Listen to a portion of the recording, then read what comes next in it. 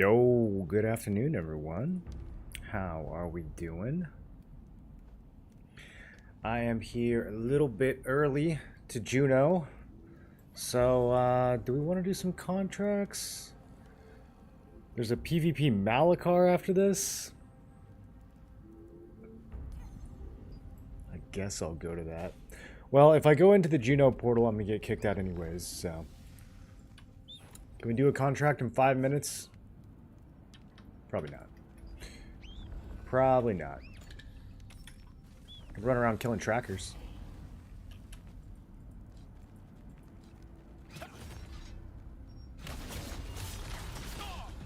Oh yeah, this is free. Everyone's just AFK on the platform. Maybe we just skip Juno and kill these. Remember when these first started dropping the Shadow Harvester boots and it was like the craziest money grinding down here? It's going to be really interesting to see what they do with T2 Abyssal drops. On Korea, you can get T2 pieces just from killing mobs like this, but I don't know, dude.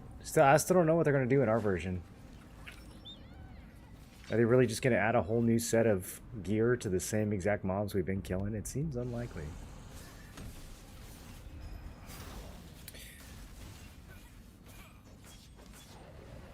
Checking their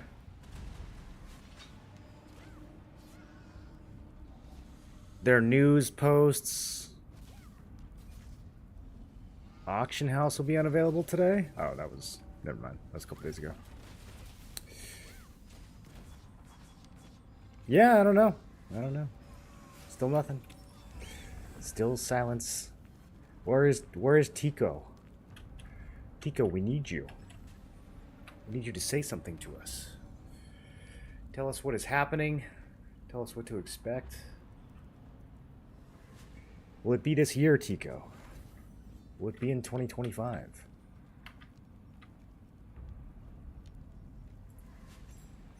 I do need to get some of these done. This is way too many blue scrolls. These are piled up. Pyromancer Guardian? Yeah, I bet I can knock this out real quick. Let's go to the flame room. I bet you I can knock this out. Actually, can we get into the flame room? That might have been a mistake. It might be closed. I don't know if I know the parkour for that one.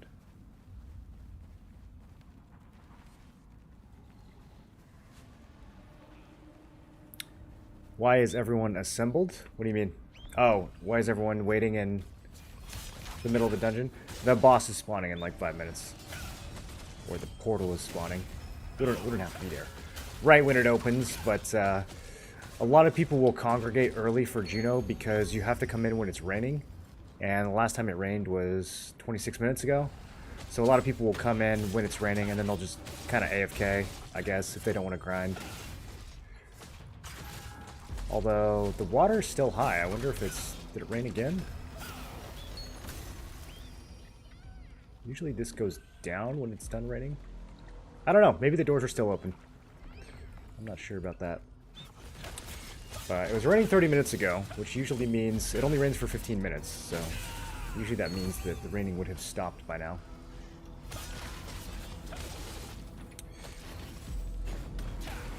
But yeah, people will group for peace bosses in general a little early sometimes, but especially for Juno, just because of the conditions for getting in here. Juno is also probably one of the highest value bosses you can do right now. The spear traits, if you get one for your pity boss, pretty solid. Even the greatsword still has a little bit of value. So he's a good one to do. Probably not as good as a dentist. I think a dentist is still the highest value, but Juno's a popular one. Verifying rumors. There should be enough mobs in here. Just Guardians and Pyromancers is the contract. We should be able to do that just in this room. It actually kind of feels like the contracts in here were designed around the floor 1 rooms. because there's you know, there's a room for pyromancers, there's a room for aeromancers. Each of the elements has their own room, but then they also spawn guardians in those rooms. And what I'm not sure about is the guardians in the big room can spawn as trackers. I don't know if the ones in these side rooms can. I feel like it's only guardians when I come into these side rooms. Let's kill a few more and see. I've never farmed these extensively. I'm usually down in floor 2.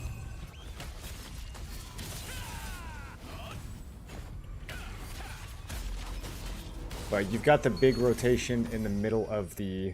There's so many pants here. I actually need pants here. I'm building two different pairs of pants for other builds right now. So this is someplace I actually really need to grind right now. I need all these blue traits. Need all these blue traits, and I need to get a pair of junk pants ready to go for tier 2. I don't know which ones to use. I probably should have used Ebon Roars, because I loot those all the time. I need... Yeah, I don't know. It's tricky, because I'm about to level up one of these too. So I kind of don't want to do that.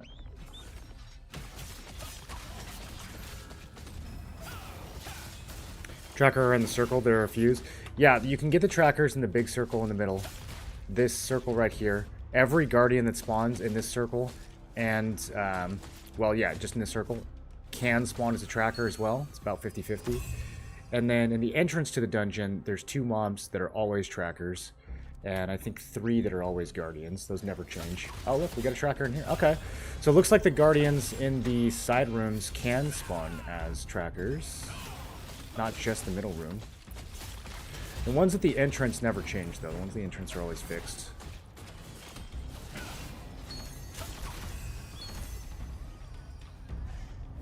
Alright, we got 5 minutes to get over there before the portal closes. Should be plenty. I've been moving around some of my skills on my skill bar to try to make different builds have the same keybinds. Very, very difficult. Since I'm playing Spear, Dagger, and Greatsword all mixed together for different settings. Trying to have, like, PvP versions of each one of those where the buttons kind of make the same sense. Almost was able to do it. The only skill that I think is off is Phoenix Barrage. Phoenix Barrage is in a different place on, like, all 3 builds, but... I've got the dashes lined up. I've got, you know, Javelin lined up and everything else, so... We'll see how often I press the wrong button today as we're changing builds, trying things out. Juno started. Did he? I think he starts in 4 minutes. Is my time wrong? Sometimes the in-game time gets stuck. You gotta be careful, but... I'm actually killing a good amount of trackers in here. Maybe I should just farm this side room. Maybe I shouldn't even bother going downstairs. I'm gonna finish this contract and then go. I think I have time. I just need to kill 4 more pyros and 2 more guardians. Well, I need to collect armor from 2 more. I guess I could get unlucky. I could get a not armor drop.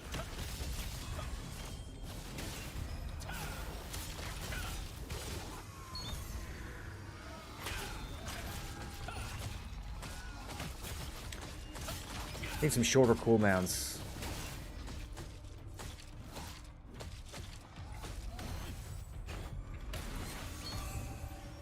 Okay, last pyro.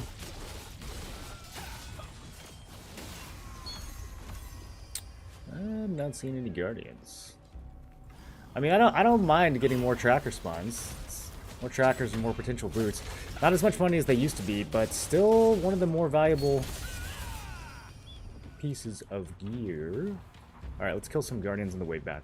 I got 3 minutes. We'll be fine. It's like 10 seconds away.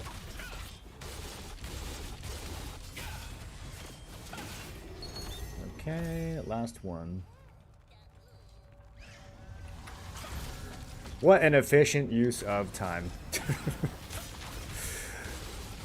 While everyone else is standing around being AFK, I'm making severe gains. There we go. 1 whole contract completes. Alright. Maybe that's not worth solo grinding. I'm just thinking of, like, how long it would actually take to do 35 contracts. That'd take 5 minutes each. That'd be insane.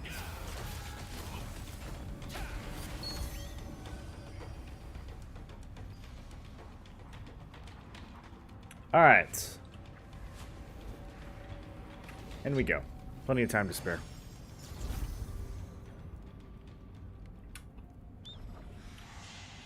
It's crowded in here.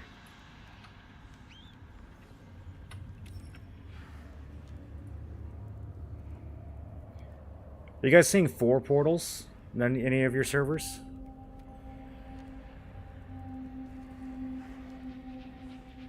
We need some merges, dude. We need to bring 4 portals back.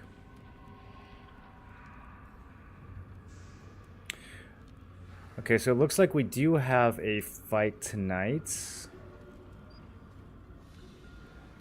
Versus Corrupt. That's going to be pretty lit. Okay. That was our former ally. That's going to be a juicy fight. Tax card is happening. Oh, it's so late at night.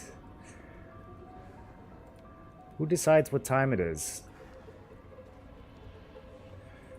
Man, I don't know about that. They choose like the latest time slot possible for this. 11 Eastern.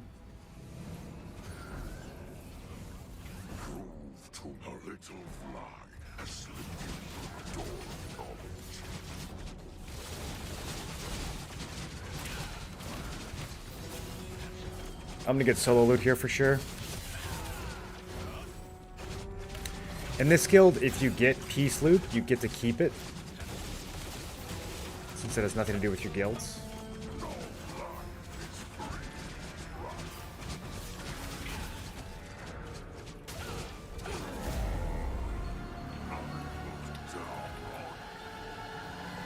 Bad RNG. I definitely had the most damage. That's all RNG. Can we agree? We can all agree that was all RNG. Alright, now we get booted. Can't go back in. So, we might as well go to Malachar. Let me hop in Discord and see what we're doing. See if we're fighting this.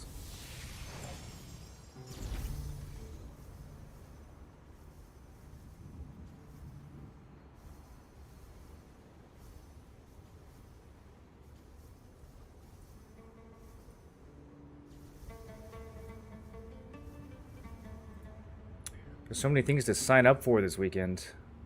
Siege, Tax Cart, Riftstone.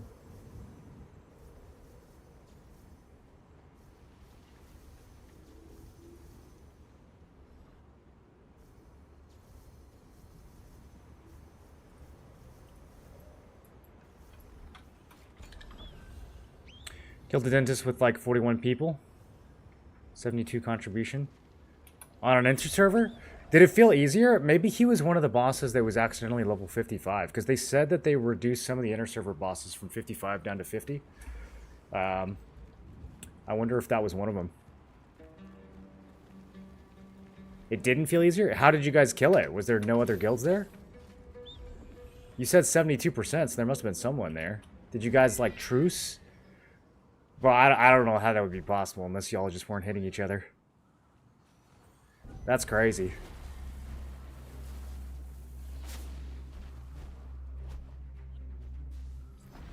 Two other guilds there? Did you guys have, like, a truce period? What time is Arc Boss? Good question. I'm about to die. I think it's at 5 Eastern? Maybe it's at 7? I don't know. There was double Arc Boss for so long, I forgot what time the single one was. I feel a special energy coming from you. 17 o'clock.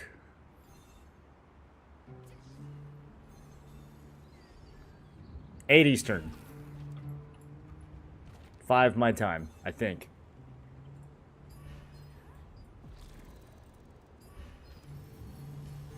Four hours from now. How much melee evasion is good for solo? For solo mobbing? Oh, I mean, you don't need gear for mobs in this game. They don't even do anything. The only time you would have to worry about mobs is, like, I guess if you were solo grinding Saradoma, you can get stunned a lot. That can be annoying. But, yeah, I mean, you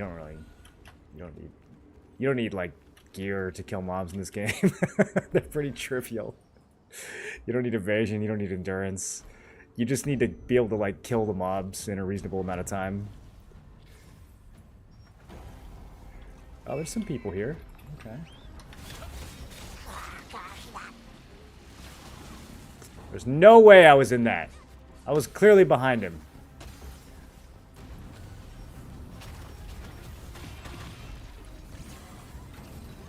I changed all my buttons, you guys.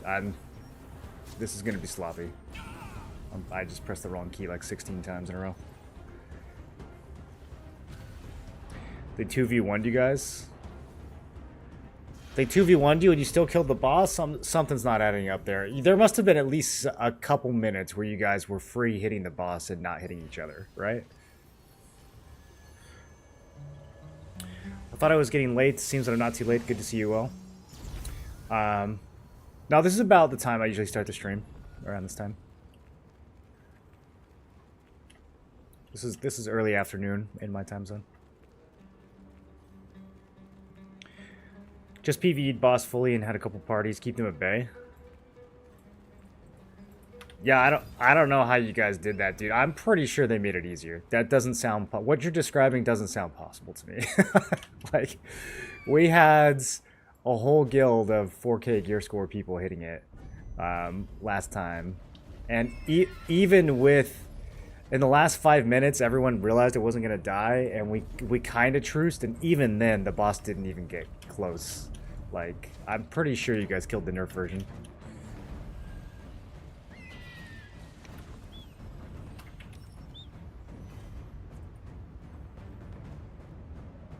We had 1 to 2 minutes free hitting the boss while they were plotting to 2v1 us.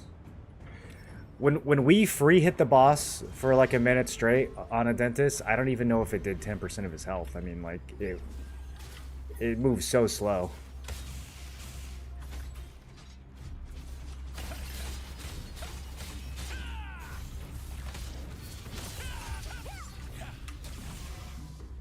Oh, I'm pressing the wrong buttons again. It's supposed to be spear. I think I could have got some kills there if I used my keys correctly. My muscle memory's all screwed up.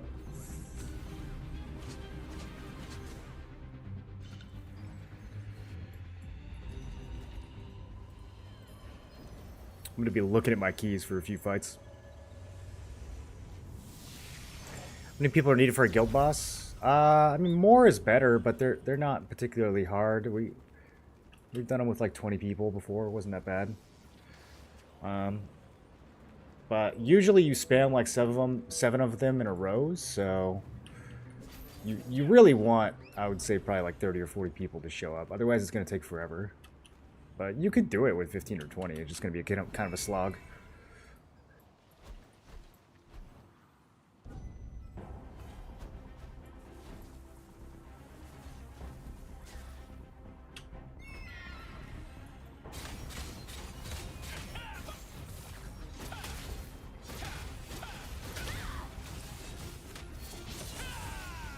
Phoenix Barrage on 4 is new. That's another one I gotta train myself to do. Oh, look, see? Poison build, it worked. There's the proof right there, clip it. Build validated. We've been arguing about Thunder versus Poison. I should have got in there. I'm telling you, the Poison is decent. I don't know if it's better, but it's good enough. It saves a lot of points, that's the main thing. It doesn't look as cool. Thunder Spirit looks a lot cooler. And that might be a good enough reason to use it. It's hard to say. They should make it so that the Poison version has little, like, green lasers, you know? Kind of like Thunder has the purple ones. There should be a little green spray that... Did I just get stunned by level 40? Okay. Kind of BM.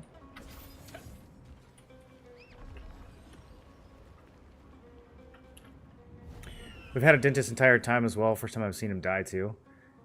And you don't think that's because of the nerf? You see, you guys have fought him a bunch of times before. Do you think he was just as hard this time? How low were you getting him before? That's gotta be because of the nerf, dude. That's not a coincidence.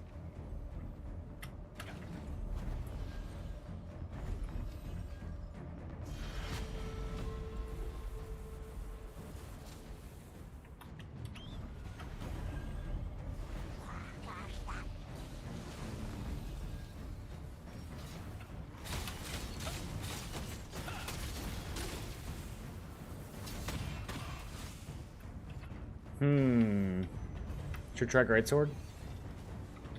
The Greatsword build's almost ready.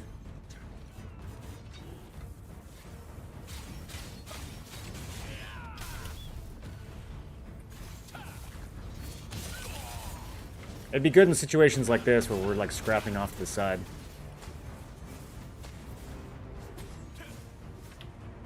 Miss, miss, miss, miss, miss.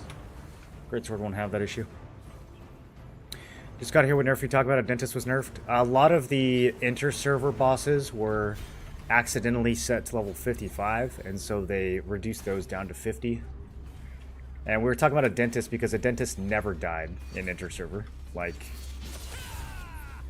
we did a inter-server at dentist a few times, and I think the lowest I ever saw him get was maybe 40%.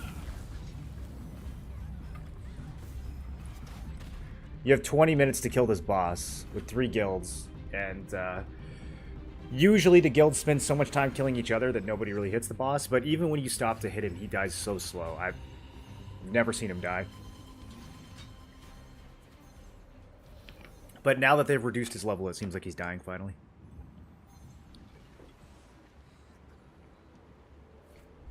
He's still ungodly tanky? Well, yeah, I mean, he's always been ungodly tanky. If you look at how much damage you do to a dentist, it's much lower compared to other bosses. Like, even the field boss version. You know, I'm out there critting most bosses for, like, 40k with my guillotine. A dentist, I don't even know if I do have that much. We did 6 Eridus, a dentist in, like, 8 minutes each. Oh. With how many people? 8 minutes each is brutal. I don't know. That's so many minutes. Doing guild bosses for 50 minutes straight. I think I would rather watch paint dry. At least some of the paint might dry slightly unexpectedly, you know? Maybe it would like bubble a little bit or something.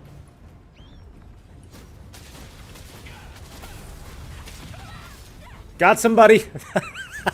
I can't believe that worked! There was like no one else hitting them. Oh, that's great. Wait, maybe they're crashing on another guild. Maybe that's why it worked. Let's go, dude. Poison build online.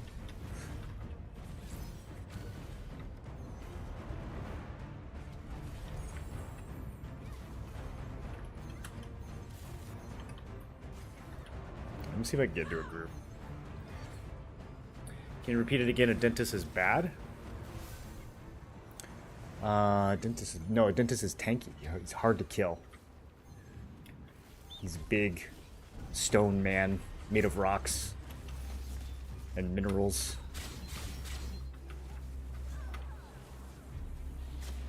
Lead and zinc.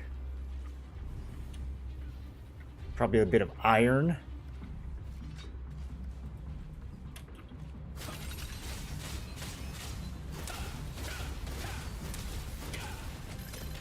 Should I just knock this guy off?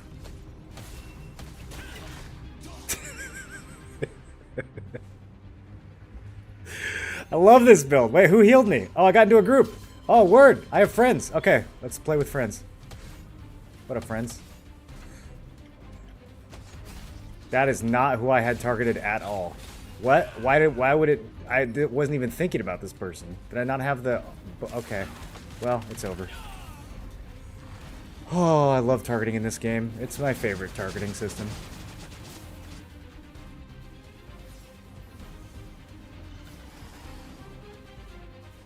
Are you talking about the weapons? No, the Dentist Greatsword's excellent. I use it. Dentist is tanky. I think I do 40% more damage to like Nirma. Yeah, Nirma's a squishy little wizard. And a girl. Girls never have high armor. Isn't that the truth, fellas? You know what I'm saying.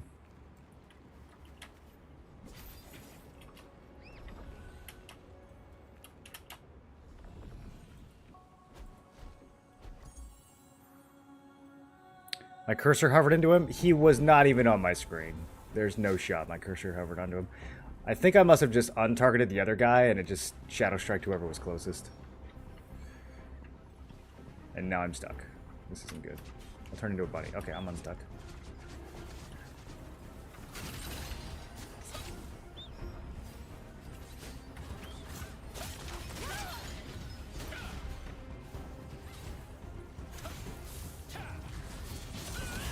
Bear with me, I'm still learning my keys. Can I knock him off? Oh, he dodged it. Sorry, Glenn. I hate to let you die like that. The second... I should have dodged back. The second I jump on this guy, he does his mechanic. I mean, that's just... I feel like the boss is singling me out.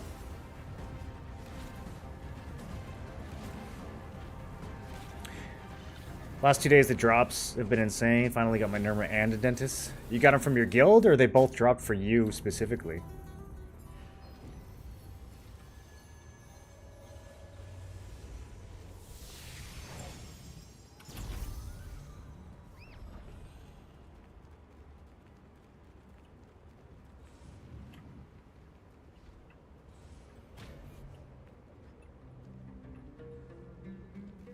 What's your guys' favorite conflict boss to fight over right now? Is it this one? I remember during the crossbow meta fighting over this boss. That was... It actually wasn't that bad doing this boss with Ethereum because we were so try-hard that we had people like calling out when he was going to do the mechanic. So you never really got caught by it.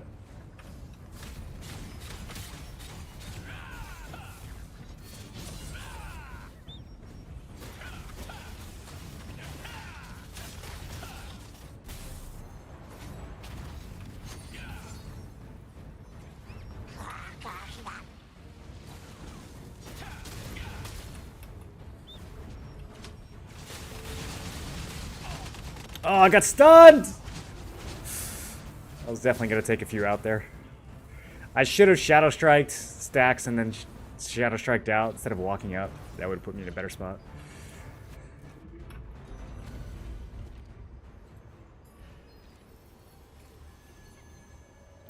What do you think about SNS Greatsword with Evasion? I have 1.5k range in magic. I have low melee evasion, 700 collision resist. On SNS Greatswords...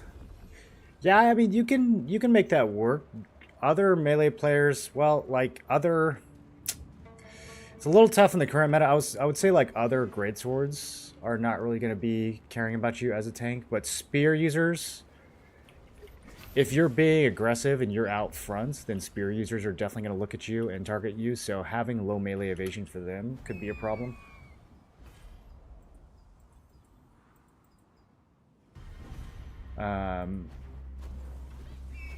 I mean, if your melee evasion is low, then you might as well just not have it at all. So that's like another thing to keep in mind. As far as 1500 evasion on SNS, I don't know. That feels underwhelming to me. Like 1500 is really low for range and magic. Those guys have debuffs they can use to shred your evasion. They have buffs that they can use to increase their own accuracy. So 1500 is not great. 700 collision resist is nice. I don't know that I would go range magic evasion on SNS unless we're playing it with dagger. I think it's going to be pretty hard to pull that off with SNS Greatsword.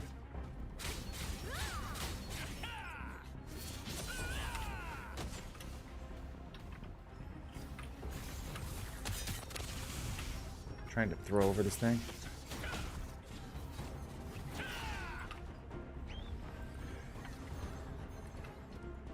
Tempest is a really fun skill, but it also has like a really weird hitbox sometimes.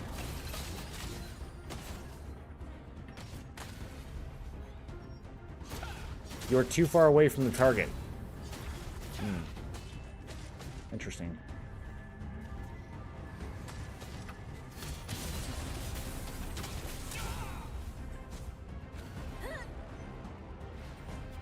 And this is from Guild Dropped. Quick bringness myself in one boss.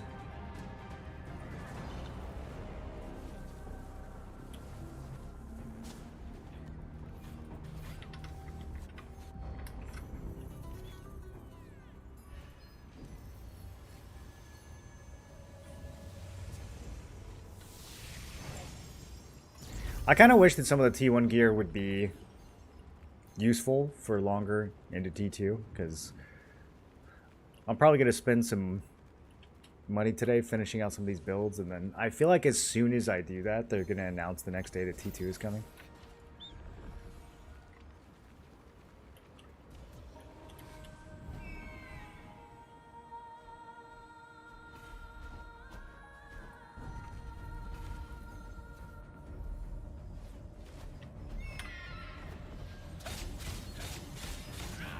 Okay. Let's do this right. Pressing the correct buttons. I'm totally by myself. These are all tanks. This is not gonna... wrong buttons. I gotta wait until he does his mechanic. That's the only way. It's the only way to get a good play here.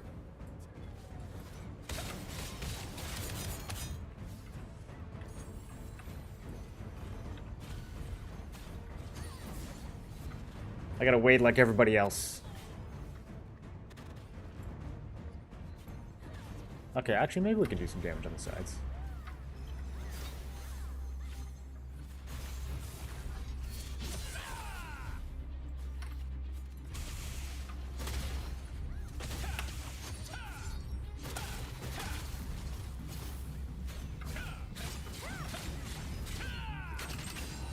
Oh, not good. Okay, got the dodge. That was almost scary.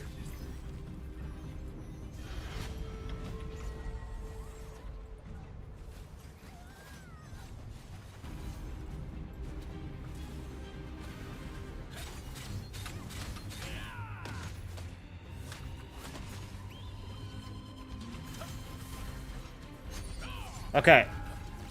I'm gonna be sneaky. I'm gonna find one person who looks... This guy.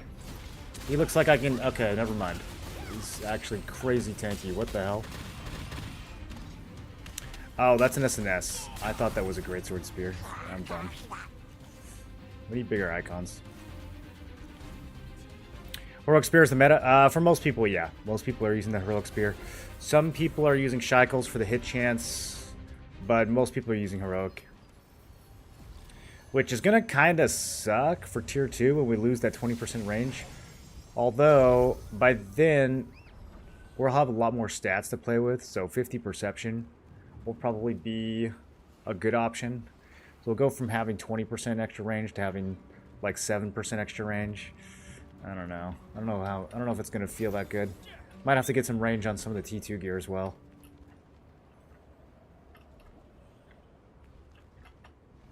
It's going to be hard because range usually competes with attack speed.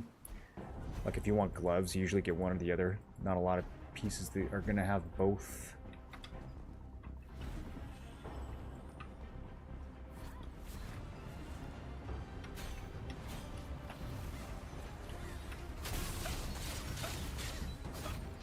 Ooh, panic shields. Okay, now I gotta throw. Miss, miss, miss, miss, miss. Everyone on the server's got melee evasion. See, that's why I wanted to get the greatsword build up and running. It has like 500 more hit than this one does. Actually, it's like 600 more hit than this one.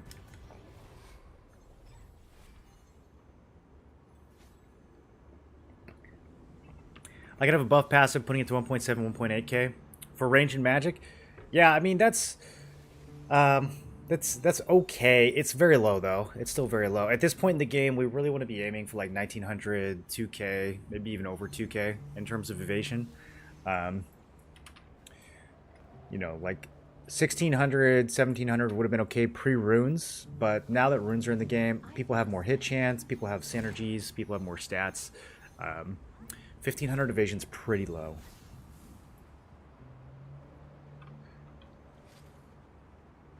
It'll work against someone who's not really building any hit. It'll work against other evasion players because it's hard to get evasion and hit on the same build. But if someone actually puts a little bit of hit on their builds, 1500 is not going to counter them super hard.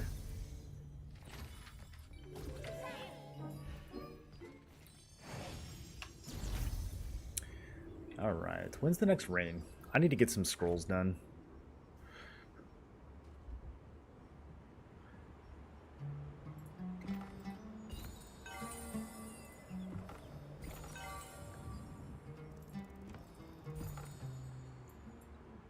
I also need to get some T2 randoms done. Let me go to Malika one more time. Maybe I have time to do one more bomb. That's sad. What, 1500 evasion being low?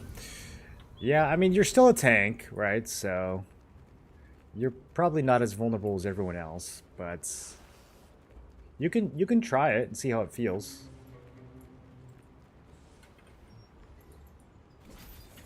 Couldn't you fairly easily just get 1500 endurance instead?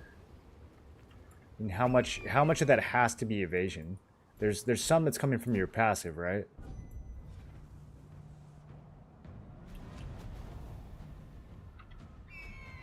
Are you running 30 fortitude or anything like that?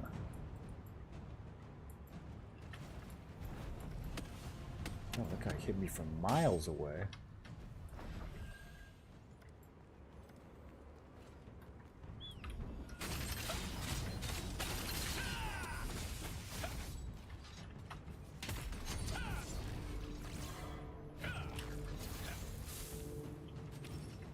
Okay. I will kill this guy. The poison will get him. Oh, someone healed him when he had 15 health. Damn it. The downfall of the poison build. Healing. Alright. Okay, we're good there. Let's go do something productive. I feel like evasion is more tanky than endurance. I mean, it can be. It's just really hard to pull that off as an SNS greatsword. If you were like an SNS dagger, it'd be a whole different story. You'd be unkillable.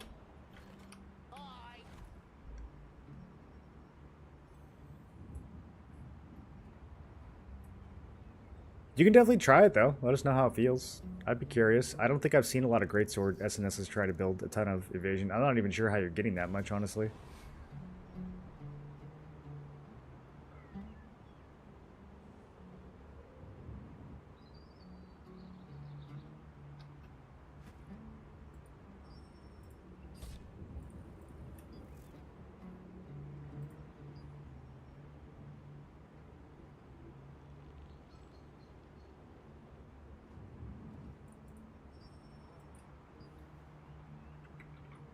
Let me see if any of the boys want to do some dungeons.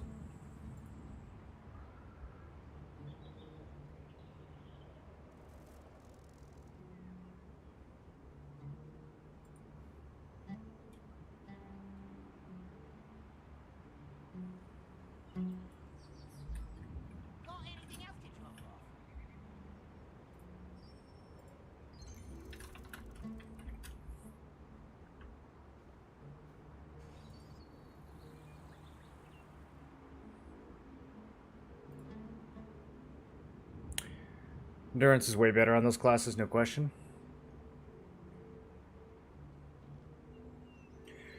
I think you can just get a lot more done with endurance. Like, evasion, you have to give up so much to get that much evasion. I mean, I'm trying to even imagine, like, what... Are you using, like, Phantom Wolf? And Shadow Harvester? Like, how are you even getting that much evasion on SNS Greatsword? I think you'd give up too much. At least with endurance, you can do like Shot Commander, or you could do Gilded Raven, go the Fortitude route. Like, I feel like there's just a lot more options to make a more broadly fleshed out builds. Whereas if you try to do evasion, that's like the only thing you can focus on. I don't think you're gonna have many more stats elsewhere.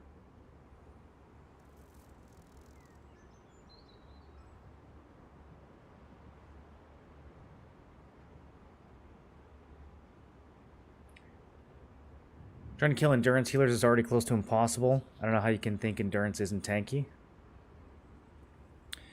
Well, the question is, like, point for point, what's going to give you more value, evasion or endurance, right? But I don't think it's that... I don't know if it's that simple. If you're comparing 1500 evasion to 1500 endurance, the endurance is definitely better. Because evasion, you have to, you know, completely not count the first 600 to 1200 points of evasion, you know? Like, you have to just pretend like that's not even there.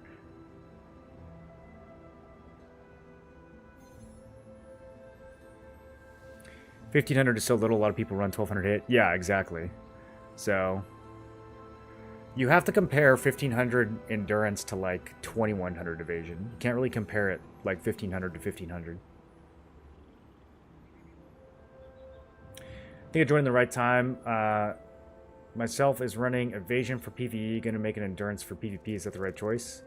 You don't need anything for PvE. PvE in this game is, for the most part, trivially easy. The most important stats for like running high-end dungeons are going to be things like skill damage resistance, which you'll have on any build. It's not really going to matter if you're running evasion or endurance for PvE. As far as PvP, it's totally depends on which weapons you're using. As an SNS wand, I would go endurance. Yeah, you could run melee evasion if you're doing like a plate set. You could run melee evasion if you wanted to, but you could also just go triple endurance and you'll be very tanky with that build.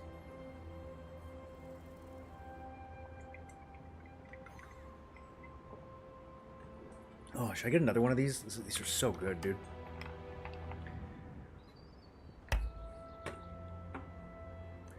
I have like 2500 evasion fully buffed with 2k. Just with the dagger passive. If you don't run daggers, don't run evasion. It's that simple. I don't think it's that simple anymore. You can run evasion on spear now without dagger. Like my greatsword, one of my new greatsword spear builds is melee range evasion. It doesn't require dagger. You can get 1900 melee, 1900 range evasion. It's very gear dependent. You have to have your runes have to be decked out, but it is viable. And then same with staff. You can run staff builds without dagger. They can run evasion. There's plenty of bow staff evasion players. There's wand staff evasion players. But yeah, I think if you don't have a dagger or a staff or a spear, then you definitely don't use evasion. But I think if you have at least one of those weapons, you can make it work. Spear is just range. You can't make magic evasion work. But yeah, all those weapons will kind of enable different evasion builds depending on what you combine them with. Nobody wants to do 2-star randoms. Should we do a T5 Void with a bunch of people? I don't know. From the Alliance. Oh, you know what else I need to do? I need to fish. Dude, anyone else have 290 gold bait that's going to expire in 3 days? That's making me nervous. I need to fish. When am I going to find time to fish?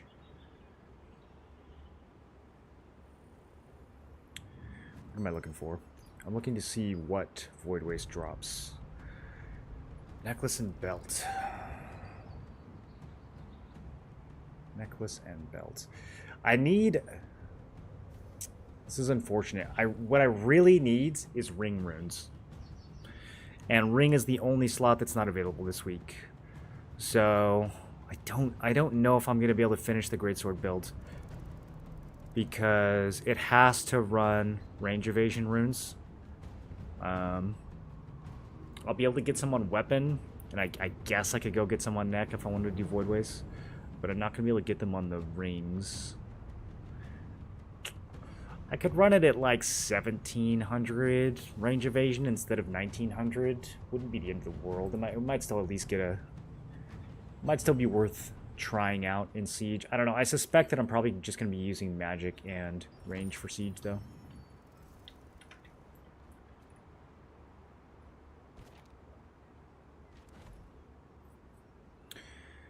Sanctum, Crypt, Silius. Let's go do some Crypt. Do you have problems with mana using spear builds? Yes. It's kind of a good problem to have. If you're running out of mana, it means you're living a long time, which is nice, you know. But yeah, it is a problem. You probably want mana regen on a couple pieces of gear. And you have to carry around milk. It's a high calcium build. You have to carry around healthy milk. Get in the habit of finding dark corners where you can sneak out of combat and drink up.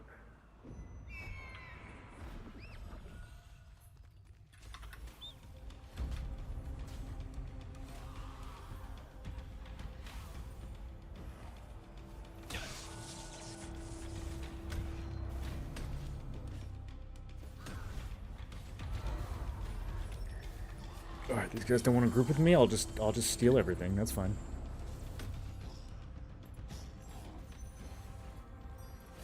I haven't been down in Shadow Crypt in a little bit. I don't think I've stepped foot in here since 2024.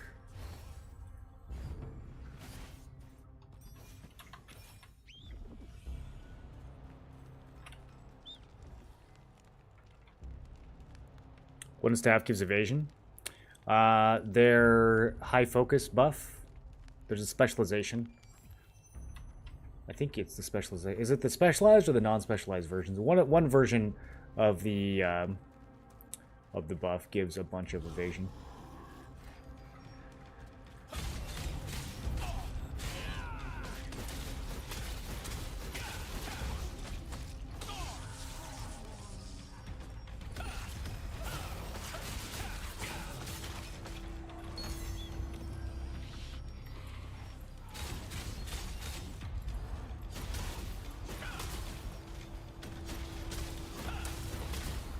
I kind of hate soloing down here just because of how spread out everything is.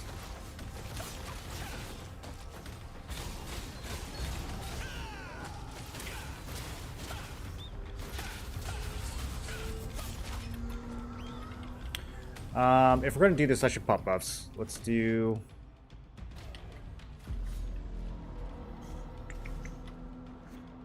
"30-minute mastery." Let's do... "Holiday mastery," and I'll do a little bit of, yeah, do a little bonus damage.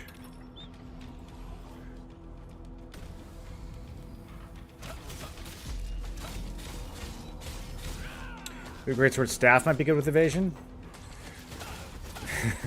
You can try it. I don't know if greatsword staff's gonna be good with anything. No, greatsword staff. Yeah, greatsword staff's underrated. Would you play it with evasion though?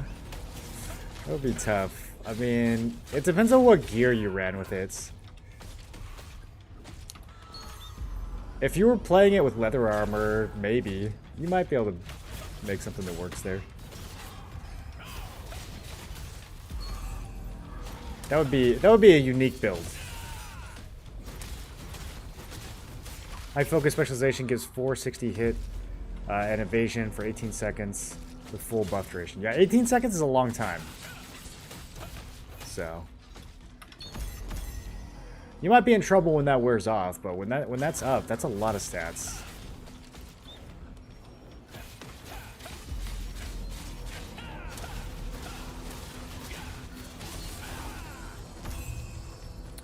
With my buff duration, the spear passive right now for evasion only lasts 5 seconds. It's kind of rough. Gotta practice keeping it up. It's a lot harder to keep up than Shadow Walker. Especially on the greatsword, because I'm not like shadow striking in and out as much.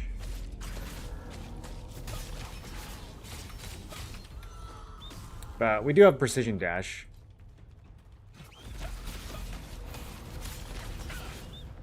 Which in some ways I kind of like better anyways, because it doesn't require a target. It also doesn't allow you to jump back out though. Why am I standing? Why aren't you standing?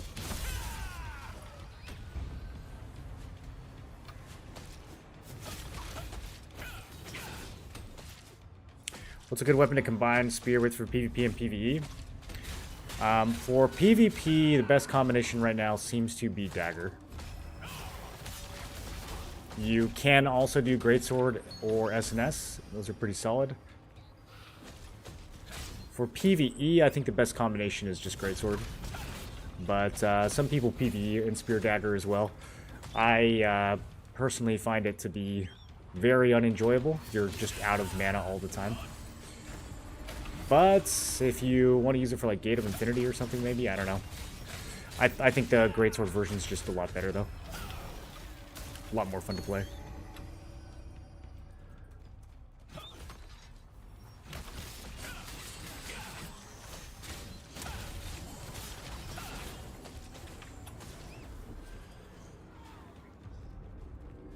It's only like 20-25% uptime, way too low to build around.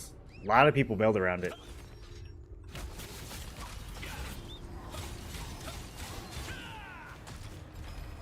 I know all sorts of staff players that build Evasion without dagger. It's very common.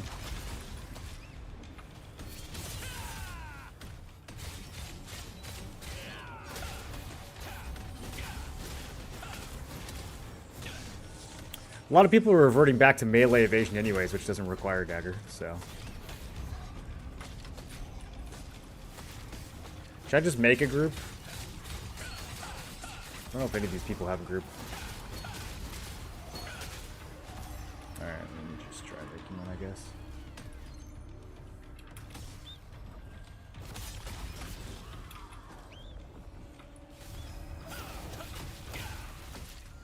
Nope, that didn't work either. Why is everyone on the server so dumb? Does the game have bad reviews on Steam? I don't know. What do the reviews say? Probably because it's Korean NCSoft pay-to-win game.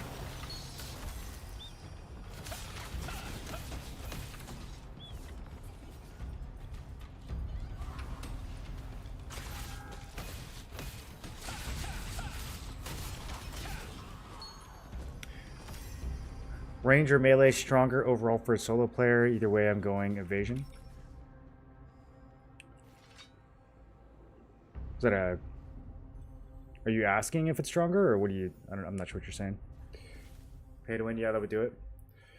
Yeah, I mean, at least that's the perception. Once you actually play the game, you'll realize that it's really not that pay to win, but the fact that you can spend real money to get things off the market is always going to cause the game to get bad reviews. People don't like that. I don't like it. Question mark. Maximus, welcome back for 60 months. How's it going, dude? Congrats on the new badge. Which one would be better? Like, are you asking if melee weapons or ranged weapons are better? There's no really... I mean, this game is a giant game of rock, paper, scissors. There's not, like, one that's better. It's totally dependent on the context that you're in.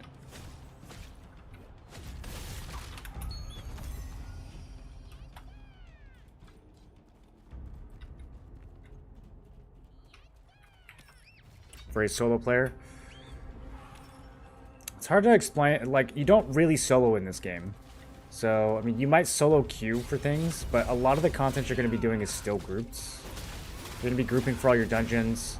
You're not going to be soloing any conflict bosses. You know, you're not going to be soloing any instances.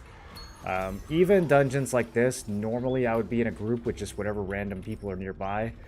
These people are just, I don't know what's going on with them. They don't want to group up for some reason. But normally when you have players that are not idiots, everyone just kind of groups up and AoE things down together. So there's not a whole lot of content that you're legitimately soloing in this game.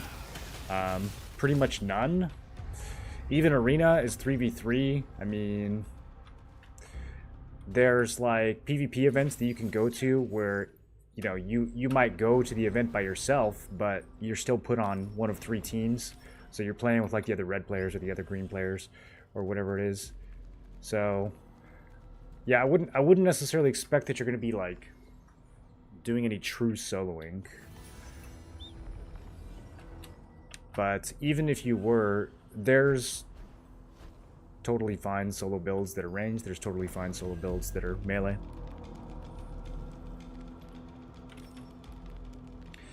If it's pay to win, then Warframe is pay to win. I don't know enough about it. I mean, this game is definitely pay to win whenever there's a new content phase.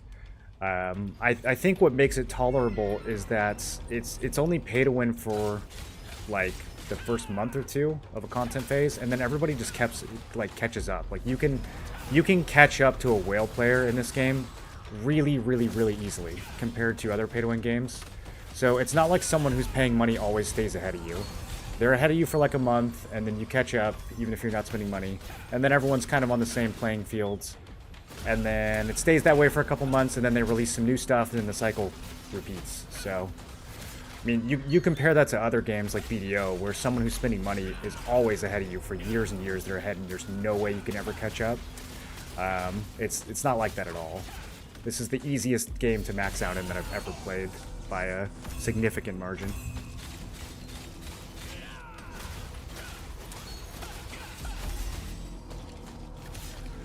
That's kind of unfair. Of course it is. Anytime you can spend real money to advance in a game, it's unfair. Of course it's unfair. No one's arguing that it's fair. I'm just saying as far as your enjoyment of the game, it's not going to impact it as much as probably the Steam reviews are trying to make it out to be. I mean, most of those people probably never even played the game.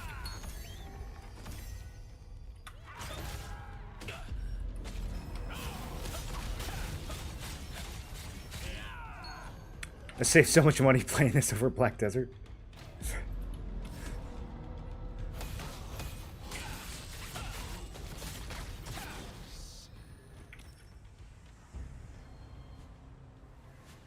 What's high endurance? I would say currently like 1600 is pretty high. You don't have to have that much to make it work, but that's a value I would consider high.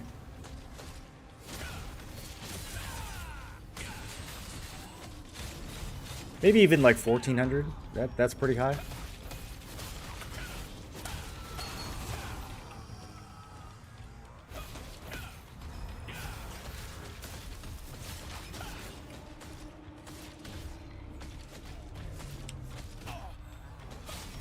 Man, these Abyssal Spectres melt now. Those used to take a whole group. What am I looking for?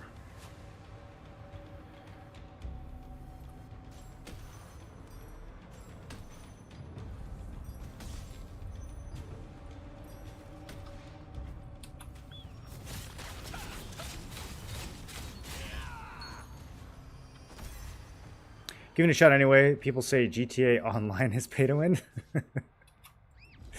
Yeah. I mean the game is definitely like you can buy things on the market with real money. It's hard to defend that. I don't think anyone's defending it. I'm just saying once you actually play the game and start leveling up and fighting people, I don't think you're going to be like, "Oh man, that guy only beat me because he paid more money." It's just not going to be the reason that that's happening in 99% of cases.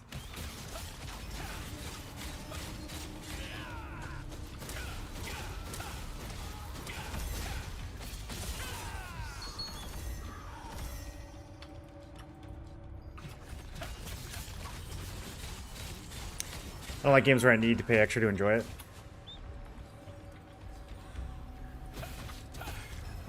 Yeah, I haven't spent any money on the game, and I've had no trouble keeping up with people in gear. I do play a lot, so I mean that helps. But some people seem to expect to like be able to keep up in gear without playing the game, and that's where I get kind of confused. Like I got a lot of comments on. I made a YouTube video on like how to get rich in this game. And there were so many comments of people being like, this only works if you play all day. And it's like, what did you think? Did you think you were going to get rich for playing 20 minutes a day? Like, what game exists where you play for 20 minutes a day and you're one of the richest players? Like, obviously it takes time. Like, what are we talking about here?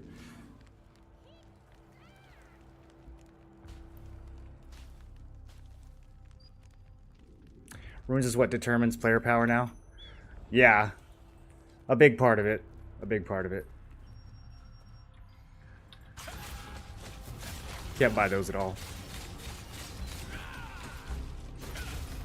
Game's more guild to win than pay to win. That is also true. Yeah, if you are a max geared player, but you're not in a good guild, you're not really going to do anything at conflict bosses or at boomstones or at any significant PvP events.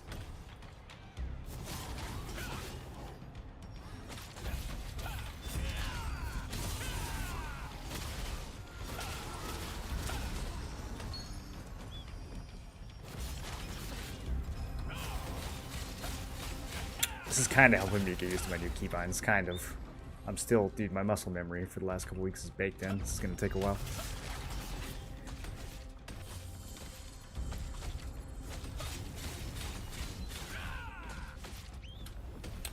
Game does a good job of making you see the value in spending your currency. Lucent becomes time per resource.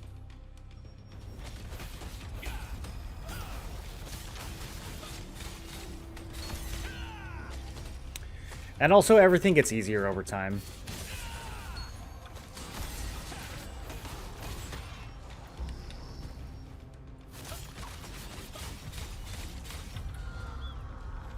They're constantly implementing ways where, like, people who started late are catching up to people who've been playing for a while.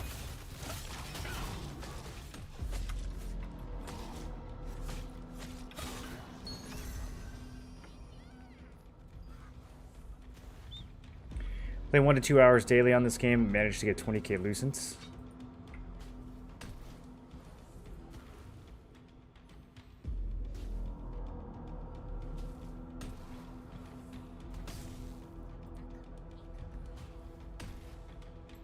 Price of food keeps going up. Dude, it's just like real life. It's because no one no one has anything else to spend their money on right now. I mean, that works though. If the price of food's going up, that just means it's time to cook. It means it's time to fish and cook. I have so much fishing I need to do. I really don't want to let my 300 golden bait expire. I need to get a sticky note posted on my monitor. Don't forget to fish.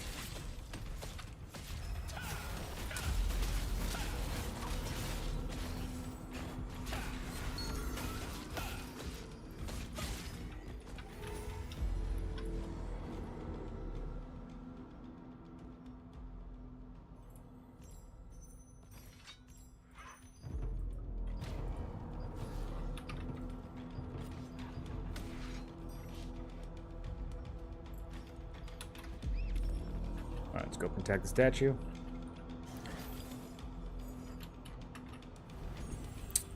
Crypt is empty right now, dude. Is there an event? There's nothing happening. Yeah, this is the dead time. I guess it's about to be night. Maybe that's why. You have a PvE build on this one. You deal a lot of damage here. There's no. These are Shadow Crypt mobs, so they just kind of like die to everything. And also, spear is. I mean, this is just fire javelin. Like, I'm not combining anything together to do a lot of damage here.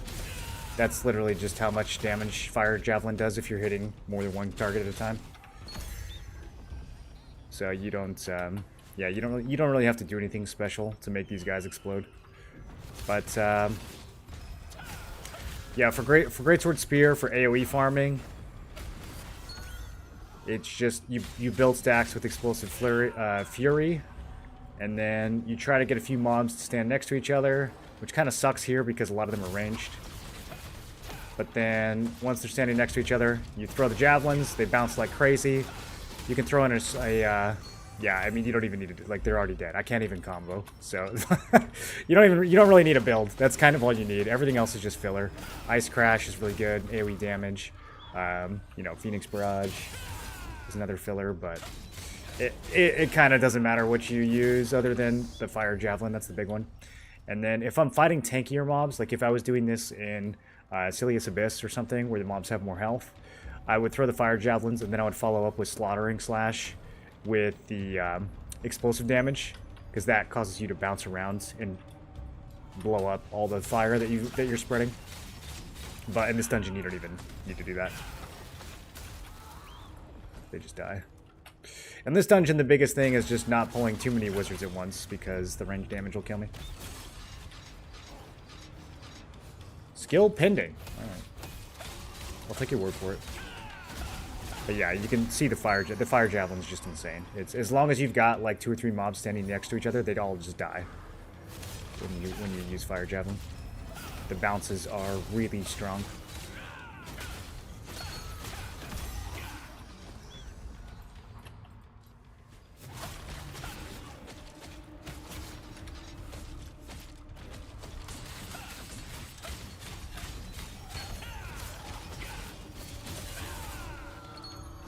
And then if I have one mob by himself right here, that's kind of why I have Guillotine on, because it's just a really good single target. Although it can AoE when it crits, but compared to the spear AoE, it's not. Not as good. Because if it doesn't crit or if it doesn't heavy, it won't AoE. So, we usually just use the spear skills. Very reliable.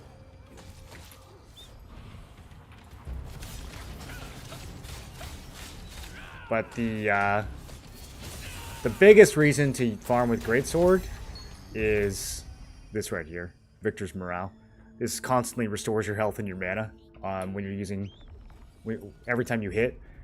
And since the spear hits so many different times, you're just like... it's really, really good sustain. You never run out of mana. And normally I wouldn't do this solo, but on days like today where for some reason no one's down here, again, probably because it's nighttime.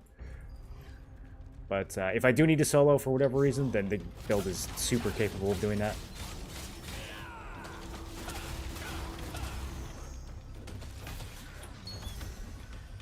If I was doing this with a dagger, I'd constantly be running out of mana and probably running out of health because of how many range mobs there are. And other places, it's not as bad. Like grinding Silius, you can kind of line of sight and get everyone to stand on top of each other. You're not really like getting shot at that much. Here, I don't know. I guess I could do some line of sighting. Maybe I should do more.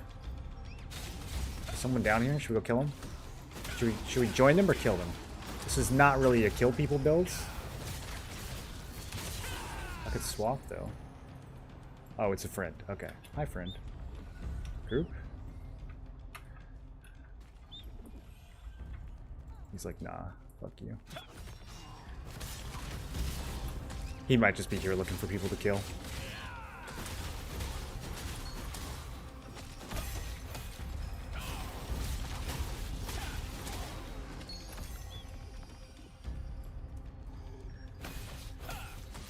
If you have Da Vinci, you'll sustain here forever.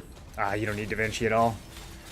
You don't need Da Vinci at all. I do have Blood Leech Aura. If things ever get really hairy, I pop this. And that steals life from everything around me. It's gonna end up netting me a lot more regen than Da Vinci will. Assuming it's actually hitting things. But even, I hardly ever use it unless I have like a really gnarly pull.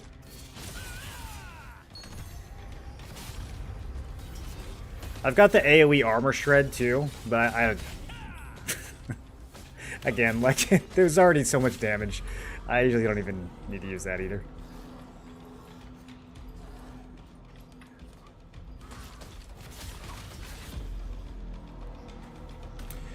If I'm gonna solo, honestly, going the side room is probably better. We could probably get some better line of sight going. Maybe I should try it. I usually just farm in this room because it's good for contracts. But we could like do the contracts then go to the side room. That might be smarter.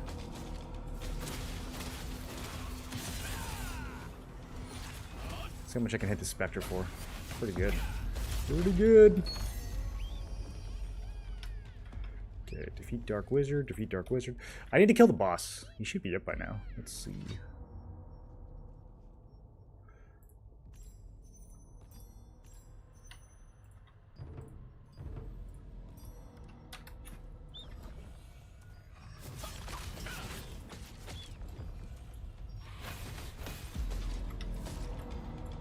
I don't know who is... Oh, there he goes. Okay, he just spawned. I was gonna say, like, who is killing this boss? I'm the only one down here.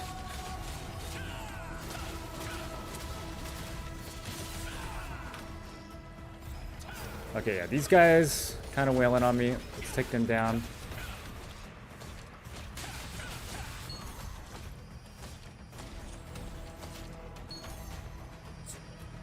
Ideally, I pull him into a couple melee boys.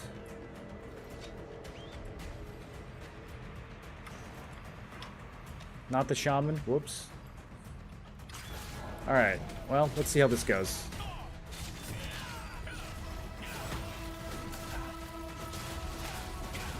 This could be kind of messy. I don't really have the best single target. I need some other mobs to bounce things off of him. He'll follow me though. He's melee. Oh yeah, here we go. Here we go. Nothing to it. Okay. How far will he chase? He should be able to chase me down here. Did he just go invisible?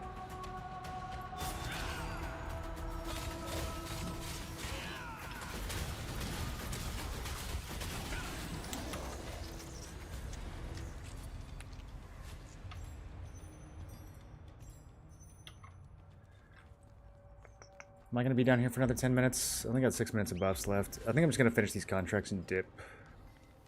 Soloing down here doesn't feel efficient. The open world dungeons give the same mastery XP. They don't give the same XP, but from some brief testing, it seems like they give about the same amount of XP per token. So you spend more tokens in Sanctum and Silius compared to Shadow Crypt and Saradoma, but you'll also get more mastery from those places. So it seems like pretty much any of the level 50 Abyssal grinds should be about the same value for Abyssal, for like XP per token spent. If you really want to be efficient, though, I think nothing beats Silius Floor 6. Like, if you want to be time efficient, they're all going to be the same in terms of like token efficiency. But if you want to be efficient with your time, if you just want to farm as much mastery as fast as possible, then nothing's going to beat Abominations in Silius 6. You can absolutely just massacre those things and go from room to room. And that'll spend your tokens faster than any other grind that I'm aware of.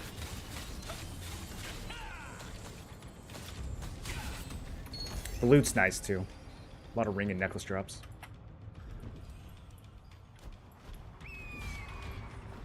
Well, it was nice. I don't know if those things still have value.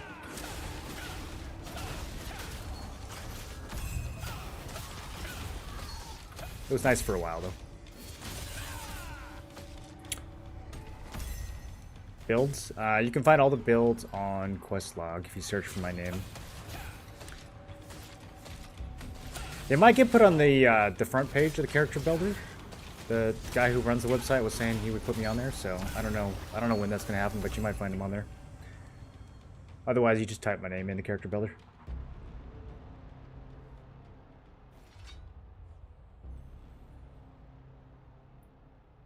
Spear also has magic damage? No, all the damage Spear does is considered melee.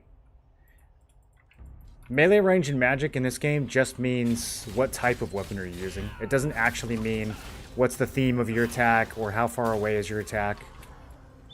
There's bow and crossbow, all of their attacks are ranged. Staff and wand, all of their attacks are magic.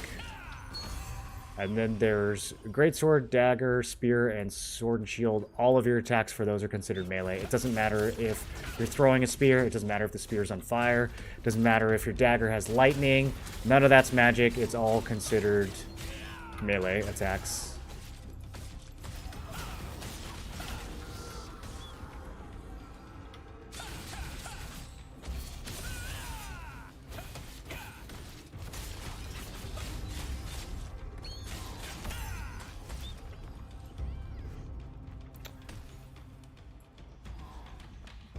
I'm gonna poke into one of these sad rooms real quick.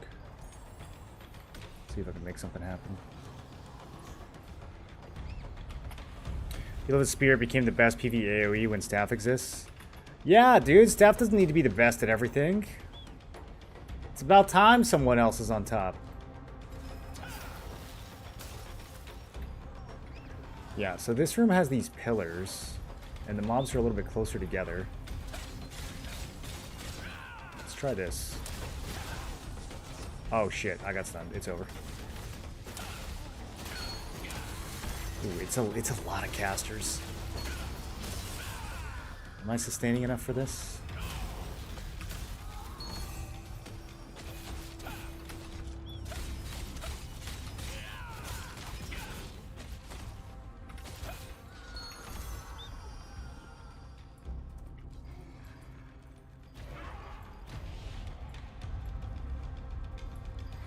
Is this too greedy?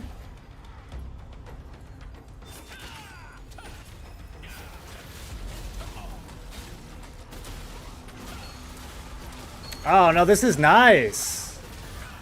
Yeah, this is it. Okay, there's a Spectre. I should be careful with him.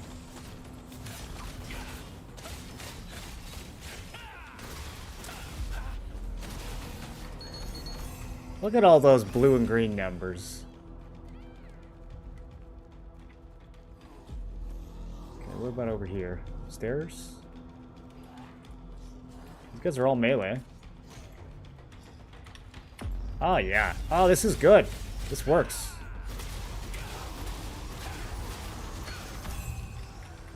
And each kill gives me another javelin, so this is the solo room. Why was I ever doing the big room?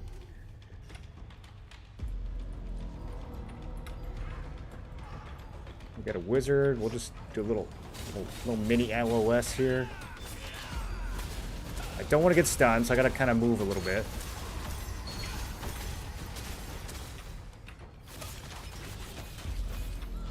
Sweet. I'll just ignore him. Man, I might overclear this by myself, actually. That's... we used to grind this room with 6 people. I guess now there's not enough mobs for 1.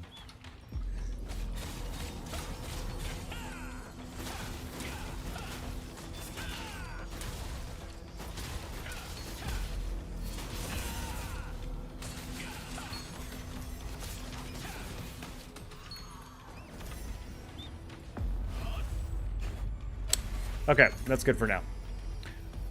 I'm being told there's PvP at Island. Let's go get in on that.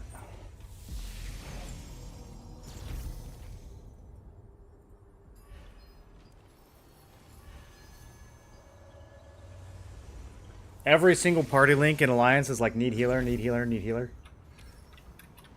If there's any healers in chat, we are recruiting.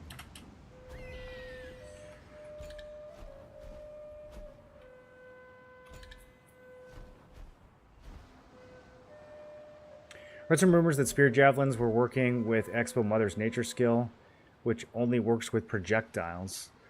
There is such a thing as a melee projectile. So again, like just because something is a projectile doesn't make it considered a ranged attack for the purposes of things like range endurance and range evasion. It's a Korean game. I mean, at the end of the day, it's translated. They do things weird. You can't read too much into the terms behind things. You have to think about like what the actual mechanic is. So yeah, I'm sure that there are. I'm sure Spear might be considered a projectile. That wouldn't make it into a range attack though, in the sense that range is used in this game. There used to be an add-on for Smokescreen that actually specifically said that it protected against melee projectiles, which was an aggravating tooltip because none of us had any idea what that meant. It was like, what is that? The SNS hook, I guess? Like, is it just a bad translation? No one really knows. Now that Spear's in the game, it makes a little more sense. But then they changed it, and it doesn't say that anymore. So, who knows what they meant.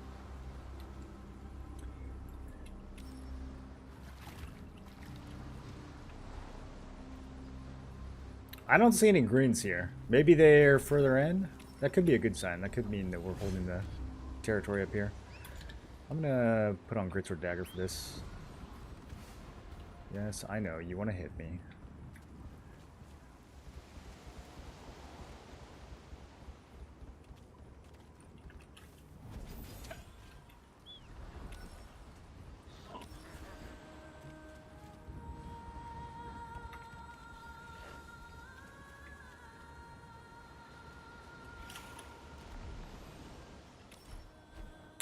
Okay, we're at the 16-minute mark. This guy by himself?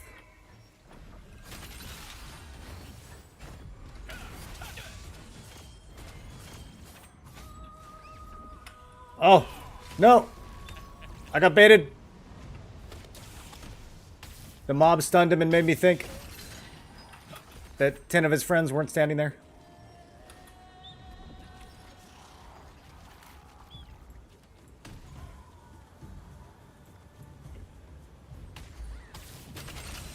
They're all at Crypt now, apparently. I'm the only one out here.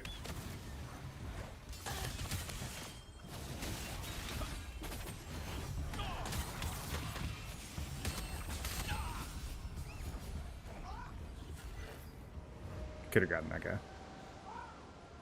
What, do a vid on this builds? Which builds?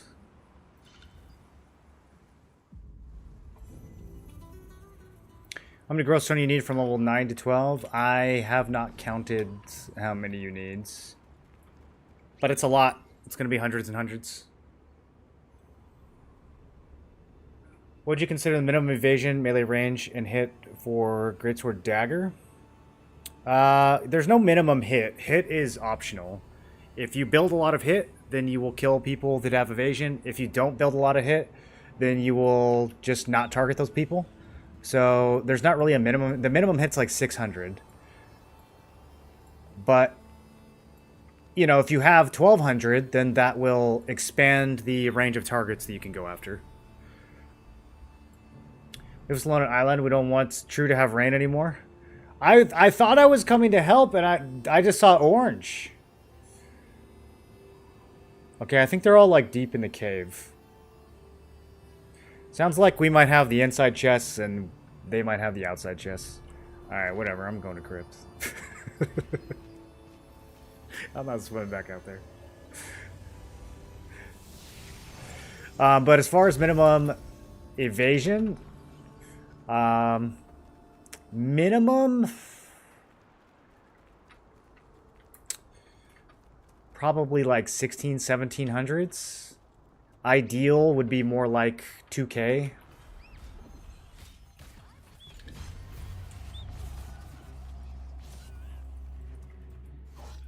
$2100s.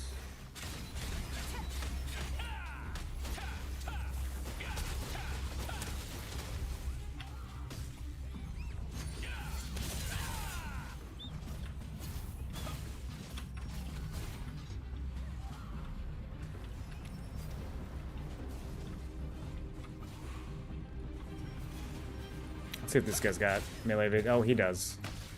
Should we just put the greatsword on? Dude, I miss everybody on this server with the dagger build. Next time I die, I'm going greatsword.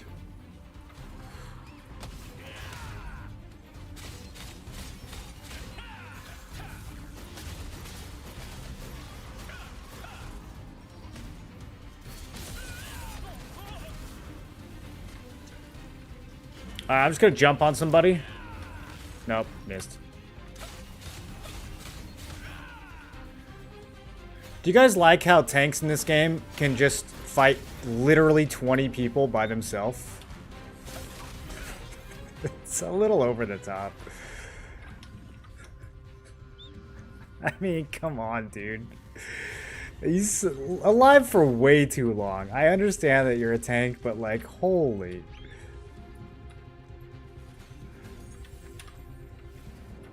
Should not be able to hold block for that long against that many people. What is that shield made out of?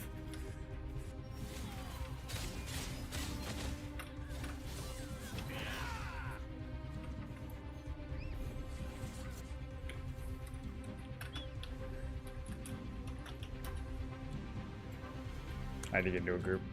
Can't do this with no heals. I'm going in with no health. Didn't get any stacks.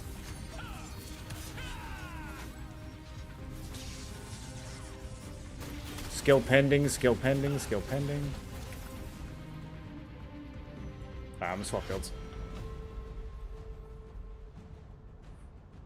Fight and survive are completely different things. Yeah, do you think that one player should be able to survive against 20 people hitting them?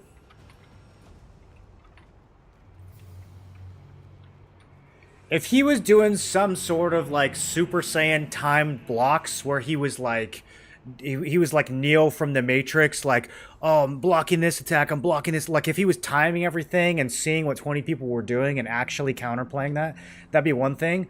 But literally just AFK. Oh, there's 20 people hitting me? That's okay, my team's almost here.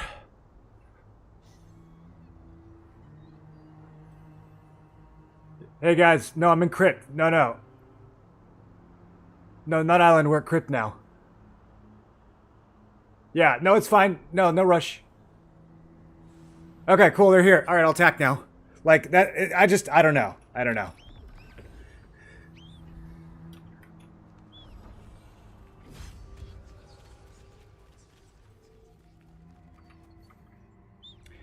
Is there some build like 2K Evasion? Is that even possible? Oh yeah, you can get, with buffs, you can get way higher than 2K now. It depends on what weapons you're using. If you're talking about 2K unbuffed, I mean melee evasion for sure, you can get 2K unbuffed.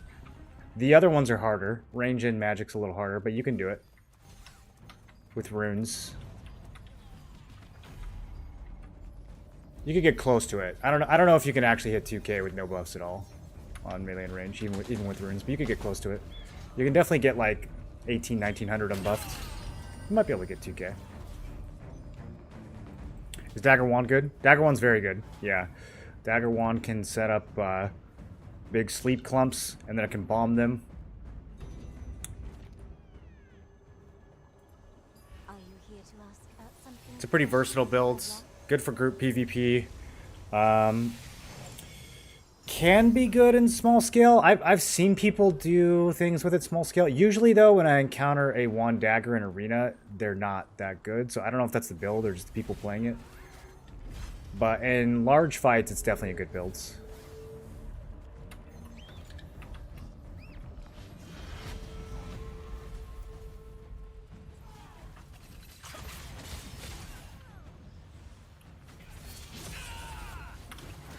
This is very orange.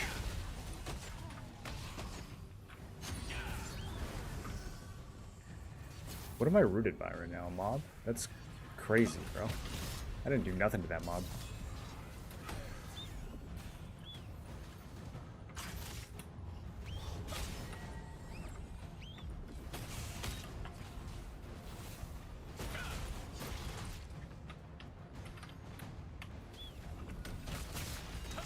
I can't hit Krelix. He's got way too much evasion.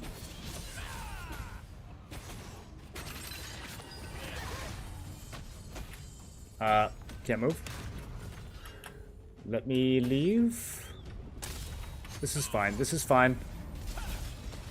Okay, that wasn't fine. Who hit me? Johnny hit me? I got death blowed? He crit heavy death blowed me? That's crazy.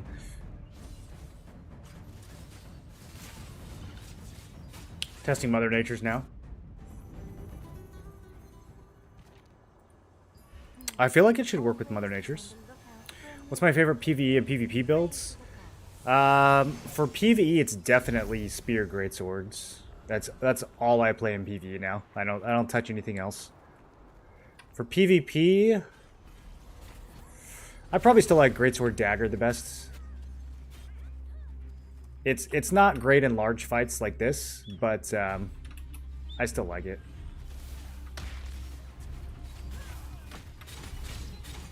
I'm practicing with Greatsword Spear today, though. I just moved all my hotkeys around, and it's a little messy.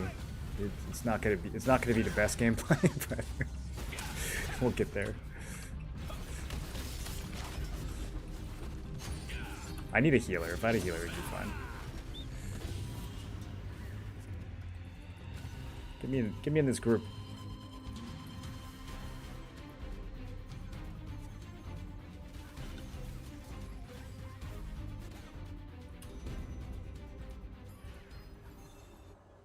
Party's full.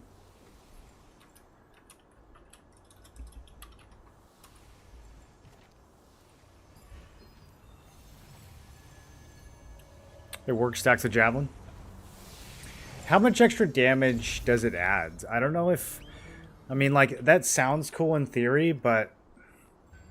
in reality, each javelin is only one projectile. I don't know that it's really going to make that much of a difference. I mean, it's... maybe if it's doing a second trigger of Umbral Spirit, that would be strong.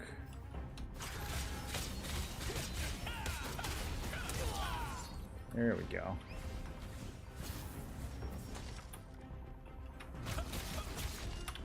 Okay, that guy's dodging everything, even with my hit buff on. We're not gonna mess with that.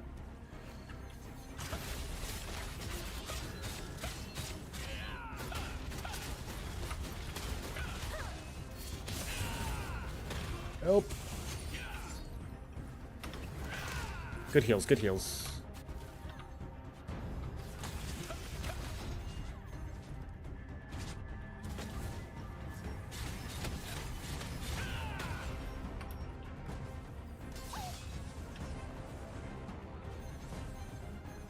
Had to back off around the corner. Using my corners to stay alive. Skill pending, my favorite message when trying to use spear abilities.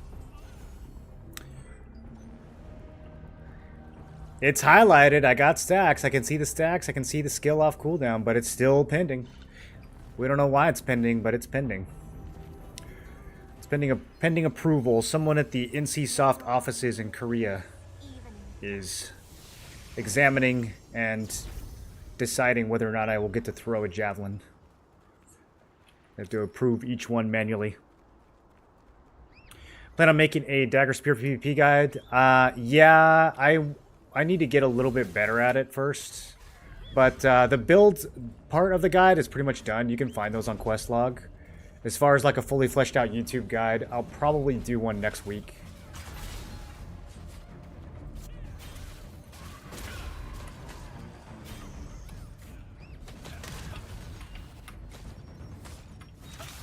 Not having charging slash kind of sucks. I might change that.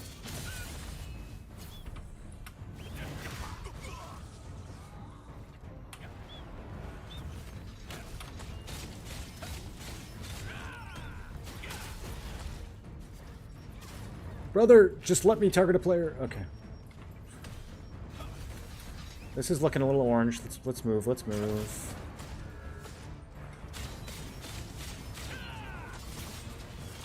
What up, Croft? You're tanky, dude. Croft, I can't kill you. Wait, come back. Croft, I'm inting on you. I am currently inting on you. I'm gonna clip this and send it to you later. It's over for you, buddy. There's no way. Wait, who got the kill? I bet he's watching right now. I'm just going to warn you guys, if any of you are ever watching my stream, if I can see you in chat, I am going to int on you, even if you're a tank.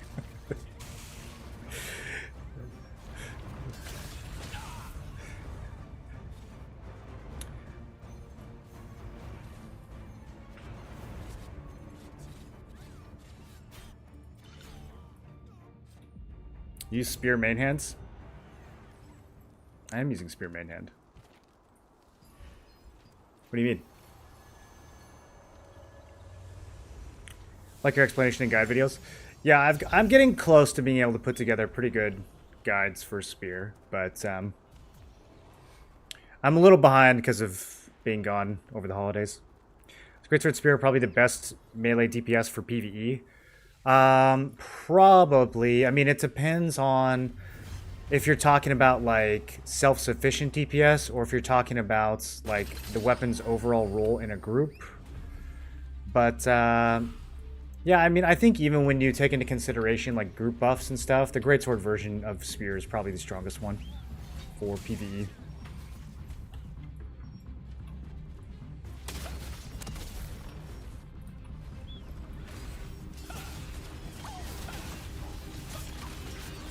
Okay, I'm very glad that he didn't live there. I was going to be sad.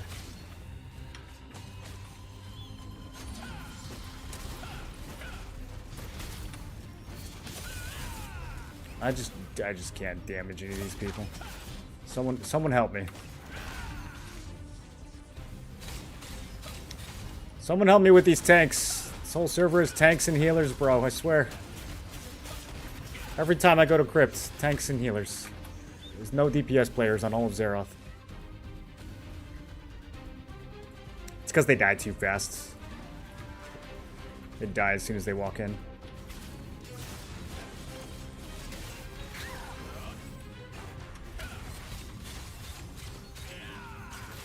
Watch this guy instantly go to full health now. Even with both of us full sending on him. It's crazy.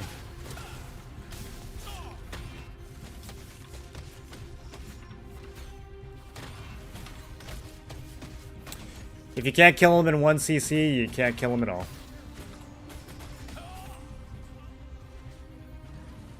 Does it matter your main hand weapon?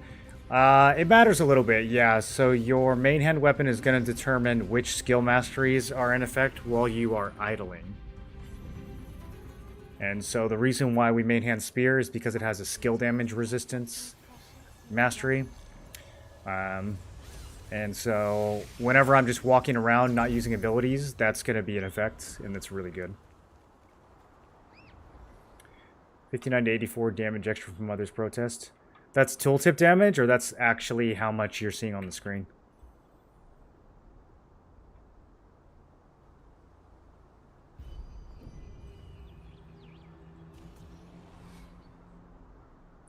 Level 10 crossbow mastery adds 50 to 80 damage extra. On Mother Nature's? Seeing on screen when using spear as main hand. Well, your spear as a main hand won't...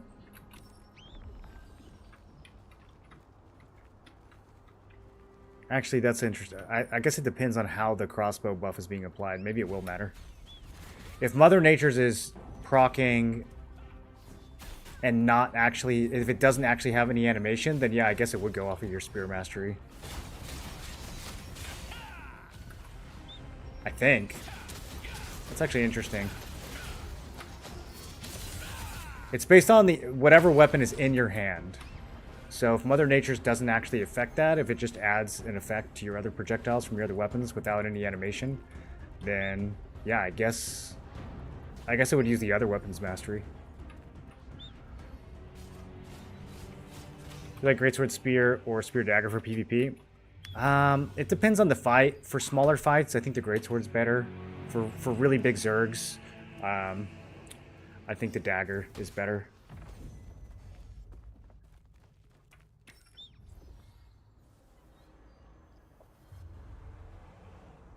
What do you think about Dagger Spear with the melee range evasion builds? I think it works. Yeah, that's what I'm running. Well, it's not what I'm running right this second, but it's what I've been running this last week. Mostly because it's the gear I already had built.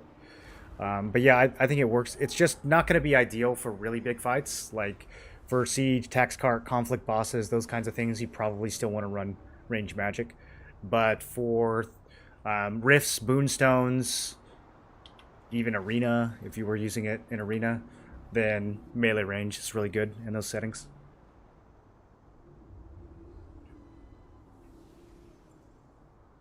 Green Spear Dagger or Greatsword Dagger for small? Greatsword Dagger or Greatsword Spear are both good in small scale. I mean, you can play Spear Dagger in small scale. You just have to use, like, Thundercloud Bombing and Frenzied Sword Dance and stuff like that, which, I don't know. Not really my playstyle. If I'm trying to single target someone, then I'll just use the Greatsword. Greatsword Spear Endurance, what do you think for T2? I think Spear's going to fall off a little in T2. It's not seeming to get... It's not seeming to be very popular in Korea. So I think we're going to see it fall off as people kind of get like more stats and bigger health pools and stuff. I don't think the bombs are going to be as impactful. Also, some of the Spear passives, like I don't even run the attack speed passive on this build, which I'm still not super set on this loadout here. But you know, looking at something like Fatal Precision, you know, in theory this is 15% attack speeds. That's a lot right now. In tier 2, that's not a lot at all. So, I don't know. Some parts of Spear I think don't really scale super well into the next tier. But I think Greatsword Spear can definitely work.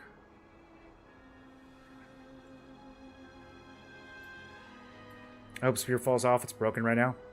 It's part of the problem is that it's sort of more balanced in tier 2, which makes it overpowered in tier 1.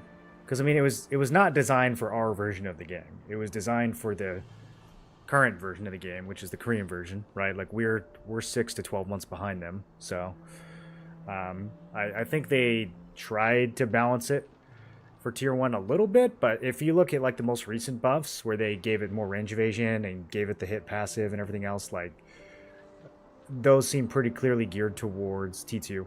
I don't think anyone was under the impression that our version of the game needed spear buffs.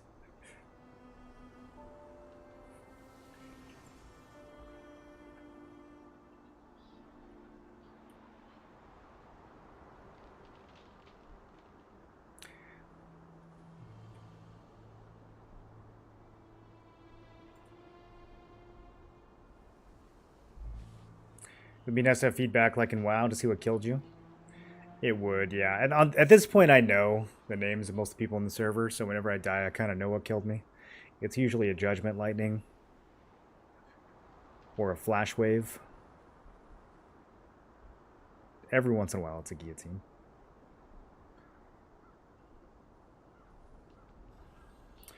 What we expect in the new map? Pretty much the same stuff that we have here. It's just higher level. They'll do a storyline that'll take you through all this stuff. It's about as fun as the first storyline was. So if you enjoyed that, then you'll probably enjoy this one. If you didn't, then you probably won't. And then there's new abyssal dungeons. There's one over here. There's one. The abyssal dungeons are actually kind of insane in tier 2. There's like a vampire mansion one. There's this one down here. You go like deep undergrounds in this like cave jungle thing. It kind of reminds me of the water ruins in BDO. I forget what they're called. It's been too long. But yeah, the abyssal dungeons in tier 2 are super sick. And then there's new 3-star dungeons. There's new contracts that are even more boring than the current contracts.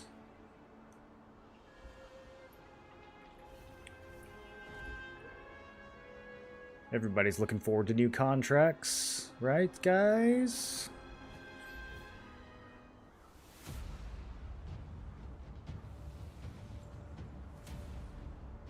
Sikria, yeah. There's an abyssal that kind of reminds me of that.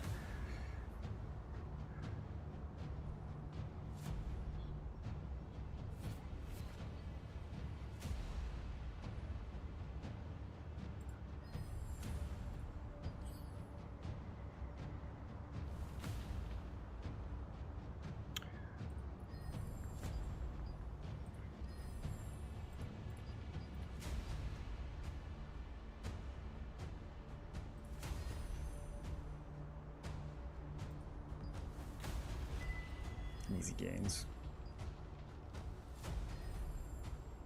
I haven't decided yet if I'm going Field General or Phantom Wolf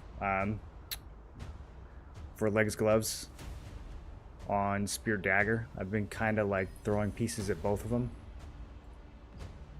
Wow, I just hit 2 10% in a row. Gaming today.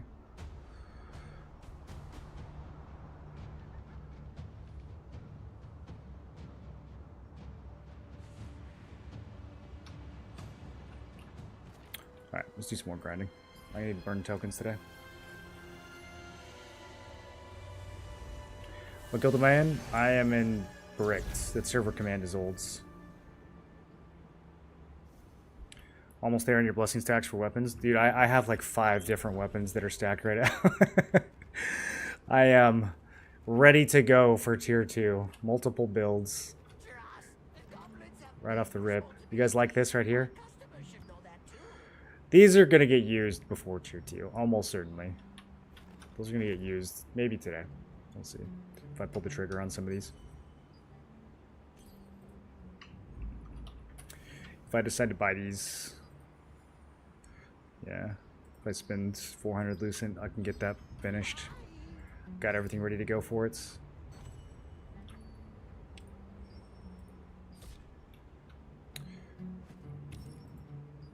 Okay, we have an hour to do stuff. Let me once again try.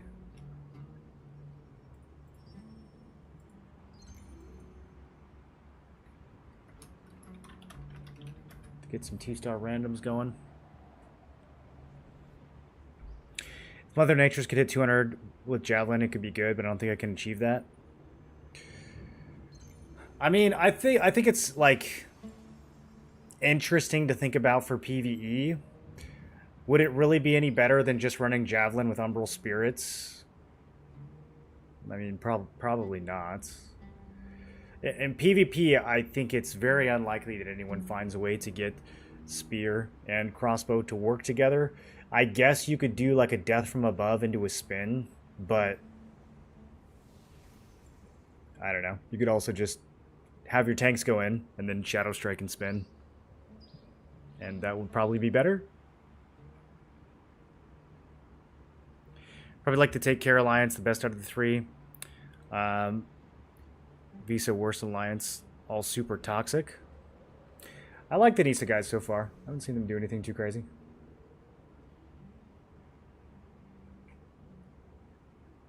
Take Care is with... I can't even keep track of who they're with now. They just merged a bunch of guilds, right? They merged... Did they merge Rent Free? And 9 to 5? Are those guys all Take Care now? I need like a flowchart of all the guilds that TC has absorbed. You guys aren't allied with Helloing anymore? I think we are. I just saw some green Helloing names not long ago. We are allied with Yeehawing, which I believe is Helloing, combined with FTP and a few other guilds. Every guild now is like 5 guilds that have been merged together, so it's starting to become confusing. Just a bit.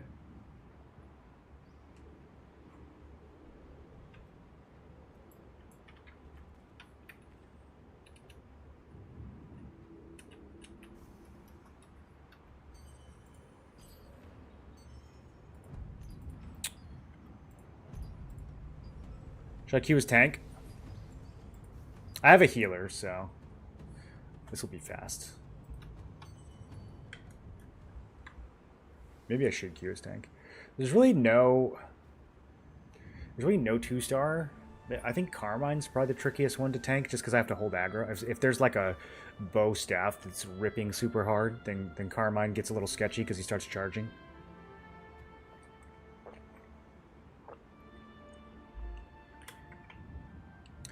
But that's about it. All the other 2-stars, I'm pretty sure I can just tank in my DPS gear. I'm pretty new. I run staff longbow level 50. How do I maximize the damage I can deal? Just get better gear. Don't really have traits yet. Don't have runes yet. Been watching your vids. The first thing is upgrading in terms of growth stones. So level your gear up. You'll get growth stones from the main quest and from doing contracts and stuff like that. And yeah, that's the first thing, is just leveling this stuff up. You start with a green weapon, you level that up to 6, and then you'll transfer that into a blue weapon when you get one. You should get at least 1 blue weapon from the main quest. So get your blue weapon to level 9. That'll be a lot more damage. And then once you get a purple weapon that seems like it's going to be good for your builds, like if you're following a guide or something, get a purple weapon, transfer your blue into that, try to max that out. That's going to be the biggest initial gain in power, is just getting all your items to blue 9 and then to purple 9. The runes and stuff will kind of come a bit later. You'll get some runes early on, but yeah, your first priority is getting everything to level 9. Your second priority is probably traits. And then traits and runes will overlap a little bit. You'll kind of work on those at the same time. But the traits will be huge in terms of increasing your power. And then the runes are kind of the last step. But you can kind of do runes and traits at the same time.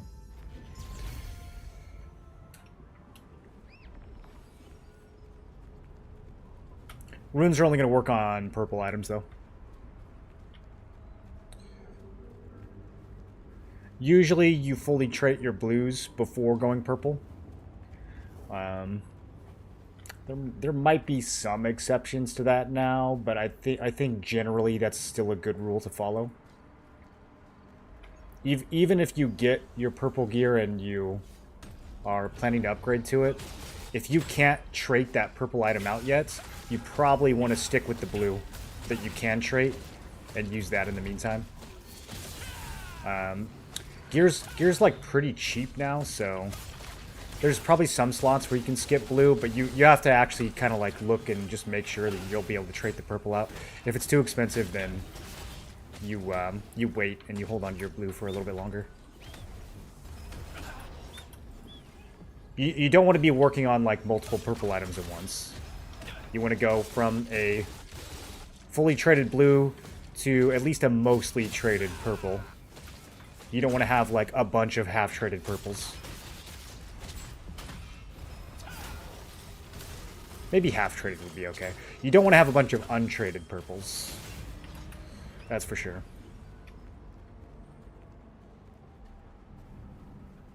Should I try to be mindful of my traits and not rush into it? Yeah, like I said, I wouldn't rush into purple for sure. I mean, with blue, you can make mistakes. You're going to be replacing that gear anyways, so you can make some mistakes there. It's mainly just important that you get the traits filled up on blue, because when you transfer from blue to purple, those traits are all going to convert into blessing, and that blessing will help you with your purple traits. So you want to make sure your blues are all level 9 and all fully traded before you transfer them into blue. And that'll just give you a good foundation in terms of stats, but it'll also give you the, like, resource, some of the resources that you need to eventually upgrade the purples, because some of it'll transfer over. Some of the progress will transfer over, so that is going to be very valuable.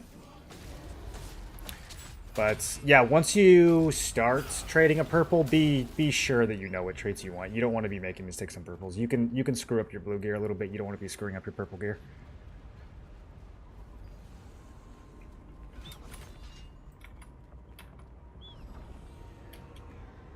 Is staff dagger for PvE content in T2? Do I have to off-spec and go bow staff? I mean, bow staff is way better. You can do staff dagger, but bow staff is way better. You're not going to see a lot of staff daggers in PvE unless it's just like a casual token burn. You're not going to see a lot of those in like dimensional trials or anything. Once you overgear, it's fine, but yeah, it's not considered like a meta PvE build. Much more of a PvP build. It's not garbage. I mean, like you can do it. It's just nobody's intentionally building staff dagger for PvE. People are building it for PvP, and then if they don't want to make a second weapon, they're using it for PvE because it's what they have built. Nobody's like building it on purpose for PvE though, if that makes sense.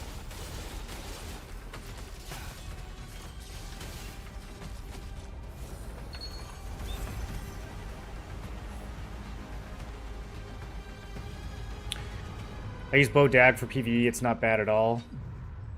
Use dark glider for large, small PvP, as well as spellblade for smaller scale PvP. Yeah, I mean, for most of the PvE in this game, it doesn't matter a whole lot what you use. It really just, when you're pushing like higher tier dimensional trials, is when it starts to matter a lot. And the whole meta just revolves around bow, really. You just get as many bows as you can get.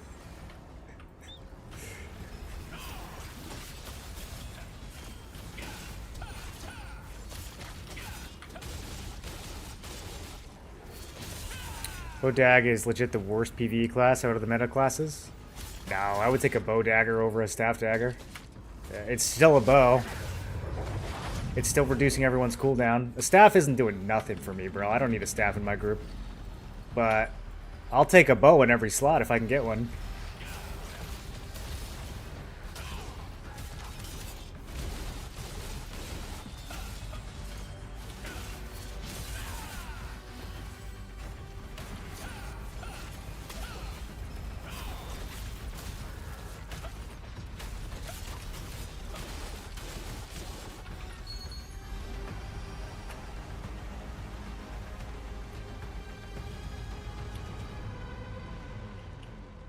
Rather not take any dagger player.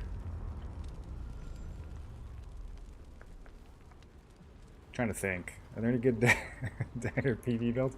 Spear dagger's pretty strong until they run out of mana. Ooh, yeah, dagger and PvE. It's funny because it works with literally every weapon in PvP, but then in PvE it's like, ooh. It's probably a better combo.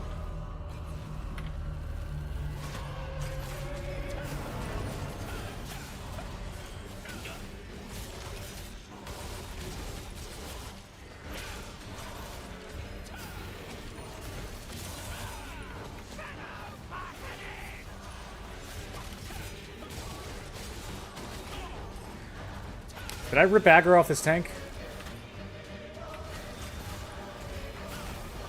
Do we even have a tank? What weapons is he using? He's using an SNS.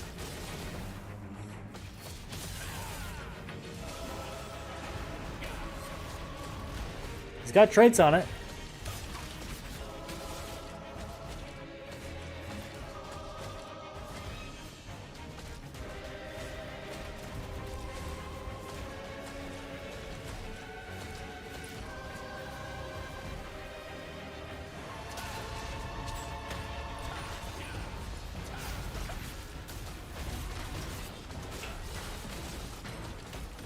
I don't like getting hits He knocks me back. It ruins my charging.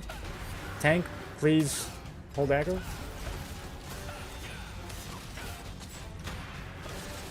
Let me crank.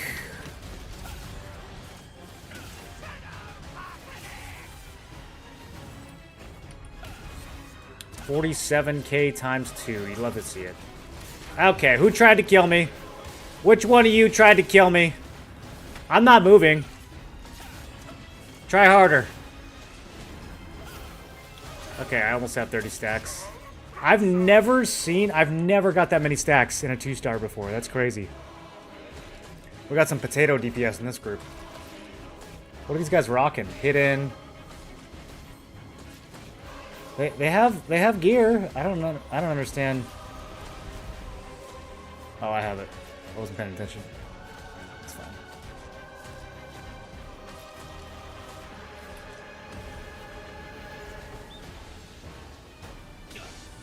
Ow.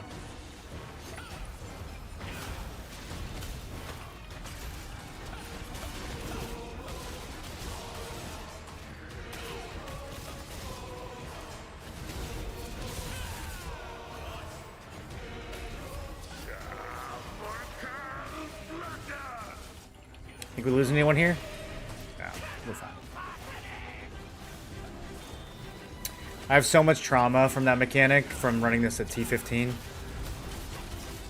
He almost tried to kill me again! Look at that! I got barely an inch here. If I was standing at the proper distance, I would have gotten hit by that. Can we burn him 2% while he's damage reduced? I think we can. Yeah, everyone crank. Go, go, go, go, go. Don't slow down.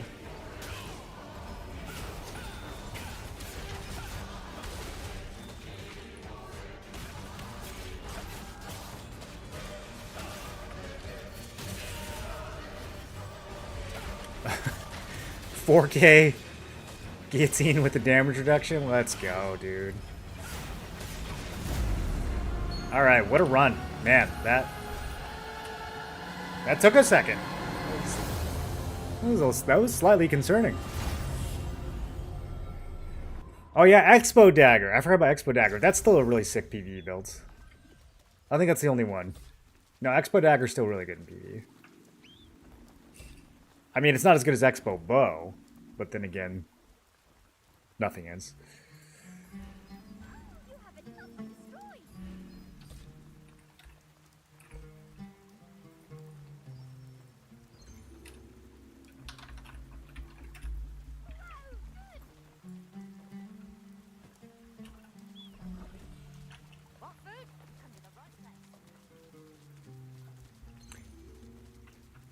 Not playing Meta Wep Duo, but I've been enjoying Spear Bow with Polearm Carnix for juicy range. Are you PvPing with that?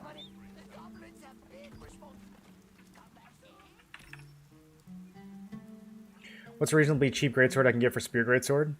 The only cheap option really is the Fury Warblade, Duke's Fury Warblade.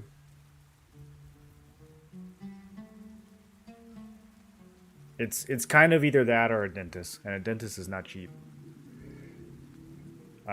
You could do a Morokai builds, which is kind of cheap, but the damage would be lower. It's more of a hit builds. So usually it's either Duke Magna, Fury Warblade, or a dentist.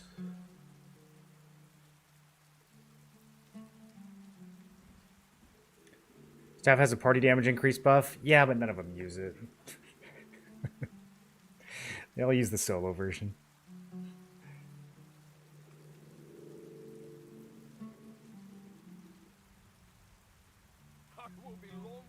Is Battle Pass worth buying? Probably. Yeah, I haven't bought this one yet. I kind of glanced at it. I think it's worth buying. I mean, it's got 70 trade unlock stones, which is a good amount. The dimensional shards and like the combined value of all the parchments and books are really good too, the skill books. Like, yeah, I think there's 500 lucent worth of stuff here. There's a lot of blue scrolls, precious pouches, 100 extraction stones. This, I mean, this alone should pay for itself in T2, right? Because this is two T2 traits. So if you could sell like 2 traits for 250 each in tier 2, which you probably will be able to, then that would pay for the battle pass.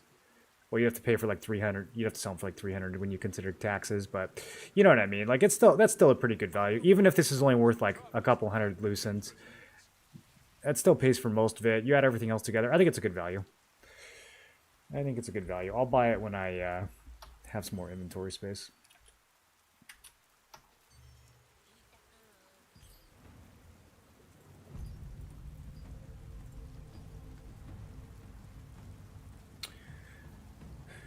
What are my stats right now? I have like 6 different builds I'm running, so it really depends. You can find everything on Questlog though if you're curious. Where's your Questlog? It's the one under Moreland TV. That's my name.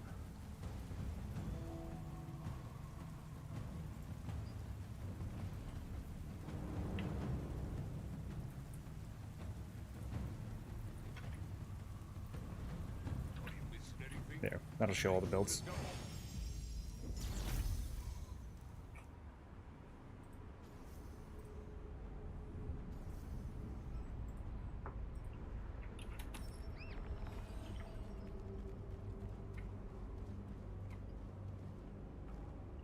$300 per gear.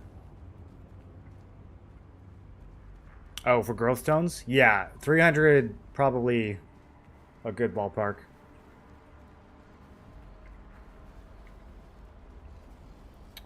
Maybe even more. If they're gonna do 9 to 12, it might even be more. So like getting a level 9 T2 piece is gonna cost you about twice as many stones as a T1 did. And then if that extends to plus 12, it's gonna be even more expensive. It's a lot of growth stones. I mean they intentionally made it expensive in Korea. They even said something about that in the patch notes when they first added plus 12. They were like, yeah, you guys have too many growth stones. You need to use them. Here you go. Everything goes to 12 now. Maxing gear was too cheap. Buckle up. It's not cheap anymore.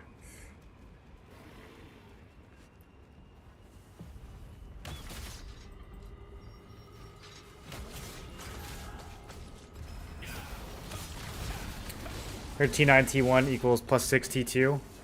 Yeah, although what we used to do in Korea is we would level up the T2 to 7.3. And that ended up becoming a lot cheaper. I don't know how that plays out if we get plus 12. Because at that point, you'd probably have to level it up to like 11 to even go from like 11 to 12. I don't think you'd be able to go from 10 to 12. So I don't know how much value the transfer is really going to give you when it comes to going all the way to plus 12. Probably, if I had to guess, going from 9 to 12 is probably about as expensive as going from going from 10 to 12 is probably about as expensive as going from 1 to 9. So like I think it's going to more than double the growth stones that it takes. But I didn't do a lot of plus 12 in Korea. It was mostly plus 9 when I played, so I could be off, but just if it continues to follow the same kind of pattern that's 1 through 9 followed, then... Because, like, if you transfer a 9 blue piece to a purple piece, it goes from 0 to 6. But if you transfer it at level 7... it's not even enough to go from 7 to 9. So that means it's more XP from 7 to 9 than there is from going 1 to 6. You see what I'm saying? You have to get it to level 7 and 30% if you want the previous tier to max it out. So that means that like level 7's, 7 out of 9 is barely under halfway there. So it's probably the same for plus 12, like 9.5. Or maybe even 10.5 is probably the halfway point. And then a lot of it's going to be those last few levels. If it follows the same pattern. Like, I haven't actually looked at it, but that's just my guess.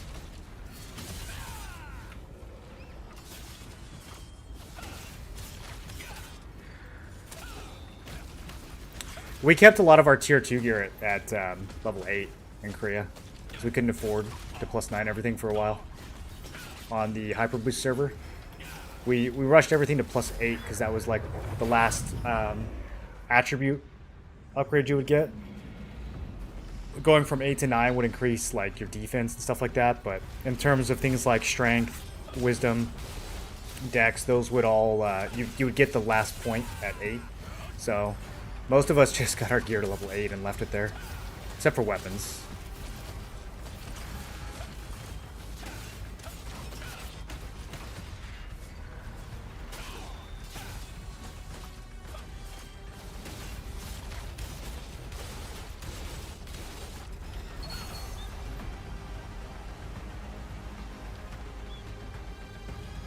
$300 from 0 to 12. I don't think 300 will get you from 0 to 12. Because, I mean, if you try to upgrade a T1 piece from 0 to 9 right now, that's like 150, 200 stones, isn't it?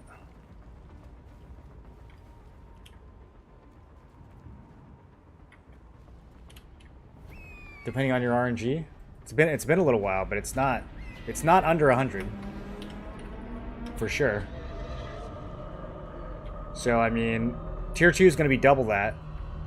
And then if it's tier 2 level 12, it's probably going to be double again. It's probably going to be double.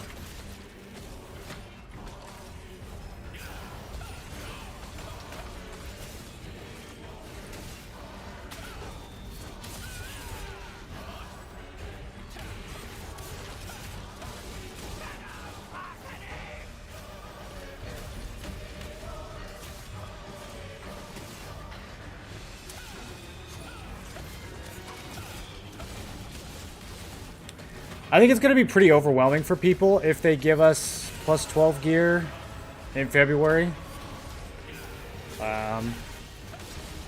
I'm really like doubtful that they will do that, but then I feel like the alternative is doubtful as well, because if they just give us plus 9 gear and they just put it in our current dungeons, it's going to be so boring. So I don't know what they're going to do. I think it's anyone's guess.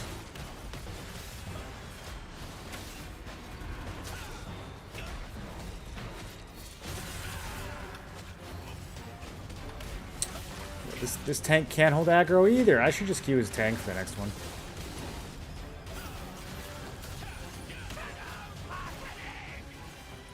Out here cranking too hard, boys.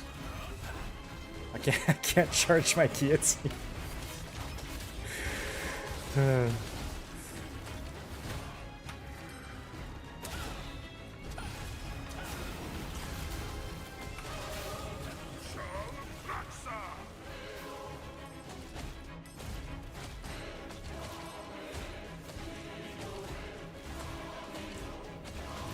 Why would you go this way?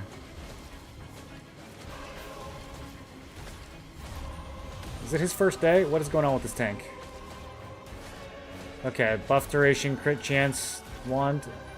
I think I understand. I think I understand what's happening now.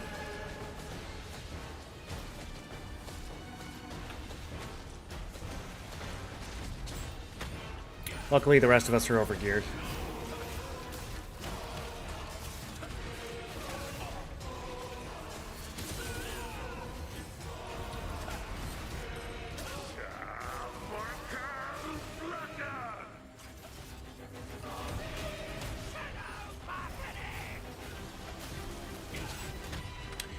Do you guys know that this boss has the same voice lines in Korean and in English? You know why? It's because they're both gibberish.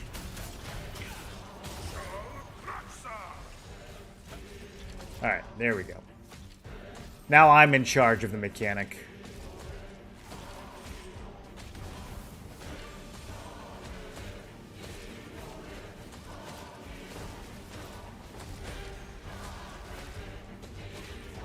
Oh, he took it again. Guaranteed he goes left here. Oh, wait, he's doing it. He's doing it. I think he's only going to get one eye, but that's... Maybe. Oh, so close. All right, 50% improvement.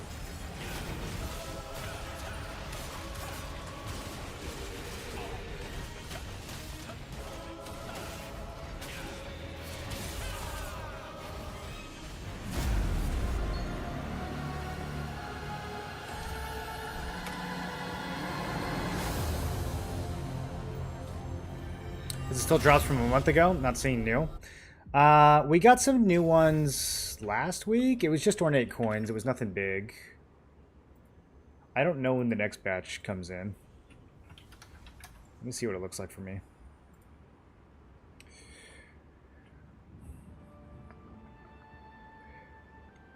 Yeah, I still just have the 200 ornate coins from last week. I don't have anything newer than that.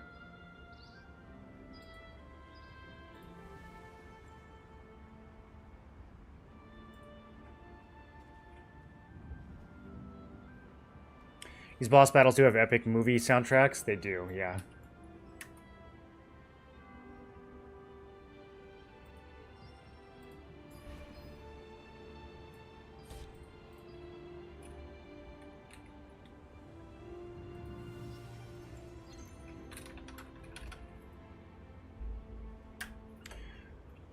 Alright, I'm gonna keep running these. They've been piling up too much. With T2 gear, can we solo T1 bosses? Depending on the builds. I mean, you can't solo Void Waste because there's no one to pick up the laser beams. You probably can't solo Carmine unless you are a healer. There's just too much unavoidable damage, the axe burn and all that.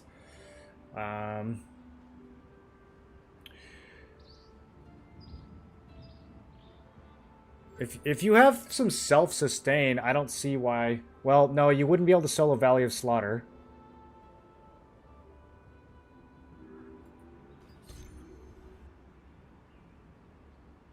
Because, again, because of the mechanic, you'd have to kill the sheep and trigger the shield before he gets through his thing, and he'd be, like, charging at you and interrupting you. I don't think it'd be possible. You could solo Island. You could probably solo Island. Any reason you wouldn't be able to solo Island? Yeah, I think you could. I think you could solo Island if you had a little bit of self-sustain. You might be able to self-sustain Carmine. I've had to do some Carmines with some pretty AFK healers. You might be able to self-sustain your way through it. Same with Torture. I even think Torture you might be able to self-sustain.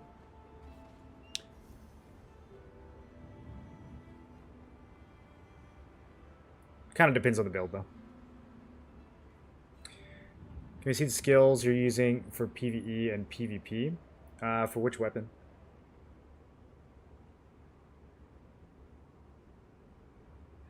Are blue weapon traits still selling? I think some of them are. I don't know if they sell instantly, but heavy attack should still have some value. Might be selling for like 10 or 12.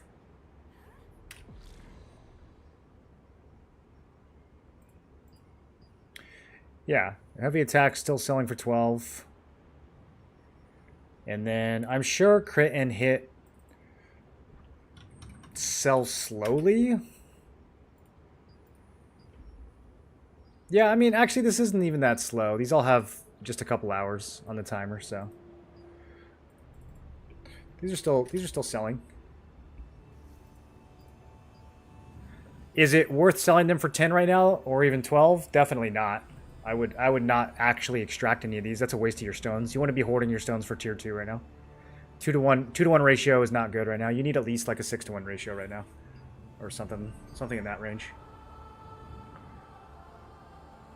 What up, Paul?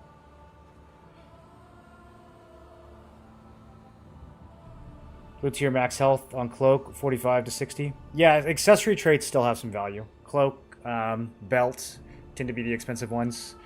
Those still have some value. But weapons, pretty cheap. And all the armors are pretty cheap except for chest. Chest is still kind of expensive.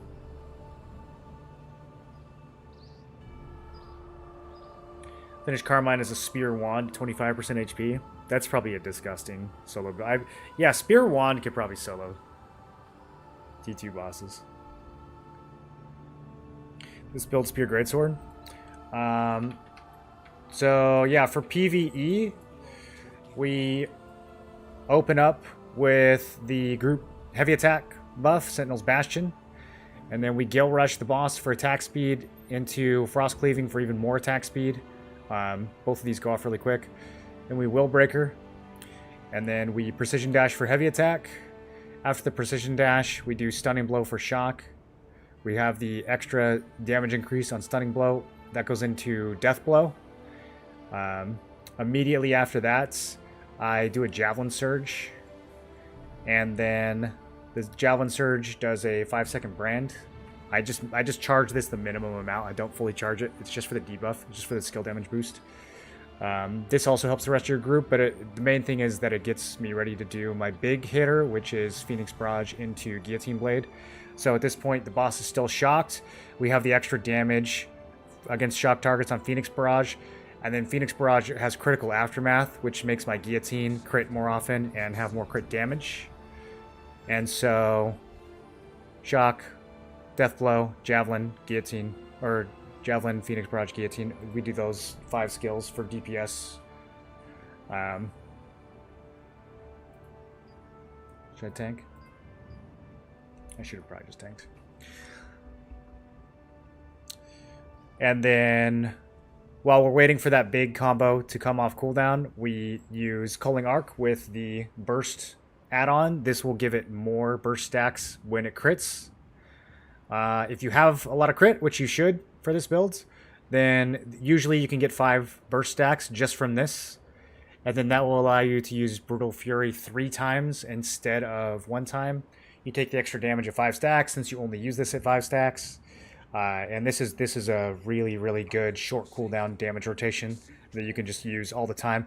It will also, if you have a bow in the group, because you're hitting 15 times, you'll get a ton of cooldown reduction from this, and all your other skills will immediately be up, and you can go right back into buffing, attack speed, and just rinse and repeat. You could probably do the javelins. Sometimes I do this right after Precision Dash. I don't know if, I haven't really timed it. It might last long enough to go before Stunning Blow, Death Blow. But usually I just Stunning Blow, Death Blow, and then I Javelin. Because Phoenix Barrage is a little slow, and Guillotine is a little slow. So I want to make sure that the Guillotine is all juiced up with everything else. That's the main heavy hitting skill. Let's go test it. Let me go hit a dummy real quick while we're waiting for this group to... Can we see the skills? I can only show you 1 weapon at a time, but you can take 2 screenshots. There's Greatsword. Trying to think if any of this is negotiable.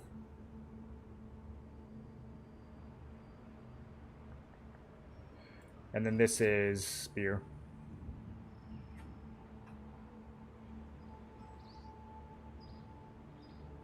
Yeah, this is pretty much all mandatory. I guess you don't have to get the reduced cooldown on Culling Arc. You might not even need the extra damage. Culling Arc is not really there for damage. It's there to give you stacks for Brutal Fury. So you could potentially get rid of these two and put them somewhere else. You could put these into cooldown reduction on like the Greatsword skills or something. But other than these two, yeah, pretty much everything else is going to be mandatory. I think, yeah.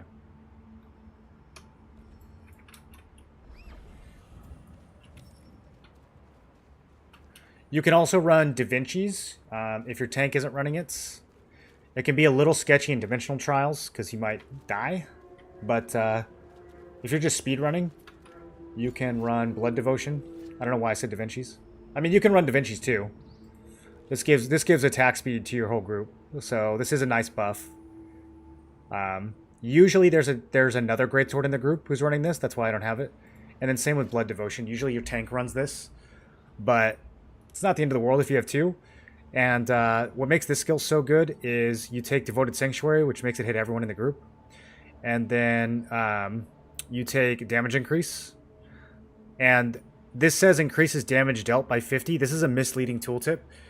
This isn't 50 bonus damage. This is 50 base damage. So this is insanely good. This is one of the best buffs in the whole game. And it affects your whole party. So this is a really good option for PvE. The only reason I'm not using it is because, like I said, usually someone else is using it. But if not, I would definitely fit this in somewhere. Maybe drop, I don't know.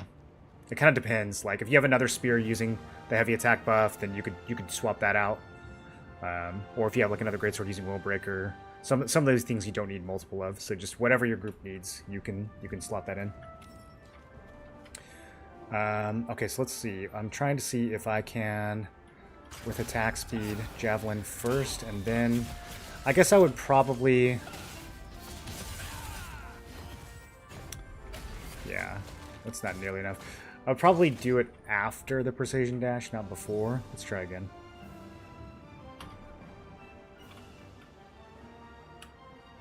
Gotta wait for 10 seconds. I'll try to get my head around the complexities. Your guides are great. Feels like a second job with the amount you need to know. Yeah, that's just Korean MMOs. I mean, it's good for YouTubers because it gives us content to make, but yeah, Korean MMOs are always hella confusing for no reason. Okay, so attack speeds. My brain just turned off for a second. Let me try it again. What do I recommend for PvP? I'll show you PvP in a second. I want to test this real quick while it's in my head. This is a question I need an answer to.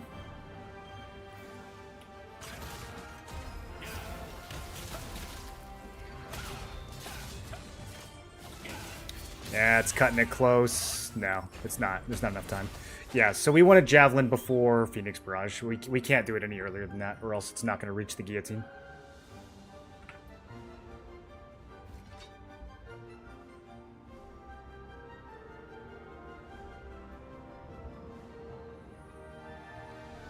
Never used Blood Devotion? I didn't use it for a long time because I thought it was just 50 bonus damage. I didn't realize it was 50 base damage. 50 base damage is crazy.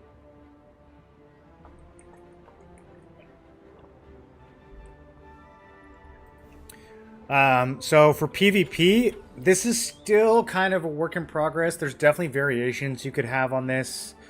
A lot of it is playstyle too. Like, for Spear Dagger, the playstyle is pretty straightforward. I don't think there's a ton of variation, but for Spear Greatsword, there's definitely some variance on this. You could focus more on AoE, you could focus more on single target. So this isn't like gospel build, this is just what I like. But we have Culling Arc kind of just there as a filler. Honestly, this could be Valiant Brawl. This could probably be a lot of other things. I don't know how necessary this is. I'm still playing with this to see. This is kind of just like, what do I use when my big skills are on cooldown and the guy I'm chasing has 200 health and I need to finish him off? That's kind of the only reason this is here. So this could potentially get swapped out with something else. But Precision Dash, obviously mandatory, best in slot PvP skill on every Greatsword build. Stunning Blow into Death Blow, bread and butter, Greatsword combo. We also have the Ascending Slash into Guillotine. That's our other bread and butter combo. With this build, we can only Ascending Slash after we bind with Precision Dash, or after we stun with either Stunning Blow or Tempest Strike. So they have to be CC'd already, basically. So I could do Precision Dash into Ascending Slash, or I could do Tempest Strike into Ascending Slash. Really, this should be Charging Slash, but I don't know where I'm going to find 5 more points. I could take the hit chance off of Stunning Blow, maybe. I really like not missing Stunning Blow against melee evasion players, though. We could also take the duration increase off of Precision Dash. A lot of the stuff I have right now, I really like having. We can't give up any of these. We can't give up these, and we can't give up. I guess I could give up duration on Tempest Strike, but I don't want to. Yeah, I mean, there's some stuff that we could give up. The critical aftermath on Phoenix Barrage isn't as important for this build, since we're getting our big burst from Deathblow and Guillotine. But yeah, Gale Rush is there as another movement skill. This is going to help keep Nimble Steps up. So since I'm playing range and melee evasion, having this passive, this gives you collision, bind resist, and it gives you range evasion. Having this up as often as possible is good, so having another movement skill, plus it's good to have multiple movement skills. We can also use, since I have the mobility version of Tempest, we can use this as a movement skill as well. So that will proc it. So I've got 3 ways to proc Nimble Steps. For the big clumps, we want to build stacks with Explosive Fury and then bomb with Javelin Inferno, just like we would with the dagger builds. And then for Unyielding Sentinel, we always take the shield. Every build is going to take the shield. It's kind of up to you if you want to take the hit bonus here or not. I am taking it since this build already has... I'm running Shackle Spear here. So that gives me around 1200 hit. And this buff puts me up to about 1600, which is enough to counter a lot of the melee evasion that I'm seeing out there. So I like the hit version of this, but you could save some points and get the heavy attack version instead. Both of them are good. So you could take this off, and it'll just give you it'll give you heavy attack based on how many people are around you. So that is an option. But yeah, and then Phoenix Barrage is kind of another just filler AoE pump skill. Honestly, I'm not super sold on Phoenix Barrage on this build. I think the Greatsword does so much of what this does already. The benefit with Phoenix Barrage is that it can AoE. But usually I'm using Phoenix Barrage to pop someone out of stealth or to just like finish off like 1 or 2 people that are low. I kind of feel like Greatsword can already do that. So Phoenix Barrage and Calling Arc both might be replaceable with other skills. Devastating Smash would be a really good candidate. This is an AoE stun. This probably should be on every Greatsword build. I've been thinking a lot about swapping this in. I think I would get more value out of this than I would out of some of these other skills. You could even do like a Devastating Smash into a Phoenix Barrage, and then that would allow you to actually like hit a clump with Phoenix Barrage. If you stun like 3 or 4 people with a good Dev Smash, you could then follow up with Phoenix Barrage. Normally, Greatsword can't follow up on Devastating Smash because it doesn't have any AoE unless you have a Tevant. But with Spear, you could Devastating Smash into Phoenix Barrage, and I think that could be really good. So maybe I'll drop Calling Arc for Dev Smash. But then I have to move my keybinds around and confuse myself again. But that's kind of where I'm at with the build right now. That's why I haven't made a video yet, because I'm still figuring some of these out. What do you think about Cataclysm? Is it useful? Yeah, in small scale it's useful. If you hate tanks, it's a good way to grief them. It's hard to fit. It's hard to fit in large scale builds. But in like skirmishes and arenas, I think it could be good. What to do at 50 guide was great. Helped load, super clear to understand, nicely structured. Yeah, that video was based off of me just remembering what my first week in the game was like. And just tried to structure it based off of that. Phoenix Barrage I hate because it's manual. If he's not stunned and moves, it gets lost. Yeah, that's what I'm saying. I don't think I'm getting a ton of value out of this right now. So I have thought about dropping Phoenix Barrage. I think you either drop Phoenix Barrage or you add Devastating Smash and you combine the two together. But right now, I'm definitely not feeling like I get a ton of value out of this. If I need to kill someone, I just kill them with Greatsword skills. And if it's an AoE, it's usually Javelin. So yeah, the Phoenix Barrage is kind of like in an awkward spot. But I think combined with Dev Smash, it could be really strong.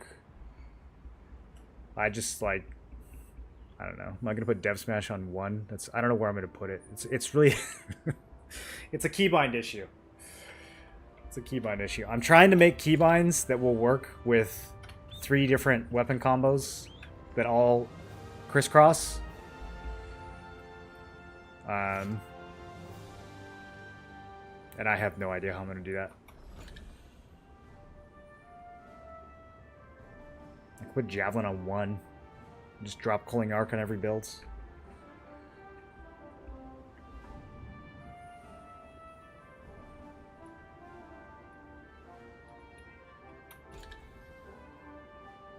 Because I normally have it on Y for Greatsword Dagger. If I put Devastating Smash on 1, I'm gonna misclick it constantly. Because 1 is like low cooldown DPS on my other 2 builds. I don't know.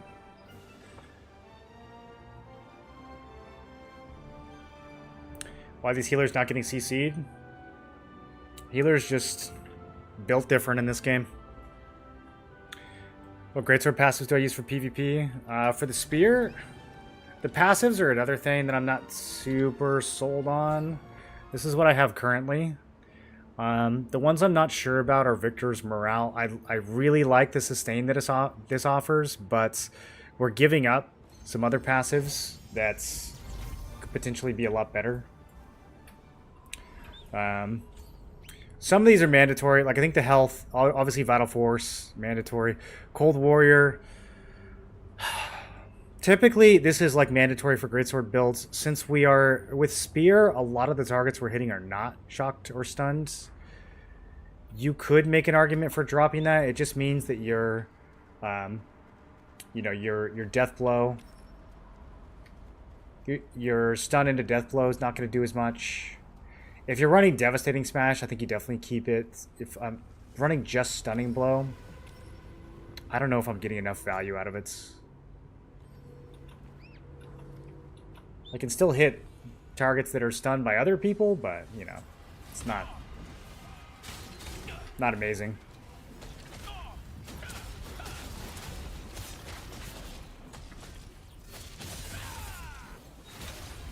I need to get off this build. And then Nimble Steps is mandatory since I'm running Evasion, but if you weren't running Evasion, it could be optional. It depends on if you need it for the collision resist. I think Imposing Form is really good. The extra skill damage boosts. It's about the same skill damage boost that you get from Raging Frenzy, so it kind of depends on if you're planning on playing this like in large fights or small fights.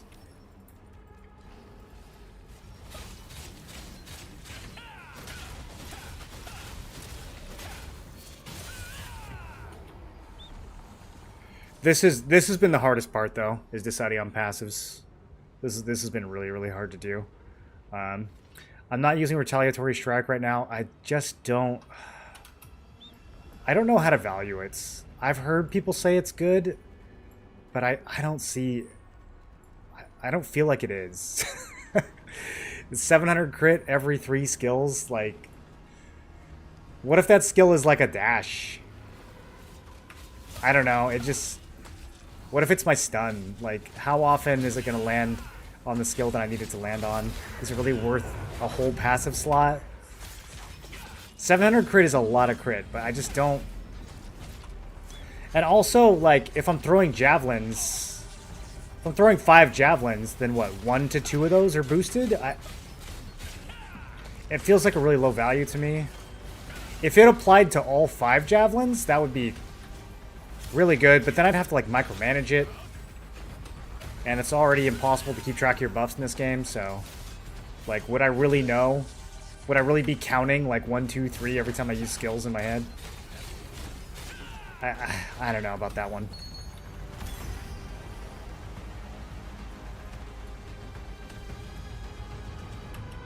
Could you go over Dagger Spear rotations? Dagger Spear, painfully simple. You build stacks with Explosive Fury. And then you pop Umbral Spirit and either Poison or Thundercloud, whichever one you're using. And then you throw the javelins. That's the whole build. You stealth when you need to stealth. If your Enforcer or your Sentinel, whichever one you're using, if it's off cooldown, then you use that before you throw. Everything else is really just filler.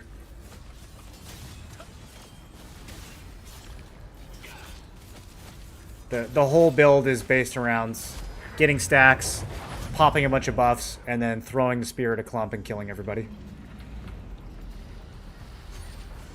There's not a lot of different ways to play that one. You could, I guess the only big variation for Spear Dagger would be like if you want more single target options, you could fit in Frenzied Sword Dance and Thundercloud Bombing. I don't really care about Spear Dagger in small scale. I'm always going to use the Greatsword in small scale. So I haven't played around with those much, but I've seen Revik doing it if you want a small scale version of the build. But yeah, I generally... You build stacks, you cast your 2 or 3 buffs, and you throw your spears. That's the whole thing. You've got Spear in there, you've got Gale Rush in there for when you need to move around a little bit. You've got Shadow Strike in there for when you need to get somewhere. And then you've got Shadow Return as well, because sometimes you're going to Shadow Strike someone to get stacks, and then you need to get out because you went too far. So Shadow Strike and Shadow Return are really good. And then I personally like Tempest Strike. I don't see everyone using this, but I personally like it a lot, so I use that on the Dagger build as well. And then Phoenix Barrage is there too, kind of as a filler. I need to put on actual skills here now. So it's similar to the Greatsword one. You just add in, you know, obviously you delete all the Greatsword skills and you add in Stealth, Shadow Strike, and either Venom or Thundercloud, whatever one you're using, and you use Umbral Spirit to give your javelin some more juice.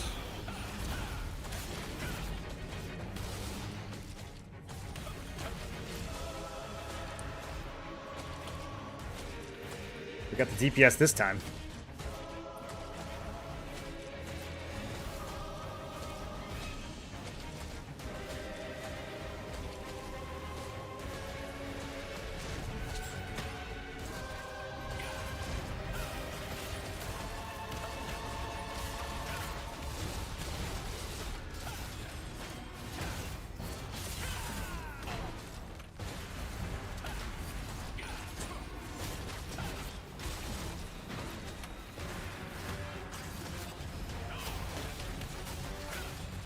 Look at my boys, Don and Revik, pumping this boss. Are we one-cycling him? Can we do it? Can it be done?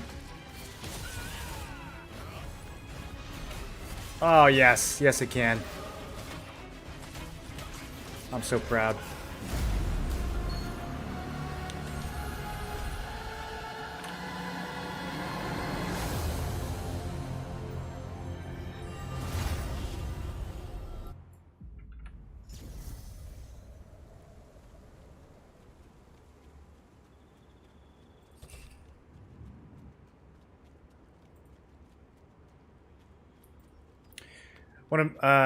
When you make a Spear Dagger video, get overwhelmed using new weapon combos. Here, I'll show it to you. It sounds way more complicated than it actually is.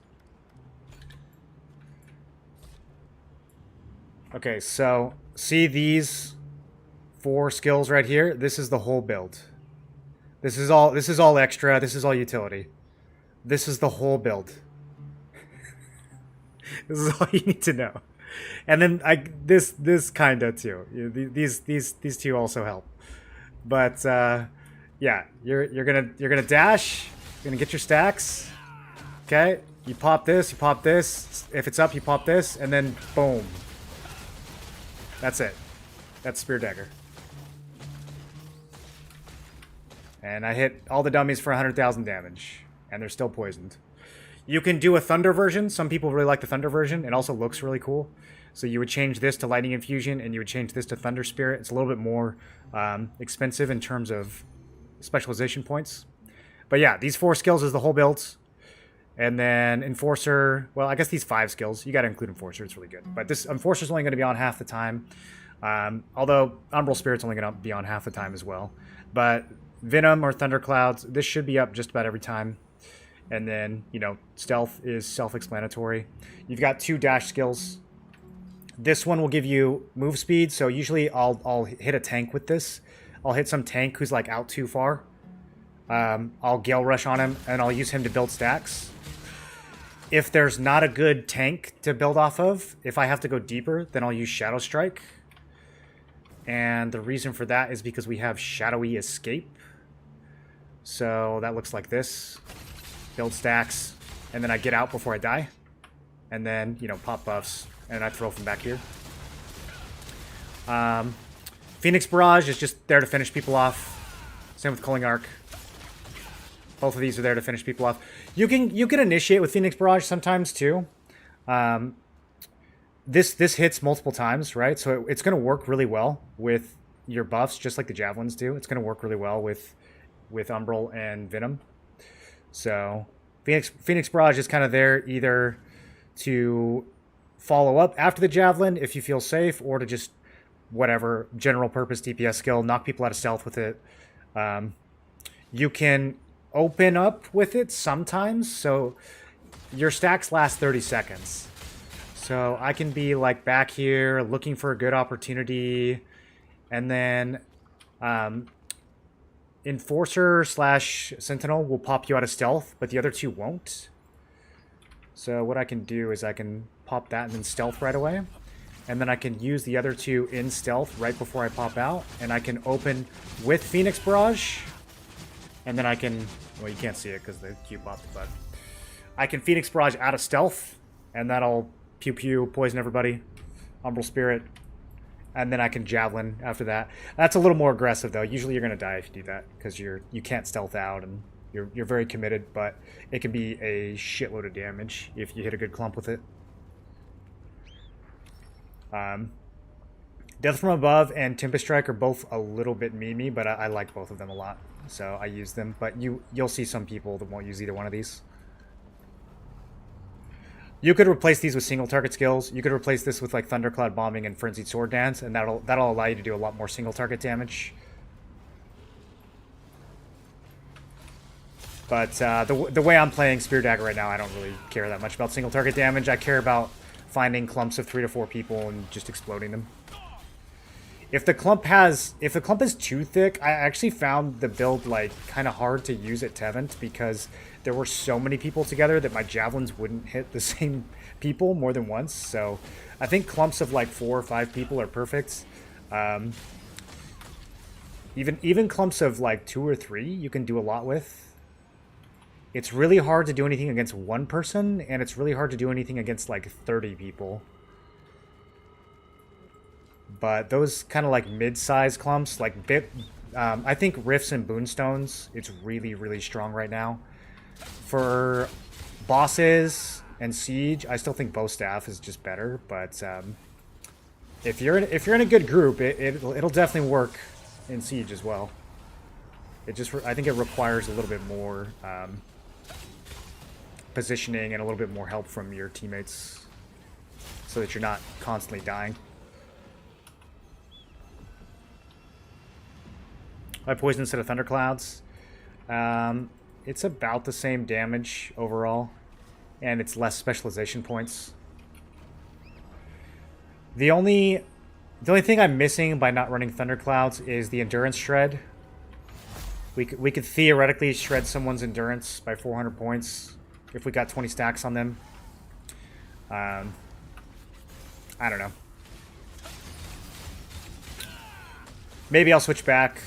400 Endurance is a lot, but I would have to take the points out of something else.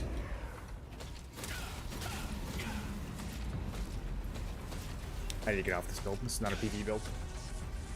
You want to build stacks safely and try to use them on classes with no melee evasion? Yeah, and you want to try to build stacks on classes with no melee evasion too. If you miss all your explosive furies, you won't get stacks off of them.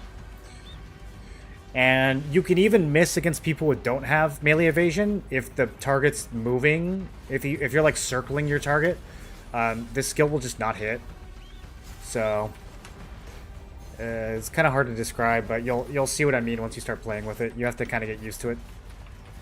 Sometimes it'll look like it hit and it'll sound like it hit, and then you just don't have any stacks. So it's clunky and tedious. But when it works really good.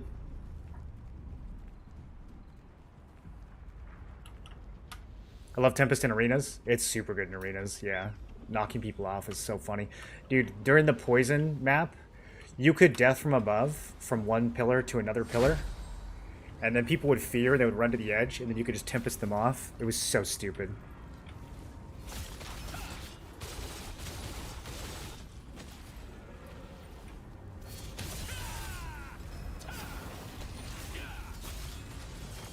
Spear forced everyone to change to melee evasion. Did it force them to? I mean, switching to melee evasion just means that you're a free kill for a staff instead. Like, I'm not convinced that it's actually a good switch, but it's the new thing, so everyone's hyped about it, and so yeah, everyone's building against it.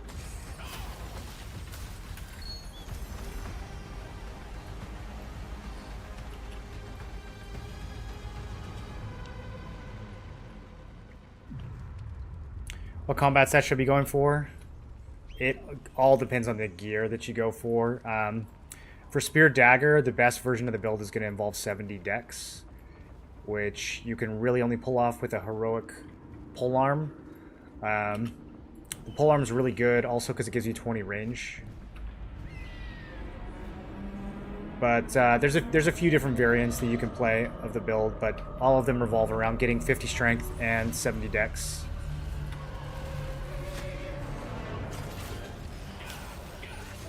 I also have a 40 strength, 70 dex, 50 perception version on Questlog. So you lose the heavy from 50 strength, but you gain more crit and you gain more range. I don't know if that's worth it, but it's a potential trade-off that you could make.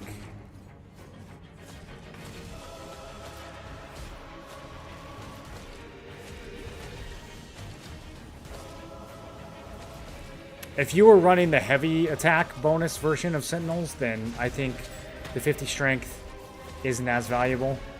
But if you're running the hit version, then you probably want to stay above 50 strength.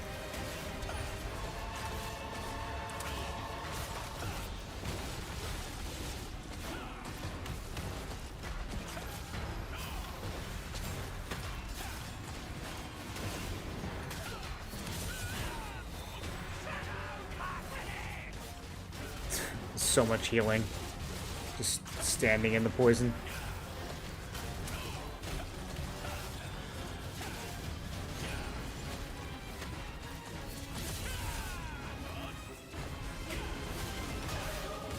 There we go. Another clean one cycle.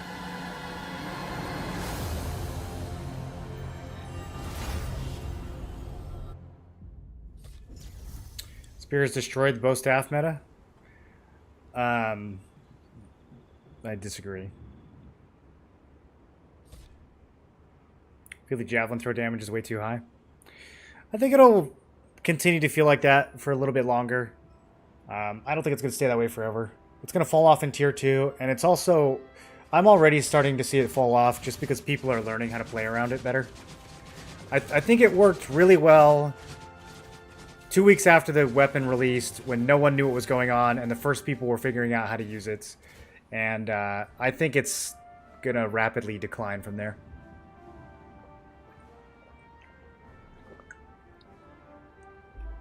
In the long run, I still see it shining in like 48v48, like inner server, in that type of setting, where it's kind of like a mid number of people. But I don't see how you could possibly say that it's better than bow staff in Siege or Arc Boss or any of the really big fights. I mean, Flash Wave alone is going to do more than a Javelin ever could.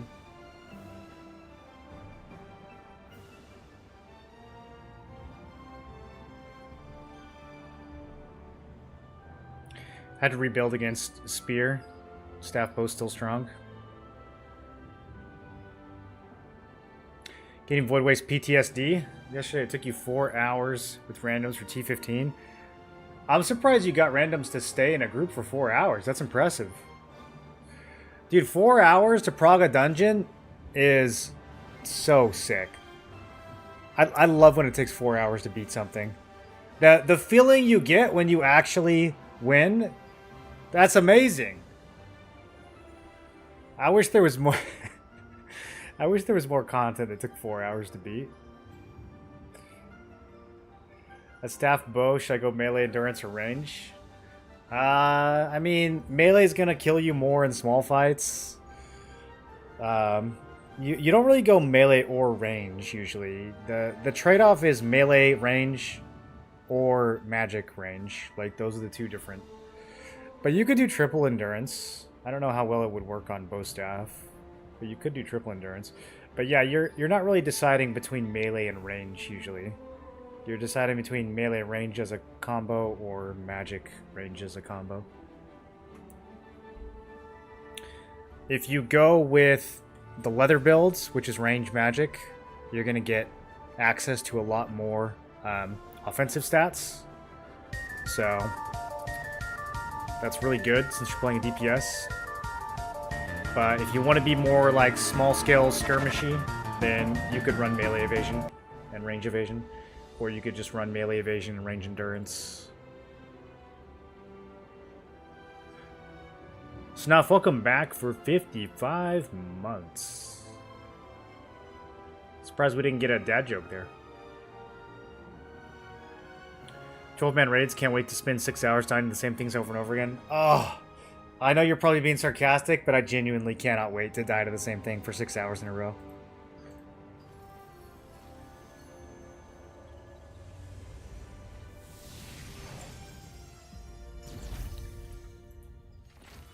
Reminds me of fighting the pre-nerfed Mikola. I think I spent 6 hours on that.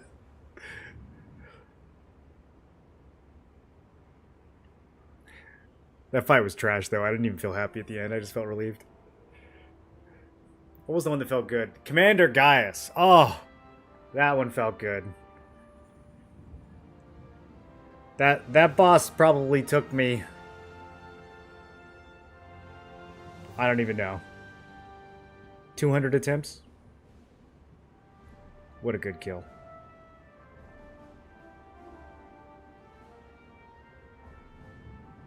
I use triple evasion as Liberator. My server's meta is heavy hit chance. No one runs hit chance on your server? That's kind of crazy. Yeah, triple evasion then. Triple evasion really hard to pull off. I think you can kind of do it with dagger. Bow staff, I'm not sure how you'd be able to pull it off.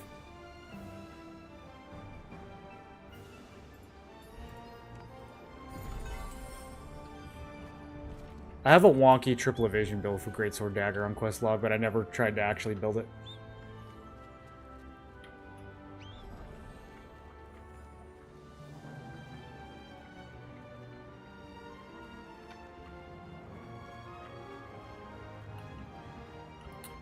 Melee endurance is your lowest, magic and range is the highest.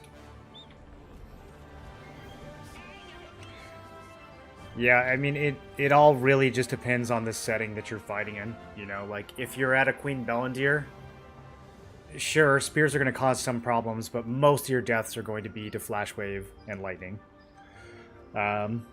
Same with Siege.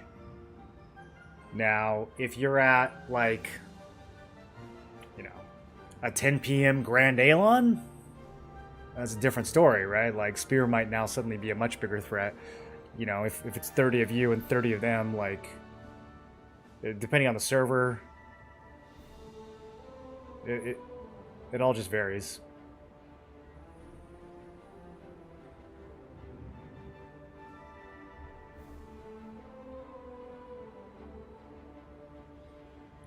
When do you think the rest of the map will become available? We'll either get the full expansion in mid-February, or we'll get part of T2 in February, and then we'll get the full expansion in, like, I don't know, April or May? Who knows, really? We will get something by mid-February. Of that, I am confident. By the time this battle pass ends, by February 12th, there will be an update. That's all I know for sure. Magic still seems to hurt me the most. I don't know why. It's because Judgment Lightning is a crazy skill. It always has been. Even in Korea, that was like... Judgment, Lightning, and Flash Wave are the skills for getting kills in large scale.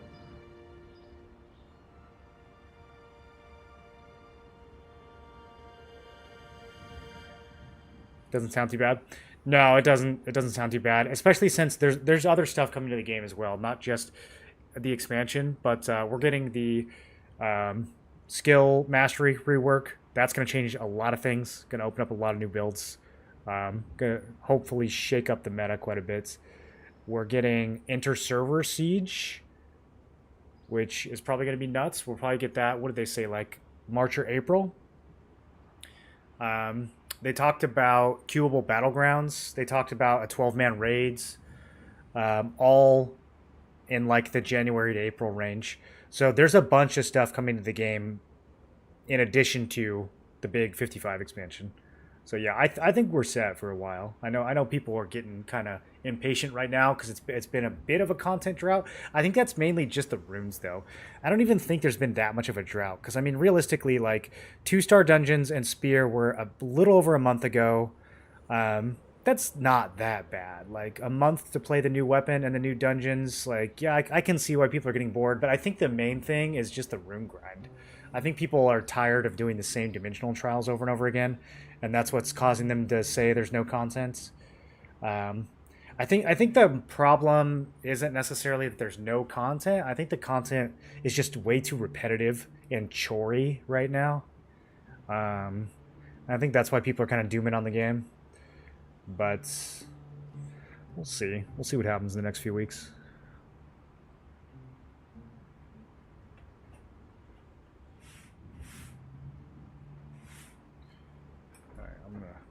A bit.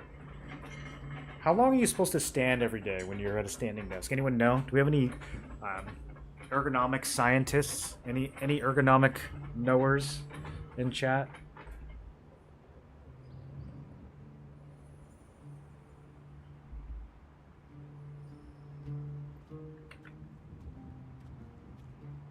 At least 2 hours?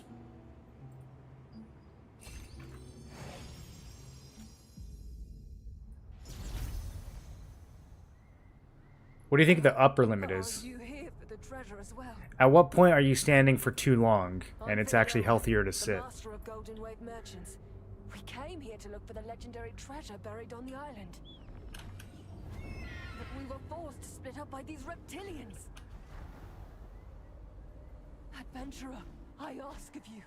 Do anything in my guild's lack of objectives to PvP over? Either get crushed at conflict bosses, siege or tax, or sit in arenas is 3.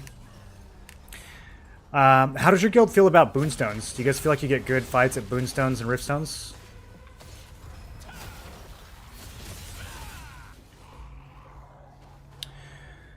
I think the boonstones and riftstones still need something. Like 70v70 is still kind of too big for a lot of people. You still have to have like a really competitive guild to be able to, because if you're in a more casual guilds of 70, you might only get like 25 or 30 that show up. And if you bring 25 and they bring 50, it's just over. Like there's nothing you can do. So I feel like there still needs to be, I don't know, maybe there should be like different levels of boonstone or something. I like 48v48 for the inner servers. I like that a lot. But even there, I've been to a bunch of inner servers lately where people just don't even show up. That might just mean we need server merges. That might not be a problem with the 48 number. That might just be a problem with servers having free boonstones.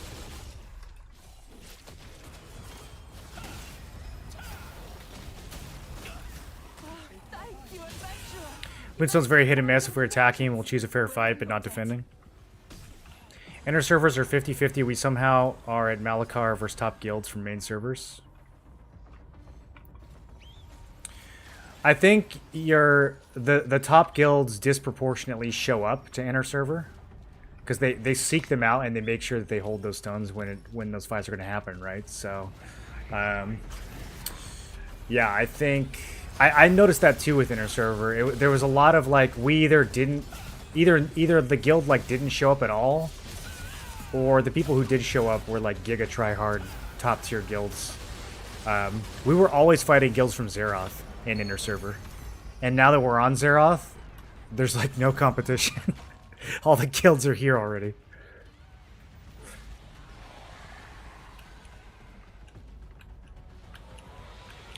More small-scale PvP would help a lot. Open world fights for higher drop rates. I think Saradoma had some potential there. We had some really good small-scale fights in Saradoma for a while. Probably the incentives are not good enough now, but people are starting to fight over Saradoma to get rank 1 activity. Even though like no one really cares about the loot anymore, people are starting to fight over it for rank 1 activity. So that's kind of got some small-scale skirmishes going. But yeah, I think more things like Saradoma would be really good.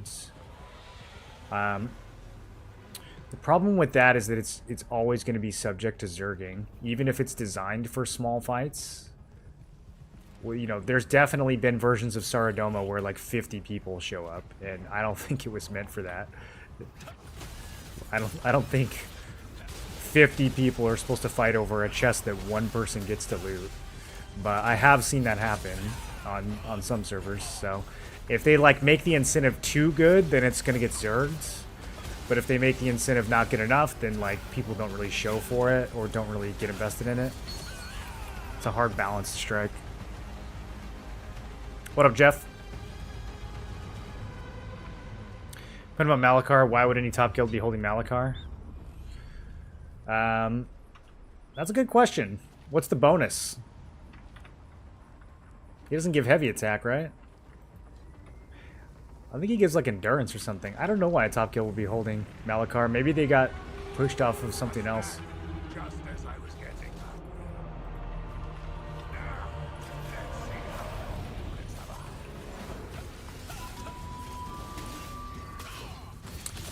Maybe they were there to bully somebody. Maybe someone, you know, maybe someone ran their mouth in global chat and lost their Malachar stone. You never know, these server politics.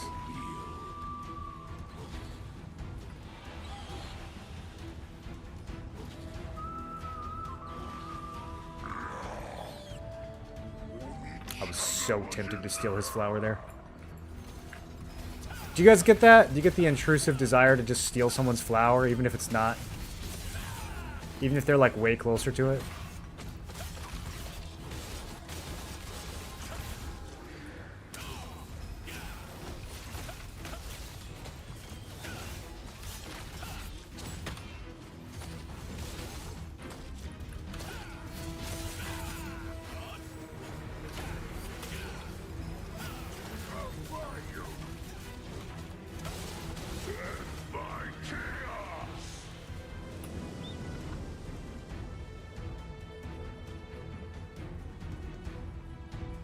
I still don't have the achievement for clearing all the fog. I don't think I'm ever going to get it.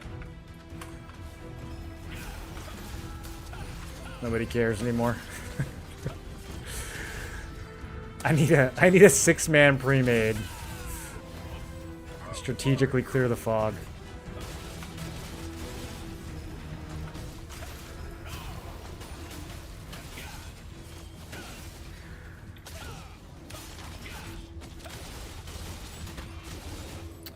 Alright, we skip mechanic for sure here. I ain't dodging nothing. You literally can't make me. I'm not dodging the other one either. Clean.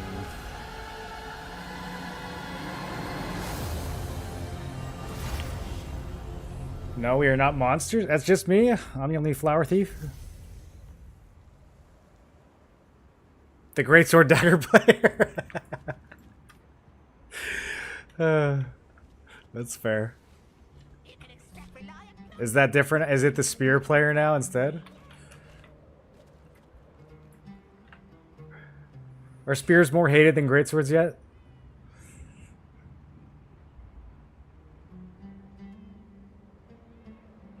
Alliances should probably only be relevant in big events for bosses in Siege. I think about the alliance thing a lot. As much as I would like the alliance system to be changed or reduced, I just feel like it would spawn a second set of problems. I don't know what a good solution is.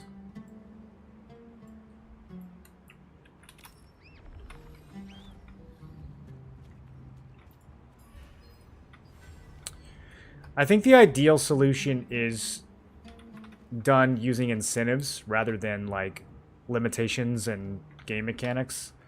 I think you want to draw the big Zergs to certain objectives and draw the mid-sized guilds to other objectives and draw the really small guilds to other objectives. Like, I think you want to properly incentivize things. And right now it's like, you know, there's just not that many different things to fight over. So just everybody does everything. But I've seen that work in other games. Like, rather than putting caps on how many players can be in an alliance, you just make it not worth the big Zerg's time to go to certain things.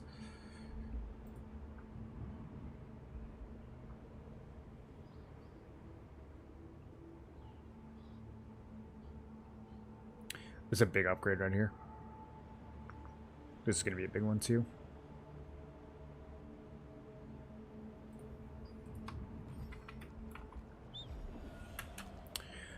Finally, almost done with the mastery grind. And then they're going to do the rework and we're going to grind it all over again.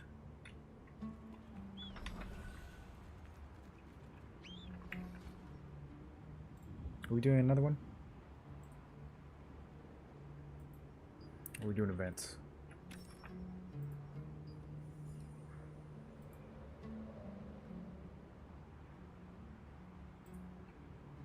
Yo, we doing more? Or are we doing Dominion? You guys at Requiem? Alright, I'm coming. I'm feuding each one of you. I'm red. Any red? Oh, let's go.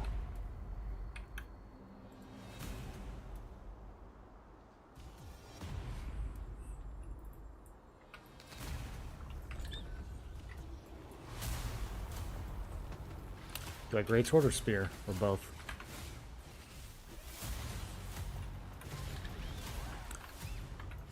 I'm gonna practice. Alright, this is not really a Dominion build, but I'm gonna... It could be.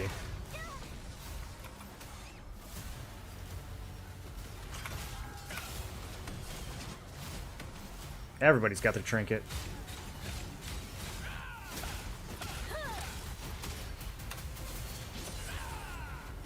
I saw the green bar and thought it was a green player. That's a party member. You can't kill party members.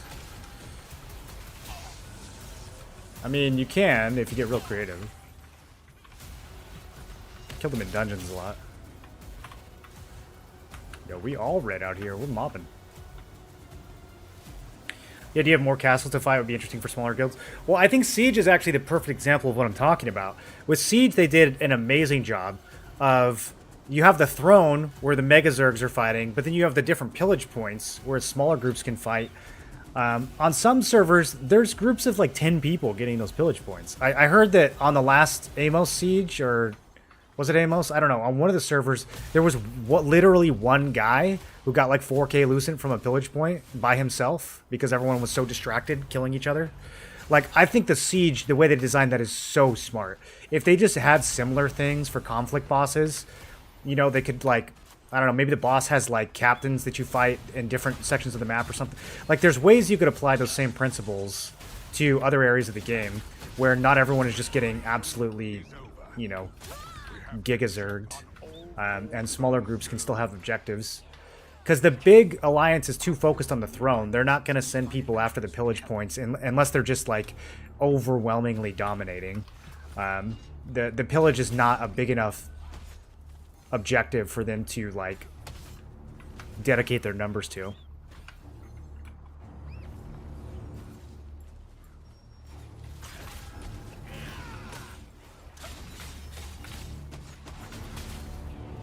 Do you forget to take the specialization? The extra knockdown?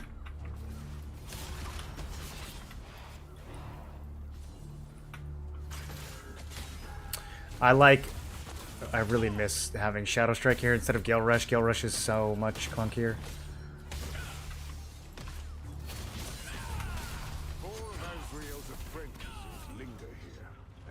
We should have BDO Node War style GVGs into this game. I don't know. I haven't played Video Node Wars in long enough to know if that would be a good system. Here a few days ago and created a dark rift. To close the Just make guilds cap at 50. You really think that would solve the problem? skeletons and specters have light fragments as proof. Is a 200 person Zerg really that much different than a 300 person Zerg? I don't know.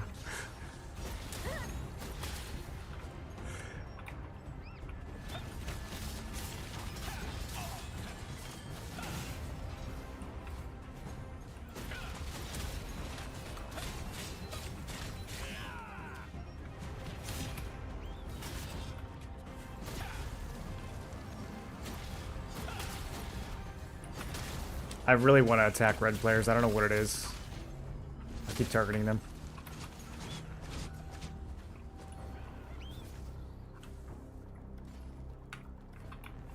Dude, the Dominion events on the server are crazy. Is it like this where you guys play? You guys have this many people showing up to Dominion?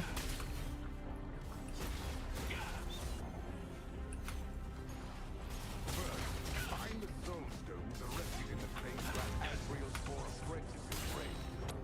This man just hit me while I was stunned. It's nonsense. Cannot find rest on their own. To help them finally find peace by using the light fragment. You will be able to Get me out of here. I don't like this. When you first activate a soul stone, more of the Requiem's power will be generated than the number of light fragments used.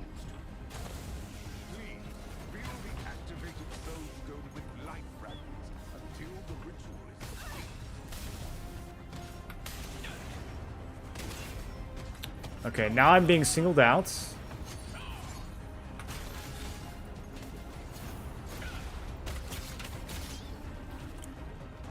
There's nowhere to go. All my friends are dead. How do you target so clean? I don't feel like I target clean at all, dude. I'm at any given time, there's like a 40% chance that I'm targeting the person I actually want to target. Must end in order to activate. In this game, most of the time when you click on someone, it doesn't even target them. You have to click them like perfect center of mass. When a soul stone is activated, You have to be like Shroud with your aim when you click on someone in this game. If you click on like their name, it doesn't work. If you click like a little bit off to the side of their character, it doesn't work.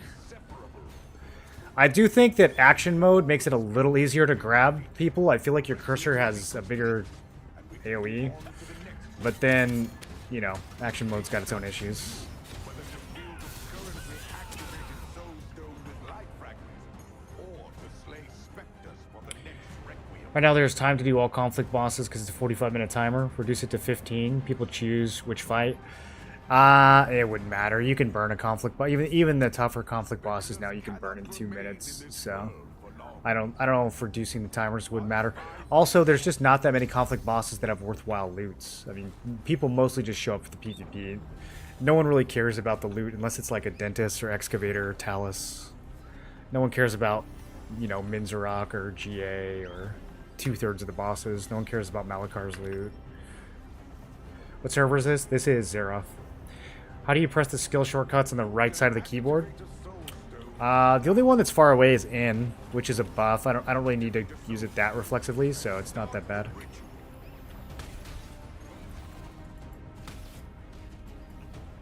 What do you guys use? I've thought about changing some of these. I could use C for something other than Guardian, because I misclick that shit all the time. I don't need a 10-minute cooldown to be on C.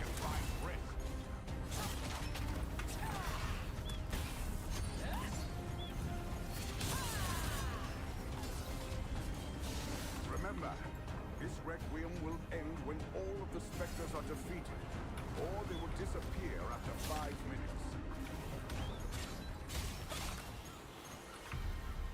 minutes. I could change X too. X just stops auto attack. It's not really something I need to use very often.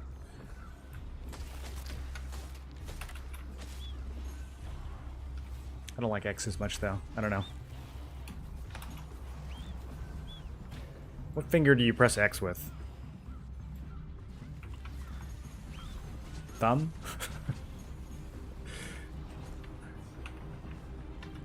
How about alts? Yeah. Some of these skills... Which one could I alt? None of these are very good alt skills. The buffs could be. Like, some of the buff skills could be alt skills.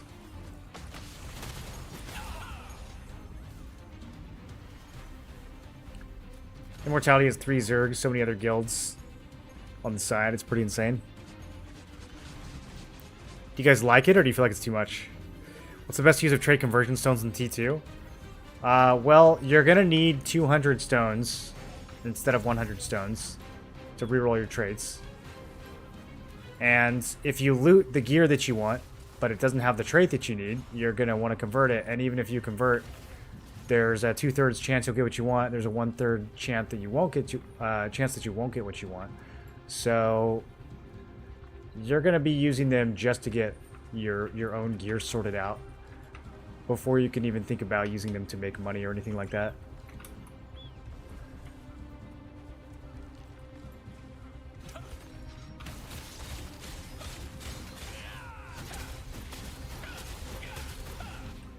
Like, I mean, how many conversion stones you guys sitting on right now? I've got about 1,000. I mean, okay, like that sounds like a lot until you reroll 3 times and don't get what you want, and then over half your stones are gone, and that's only 1 item, and you still have, you know, a whole bunch more gear that you need to, like, get going on. And then you realize that 1,000 is actually, like, not that much at all.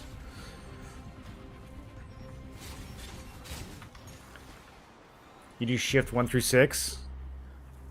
I don't know if I can do shift 6. I could do shift 1 through 4. Shift... Yeah, I guess pinky. Yeah, shift 5, shift 6, not that bad.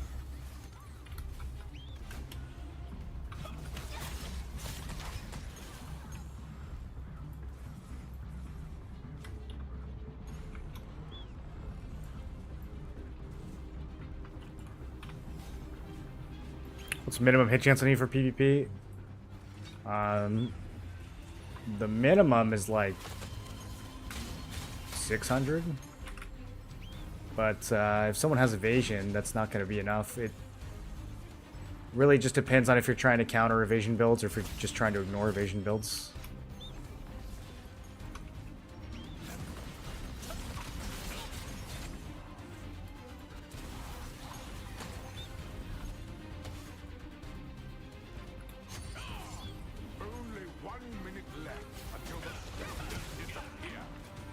Wish I had 5 stacks there. That would have been a good bomb. There we go. Let's try this again. Nope. Now they're looking at me. I need to get an angle. That's all green.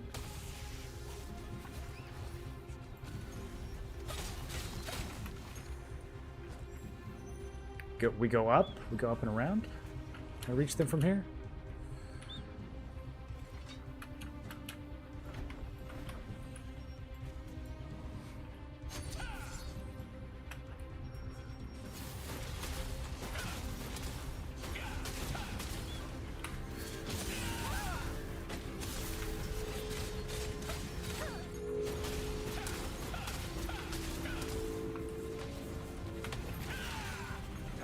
Okay, now I run away until someone heals me. Oh, that was good. That was good.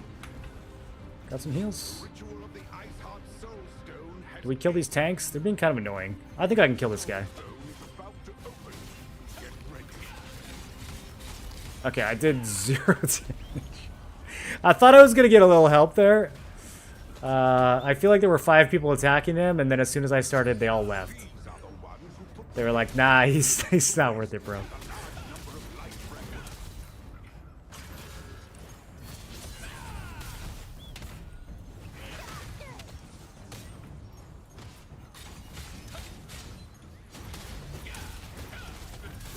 Oof. Tornado into lightning. Anything in T2 we should save guild coins for? Maybe. With the problem with the coins and stuff is, like, even if there was something on the Korean servers, there's no way to know if they're going to add that to our version right away. Like, the Abyssal coin boxes that we got compared to the ones Korea got, were missing a bunch of items. And then they added some of those items in later, but not all of them. Like, to this day, we still don't have things like Shadow Harvester boots in our Abyssal coin boxes. Even though they've been dropping from an Abyssal dungeon for over a month. So it's kind of like, I don't know, it's really hard to predict. There also could be new items that they add to our version that weren't in Korea, so, you know, it goes both ways. But, I mean, I wouldn't be wasting your guild coins right now, but if you have something that you need to buy with guild coins, I would spend them. I wouldn't hesitate. You know, you don't need to be spending them on, like, junk, but I would definitely buy your conversion stones every week. And I would buy polished crystals, the purple ones at least. The blue ones take up a lot of inventory space, but I would at least buy the purple ones and have those stockpiled so you can make a bunch of growth stones in tier 2. And then if you're still needing weapon traits, you could spend them on weapons. I don't know if that's really worth doing anymore.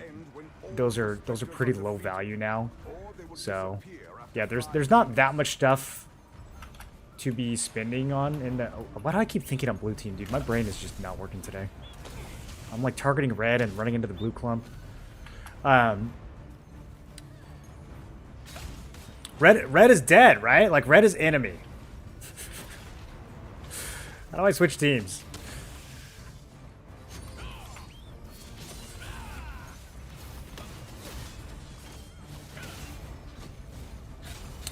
I really need charging slash. I think it's mandatory. It's such a stupid it's such a stupid specialization, but I think I need it. I'm gonna change it after this fight. I don't know what to give up.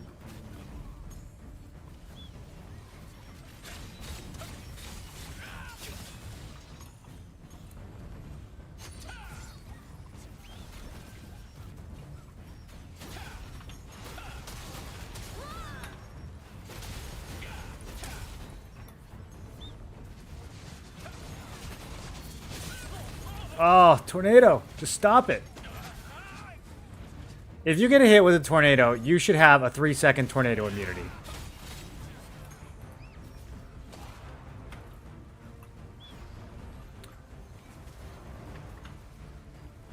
I stunned somebody twice with Greatsword and they're CC immune, but I can get hit with 41 tornadoes in a row. And I'm just air jailed the whole time.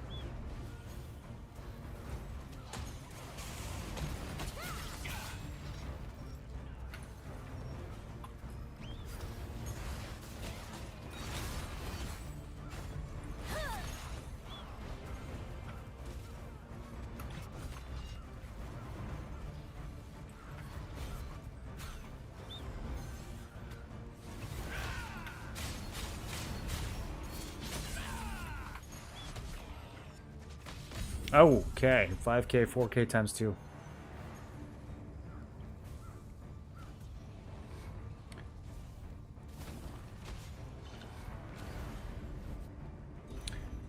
How's 60 Fortitude feel? Currently I am playing melee range evasion. The range evasion is pretty scuffed. I don't have any of the runes yet. So it's probably not really doing anything. But I'm staying alive pretty good just with my max health and with this shields. I think there's 2 healers in this group. Actually, what's Vanguard's playing? No, there's only 1 healer. But I am getting heals, so that also helps.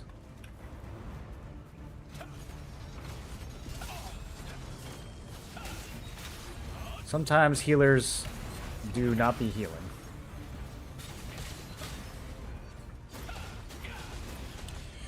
Honestly, Victor's morale is kind of, like, interesting here, too. I'm still not sure if it's worth a whole slot, but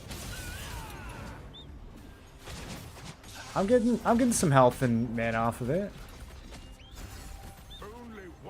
Can I live here? Until the specters disappear. Somebody save me.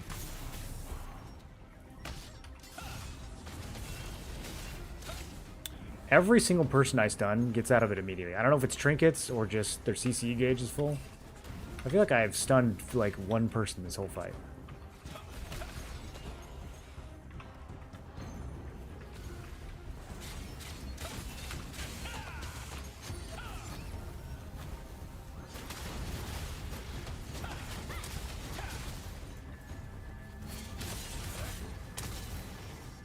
Six.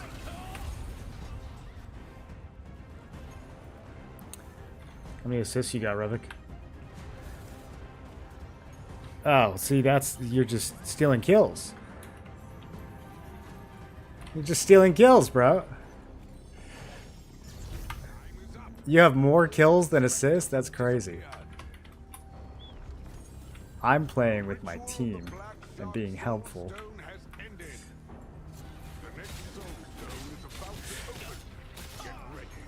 Wait, there's tokens?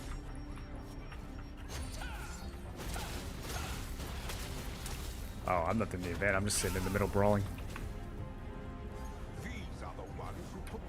Yeah, I'm trying to get my score to go up, but apparently I'm doing it wrong. Because it's all assists.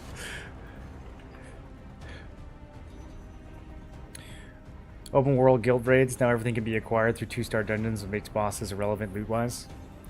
I don't think that the 2 stars made bosses irrelevant. I think that the bosses just being out for 3 months made the bosses relevant. And some of the loot just not being that good. Like, Malakar's crossbows were just never good. It had nothing to do with T2 or 2-star. Even before 2 stars, nobody wanted Malakar's crossbows. You change your character offset in the camera angle? I did, yeah, I moved it up a little bit, which might have been the wrong move. Maybe moving it down would be better. A lot of times I have to do this if I want to target somebody in action mode. Usually at that point, though, I just pop my cursor out. Okay, where's red? Don, where is everybody? It's like 6 of them. You want to just go in?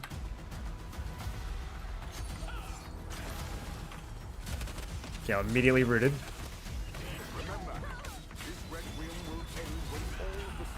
Okay. Yeah, I feel like I did pretty good there.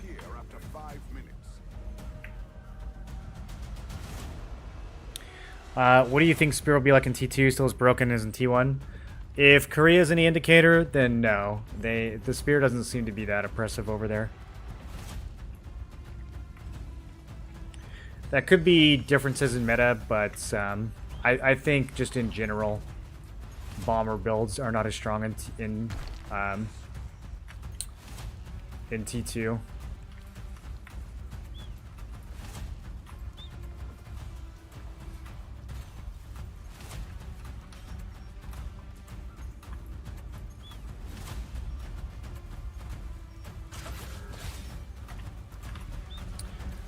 At level 50 in T2, time to kill was super quick.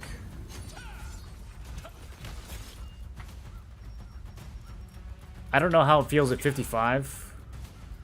If we get T2 and we stay level 50, then I think Spear is going to be a really big problem.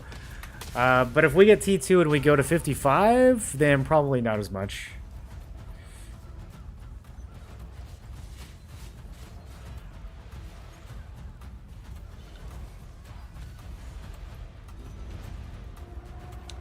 Everyone in Korea right now seems mainly to just be complaining about the QWERTY crossbow.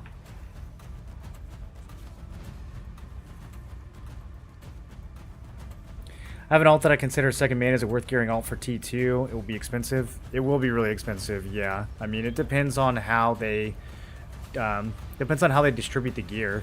If they just give us T2 gear inside of the current dungeons, then yeah, alts will be great. More tokens, more loot.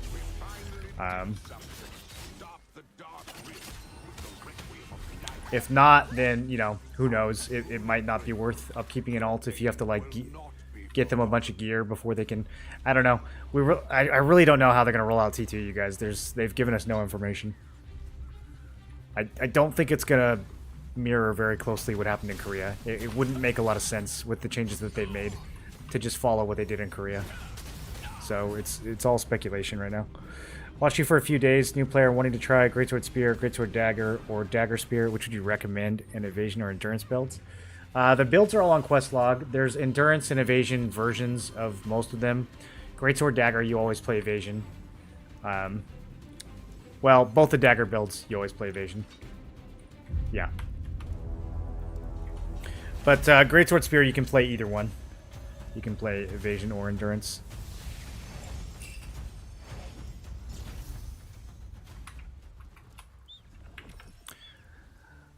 As far as which one I would recommend for a new player, they're really different playstyles. Greatsword Dagger is like a single target assassin. Spear Dagger is all about AoE and bombing and sneaking around. And then Greatsword Spear is kind of somewhere in the middle. So I think it just depends on what of those things sound appealing to you.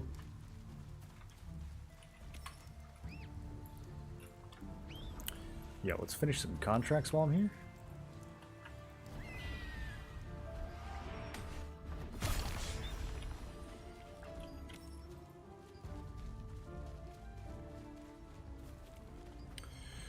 Yeah, we got some big fights tonight.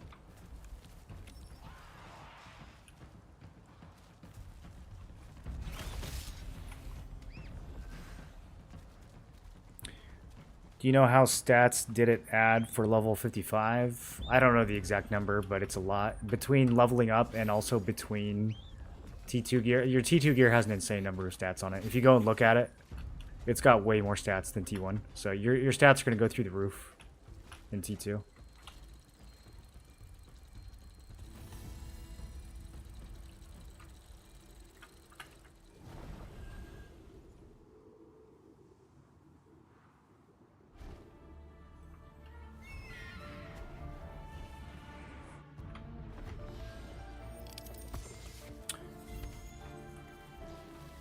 $30 people on Island Teleporter.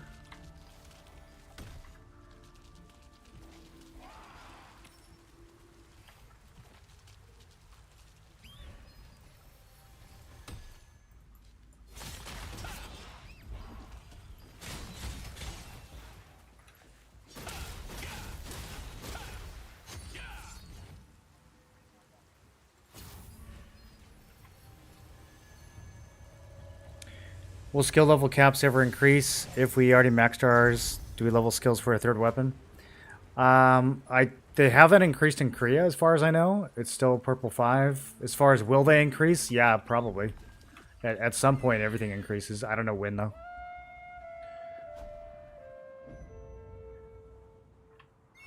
Korea's had their skills maxed for a long time, so I'm sure at some point they'll go higher.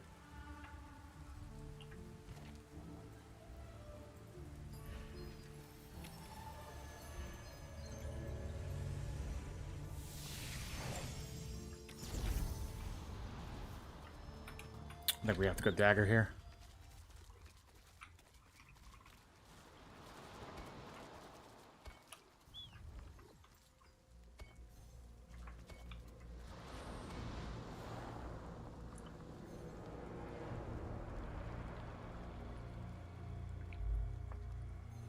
You recommend investing a third weapon now or wait for T2?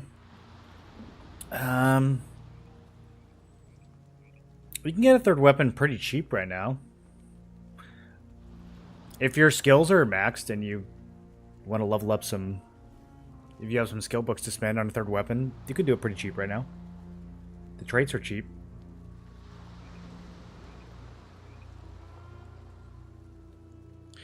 Now's a good time to see if you even like that weapon before T2 comes out. It'll be a lot more expensive to gear up in T2.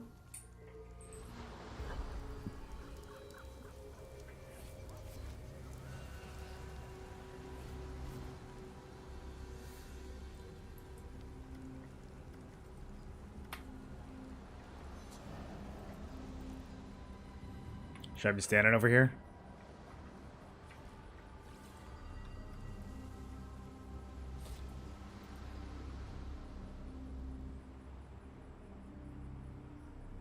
Anyone know exactly how long the timer is?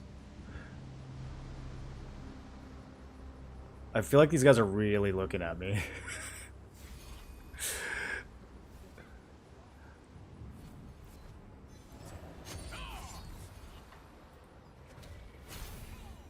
I did that too soon. It's over. They freaked me out. I thought they knew something I didn't.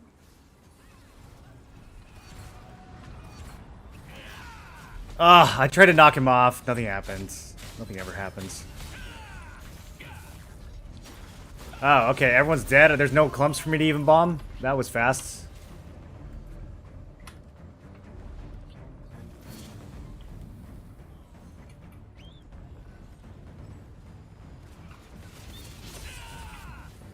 We just obliterated Saradoma Teleporter. That wasn't even a fight.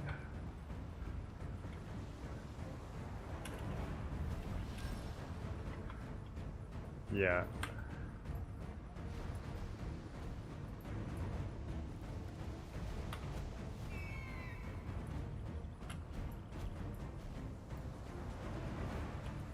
There's already 2 chests up? Is that normal? I thought it was 1 inside, 1 outside.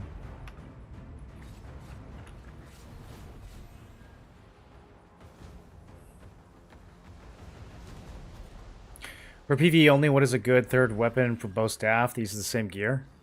Crossbow. Bow crossbow's really good. I don't think anything else can beat bow staff. Bow staff's already a really good PvE build. Like, insanely good. Or you could pick up a wand if you want to be able to also heal.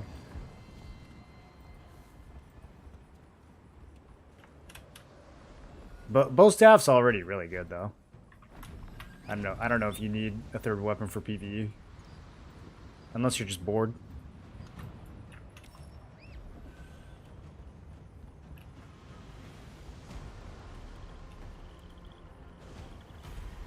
But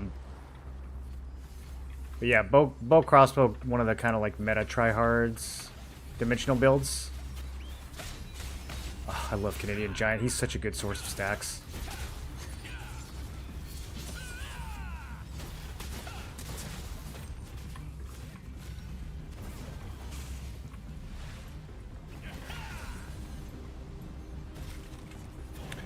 They should make the water around Saradoma into lava. And if you jump off the docks, you should explode. At nighttime, it turns into lava. Make this tower higher. The only way you can get here is by flying in, and then all lava. That's what I would do. Okay, now they're calling Crypt. Bunch of Crypt, apparently, going there.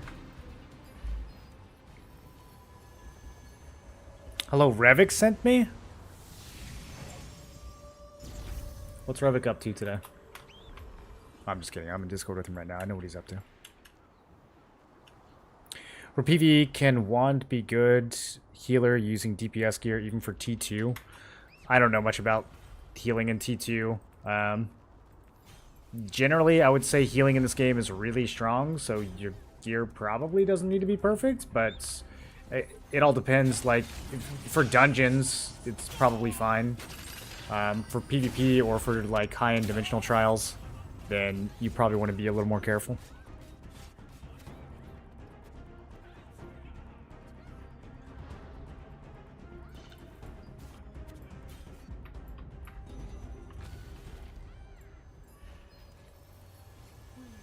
Always be on the lookout for a new.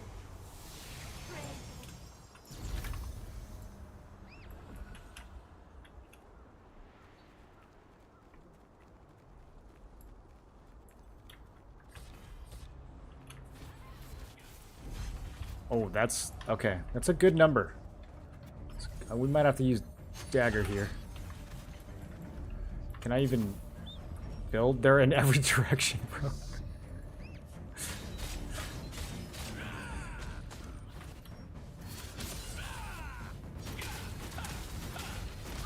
Oh, one more. Oh, so sad.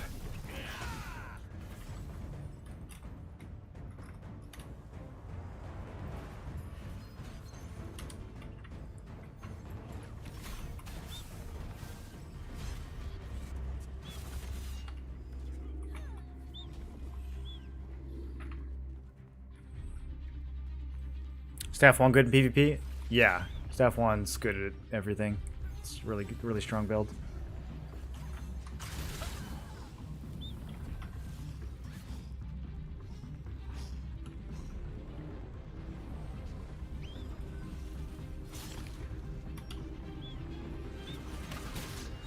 Oh, there's a treasure goblin in here. Alright, Sheehan, you're fine.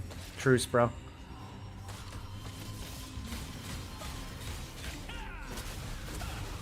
This is way more important. Listen, dude, priorities, okay?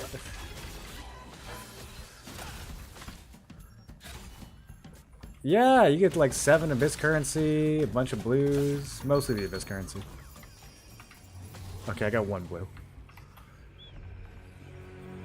You took you took my loot.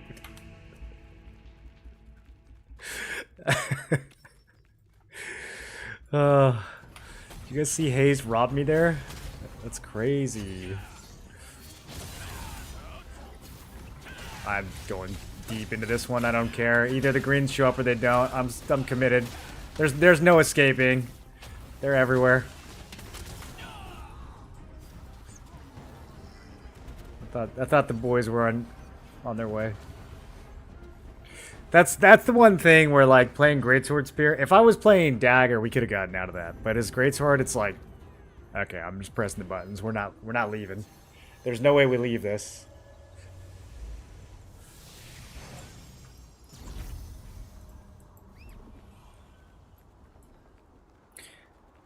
Get 1 time from a goblin a purple item. Didn't even know they can drop purple. Oh yeah, they can drop a lot of stuff.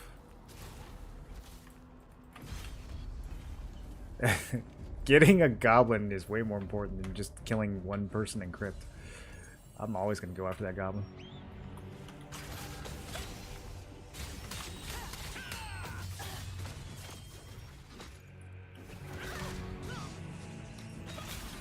Oh, it's too slow. I need the charging slash.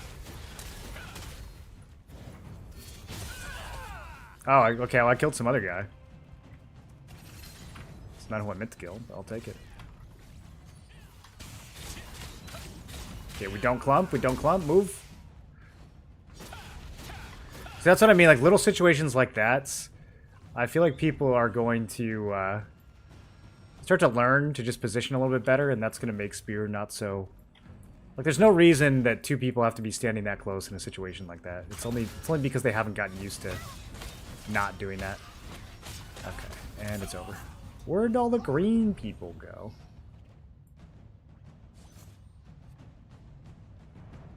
Greatsword Spear looks like a lot of fun. It is. I think it's a fun combo. It's just, it requires like really specific gear to pull it off. I think it's probably the hardest one to build right now for PvP.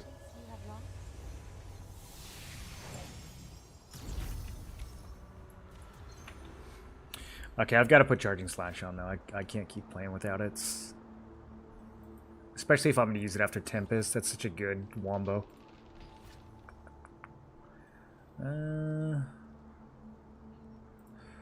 Could drop Critical Aftermath. How much am I really using this?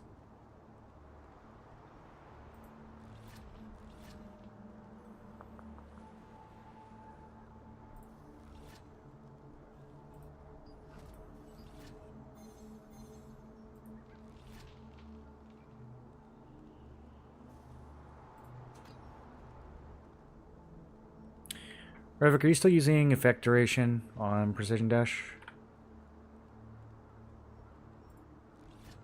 Okay. Revik agrees that that's a good one that can go. I like having it, but for this build, I don't think it's going to be super make or break.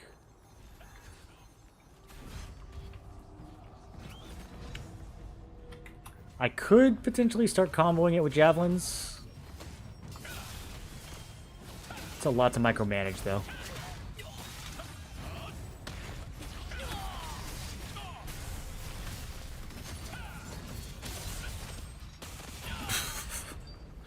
Bro, it goes from 2 oranges to 20 oranges very quickly in here.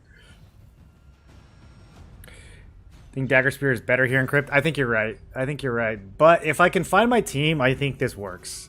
I just need to have more people around me. If I'm gonna suicide bomb like that, it needs to be Dagger. But I think if I can find my team, we can make the greatsword work. Let's not go through the front this time. Hayes, which room? Oh, I see you. Yeah, let's go this way. Critical Aftermath is overkill. It's such a nice buff, though. But yeah, you might be right. I don't know. I'm not really, like, chaining it with very many things. It's such a nice buff, though.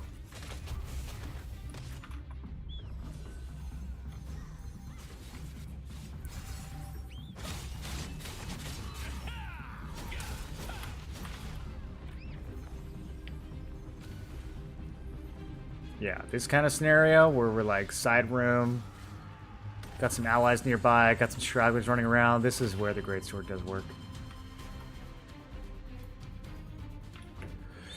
Which dodge do you use for greatsword spear?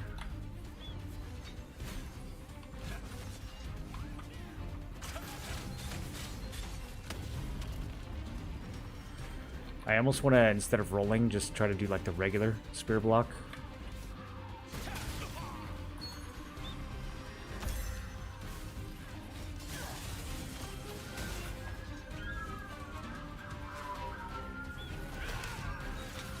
Really? They didn't get hit by that? What? I was on top of him, dude. Crazy. Must have dodged.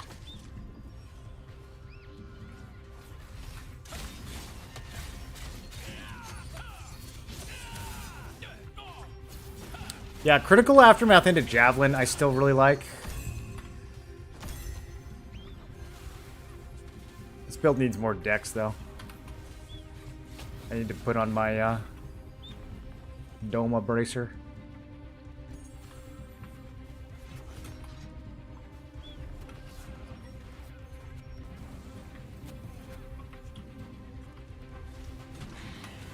Okay, I don't like it in there. I don't like it in there.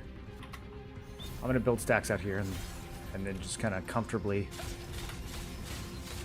Yeah, here we go. Here we go. Okay, now I like it a little more. This is fine. I can work with this.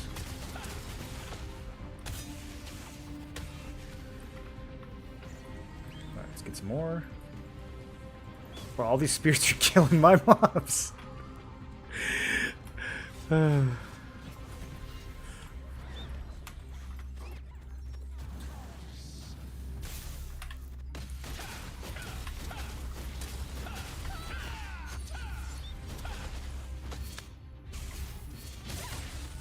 Ooh.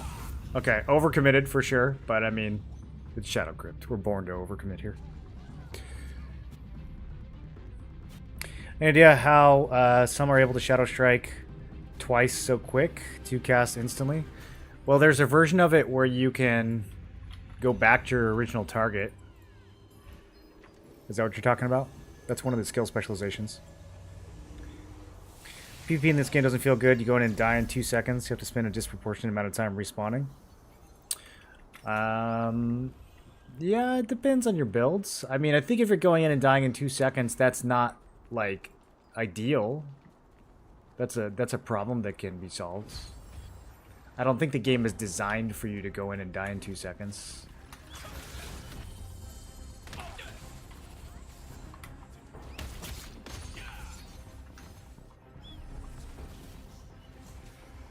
Dude, is there anyone to fight who isn't a tank? There we go.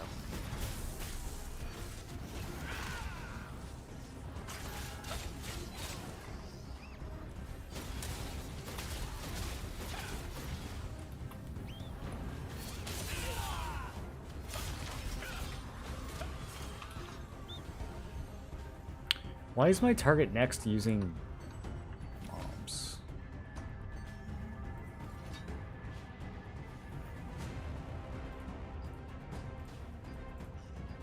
Huh. Okay.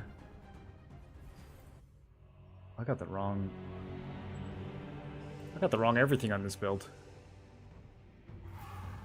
Actually, this should probably be Lady Night.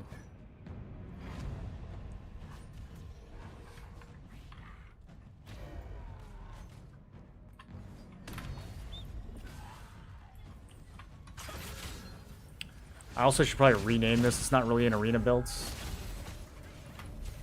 Just start it off as one.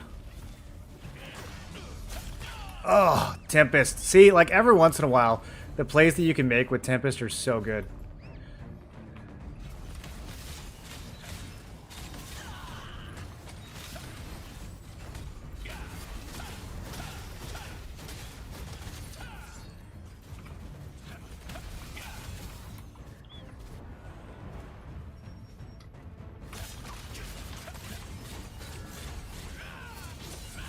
Miss. I got 1,200 hit! Come on. I can understand half of them missing, but dude, that was like 9 misses in 1 hit. Incoming.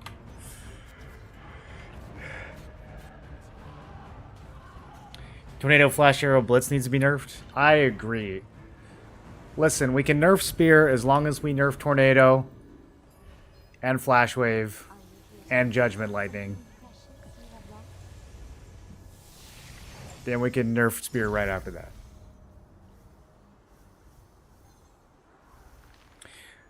You got Spear and Greatsword maxed out. I noticed you play Greatsword, more Greatsword than Dagger with Spear. Do you think it's stronger? No, that's just today. Most of the time when I'm playing Spear, I'm playing it with Dagger. I've only been playing it with Greatsword for the past day or two. That's a new experiment. I think that's really only been, for me and in my setup, it's really only been an option since they buffed the range evasion on Spear. Now I can play melee range evasion, Spear, Greatsword. I wasn't playing it before the patch at all. It was all Dagger. I still think Dagger's better for really big fights. Like for this, it's debatable, but probably Spear would be better here. Later on, we're going to be doing, well, I don't know if I'll stay on late enough, but like later tonight for Tax Cart, or if the Bellendir coming up was Conflict, I would definitely use Spear there, or Dagger there. I would not use Greatswords. But I think Greatsword can be really good in kind of like mid-sized fights, Boonstone's Inner Server. For war games, I think it could be really good. For sieges, for conflict bosses, I would always run Spear Dagger over Greatsword.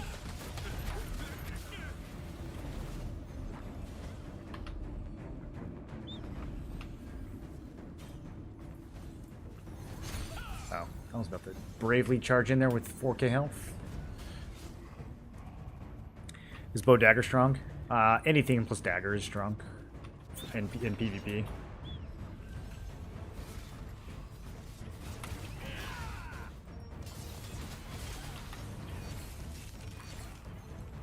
I'm gonna get you, Tochi.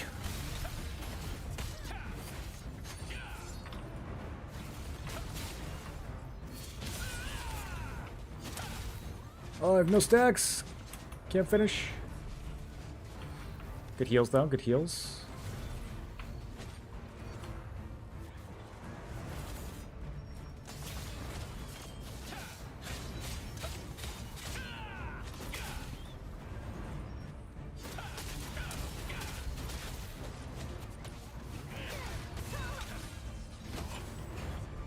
Oh, I really wanted that.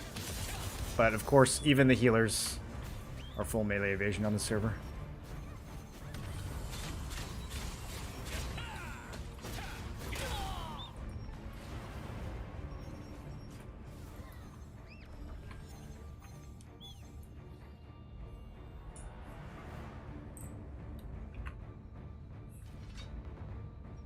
If you get hit by 30 flash waves, you're dying in 2 seconds. Talking about large scale, not what you're doing right now.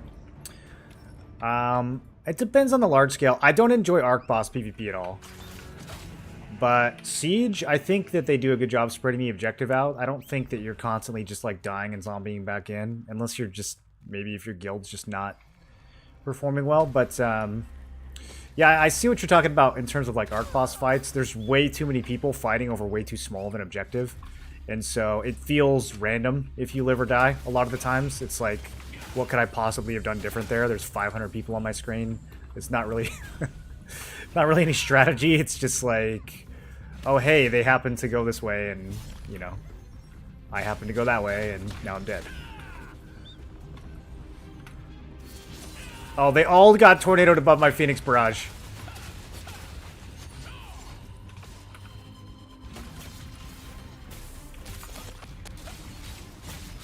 Heals! Heals! Oh, it's about to go off. Dagger would have eaten there. Dagger would have done that a lot better. I would have been able to stealth, reset position, and then pop off. Auto attack on player only work with action camera. Any fix for this? Auto attack on player only work with action camera. I'm not sure what you mean.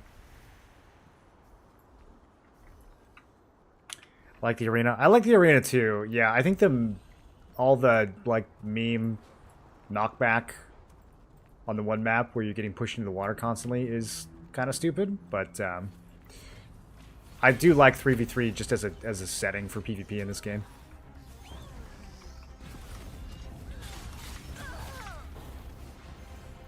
This is looking a little orange. I'm going to be honest.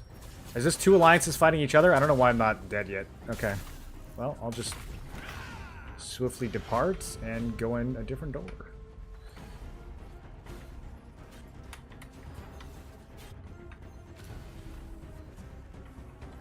Yeah, it's only P spell.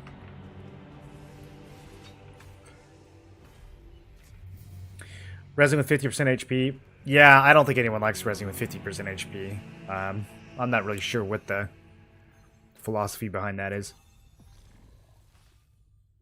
Someone in PvP seemed like they shadow strike me twice within less than 4 seconds. Used my stone to get out the first time. Got hit again by the same person. I don't think it was shadow strike then. It could have been a precision dash. That will also bind you if they're a greatsword dagger. If you've got a greatsword dagger chasing you, just start rolling. You'll probably get a perfect block. They're gonna use a bind on you. They're gonna use a bind or a stun on you. So just start blocking and start rolling.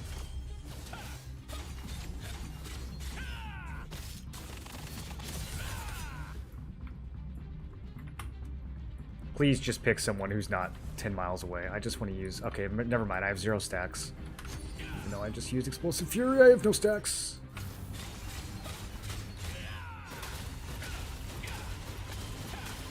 Okay, well, I hit some tanks for 0 damage, but there was a lot of numbers. It was a lot of zeros. Oh, no. No. That's not what I meant to do. Okay, good heal, good heal. Maybe we just get stacked. Yeah. Here we go. Okay. One of those whiffed for some reason. Get my critical aftermath, and then this guy. This is my victim. Oh, yes. Oh, he died too fast. I couldn't finish.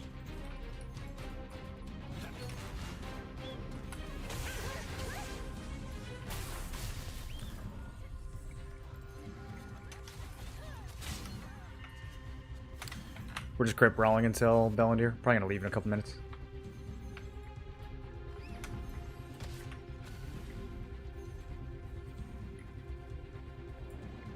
No, we're all in Crypt, just zooming around.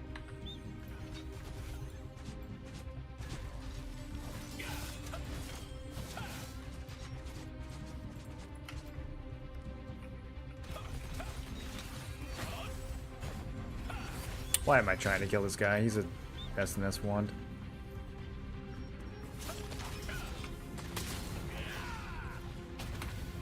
Holy. Where did you come from, dude? Wouldn't mind a 5v5 or 6v6 arena. I think 6v6 would be good. Yeah, 5v5 would be a little bit awkward in terms of comps. I like 6-person groups a lot in games like this. 5 always seems awkward. 5 always felt like you were forced to go 1 tank, 1 healer, 3 DPS. With 6, it's like you can do double tank, you can do double healer. You can mix it up a little bit. You could even do like 2-2-2. 5 was always like, I don't know, it always felt rigid. Goated Ravagers don't bind you first. They run up and stun you while you flail around, wasting stamina. If someone's really good at blocking, I will usually just run up to them, and then they'll start rolling.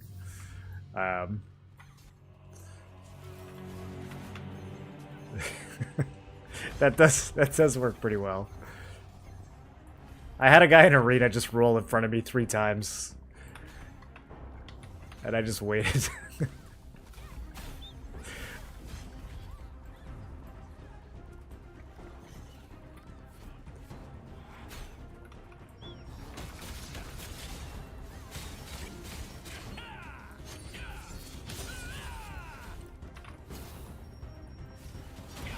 Yeah, I've been getting random kills with the poison too. I think it still probably doesn't help the team as much without the endurance shred, but I like it. Dude, so true. I'm very in trouble. Okay. Saved myself with trinket there. No, I didn't even go off. Someone else saved me. Come here, Albies. Come here. I'm diving for you. Oh my god! There's too many people. Okay. Okay. Okay. My mistake. I thought that was the clump. I thought this was the group. I didn't realize 300 more people were around the corner.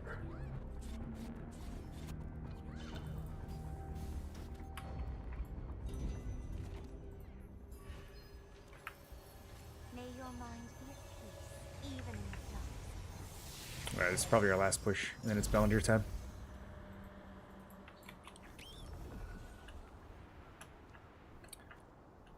But on dagger, we'll do one more with dagger real quick.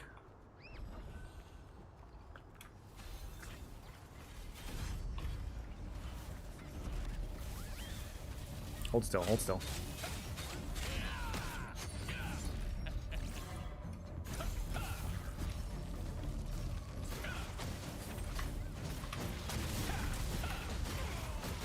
Got a couple. That's pretty good. The poison might finish one more. Nah, they're healing back there.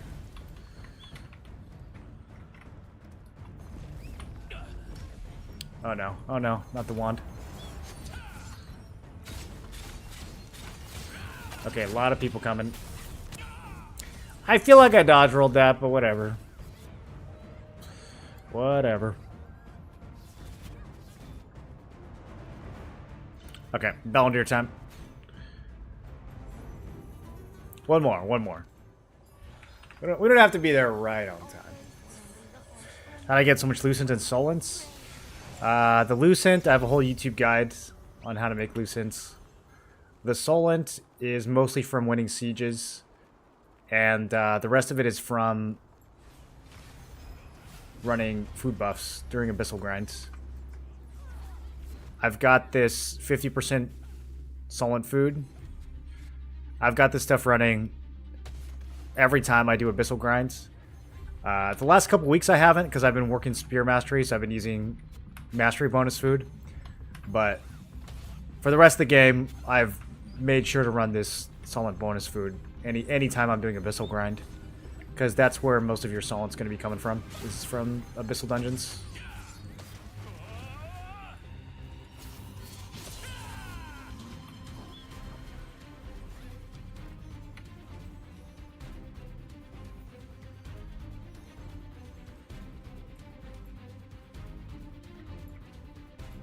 Where are all the mobs? I'm just trying to get some last minute stacks here. This place is cleaned out.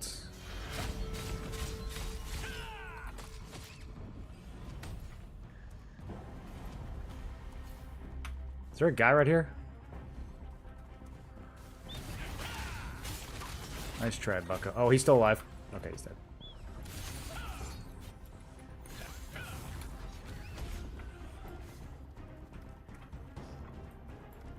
Which buffs are you running?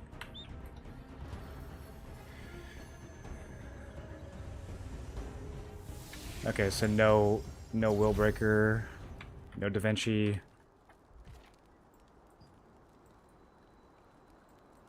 Should I take off Sentinel and Willbreaker and add Da Vinci and Blood Devo?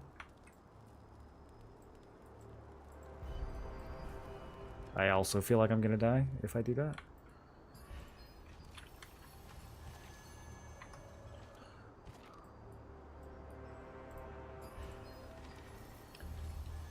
I think it's gonna be 2 portals and it'll die before larva even pops, but we'll see. Is it okay to sell precious emerald for Solent? Yeah, any of the precious processed gems. Well, you're asking about just the regular precious ones? I don't know. I would not sell precious emerald for Solent. You should sell precious marins if you really need Solent, but not emirates. No, you need precious emirates for accessory lithographs.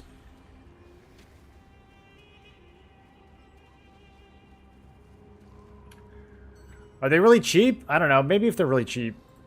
Let me see. They're 5 apiece. Marins are 13.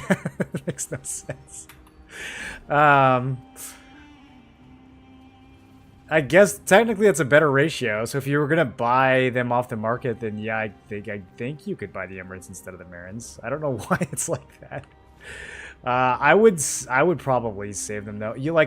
I feel like if you're vendoring any kind of precious gem, something's going wrong. The ones you want to vendor are the precious processed gems, because these you can't put on the market anyways, and you can't use them for lithos. So these are good to vendor. They're the same value. But the ones that you can put on the market, that's Lucent. Where are we going? 3? Okay, I'm here.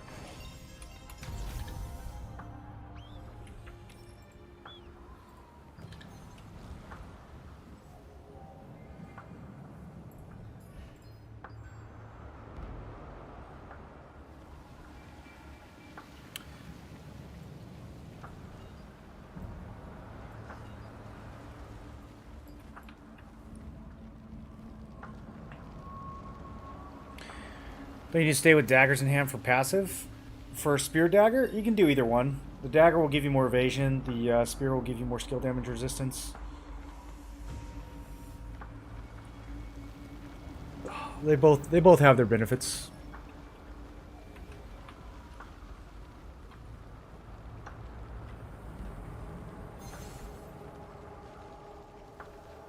What up, sexy? You just vendored 600 Lucent? Yeah, you don't want to be vendoring 600 Lucents. If you're really running out of Solent that much, then you're spending it somewhere you shouldn't be spending it, or you're not doing your tokens. You're letting your tokens max out or something.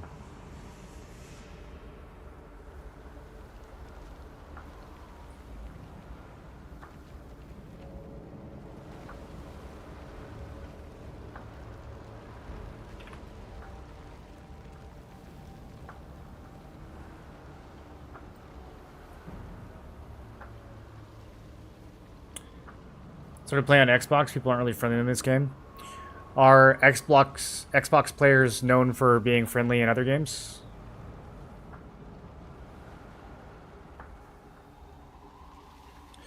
I haven't played Xbox since a couple Xboxes ago, but it wasn't like the friendliest place that I'd ever been in my life or anything like that.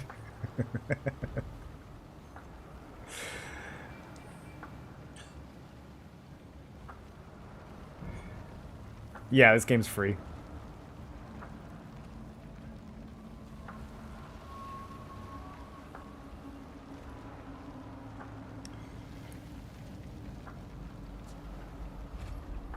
She's a demon, right?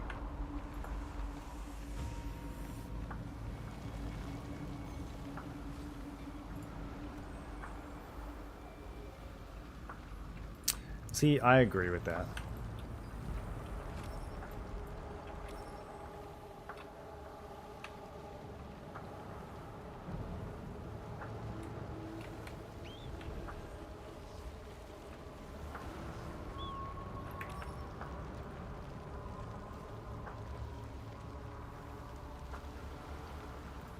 We're staying on this channel? I guess it doesn't matter.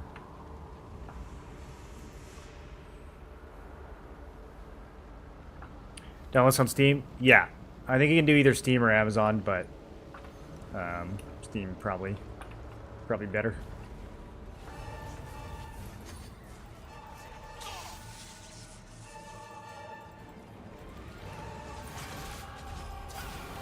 Oh, should I turn the settings down? It's fine. I have currently... It says 20 FPS. I don't feel like I have 20 FPS. I feel like I have 1.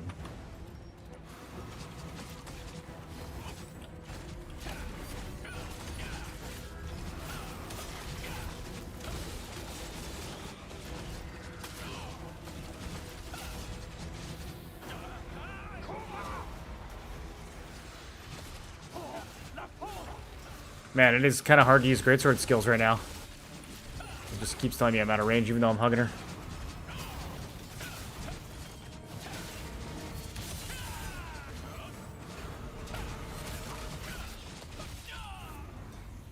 Ow.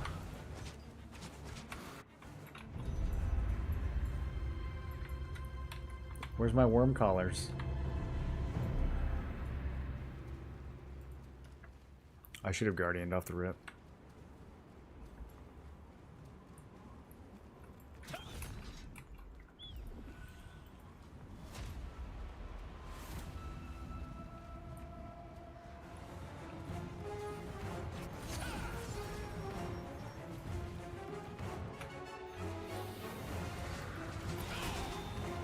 Alright, well, not the most efficient Bellandier kill of my life, but...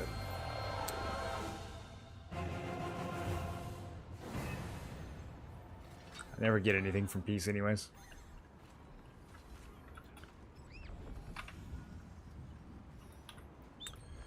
Ascended Guardian Hood.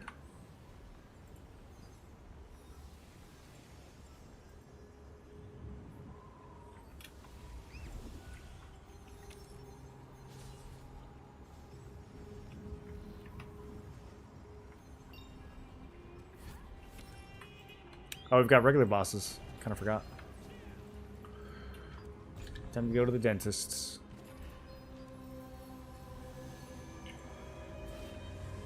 Is this also on PC? Yeah.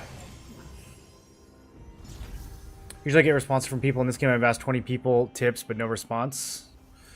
I would just join a guild. Yeah, I don't know. Global chat and MMOs. I've never played an MMO that had global chat that wasn't toxic, except for like Project Gorgon. I would maybe find a guild. What tips are you trying to find? Or are you trying to get? We can help. We're friendly here sometimes. Even to console players.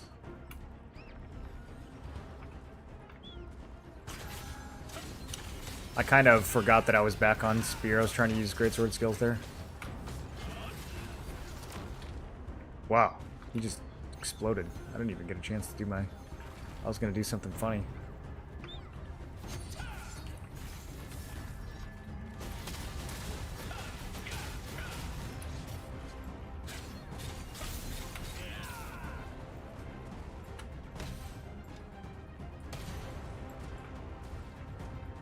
Can I reach any of this? Not likely. Maybe right there? No. I need stacks anyways.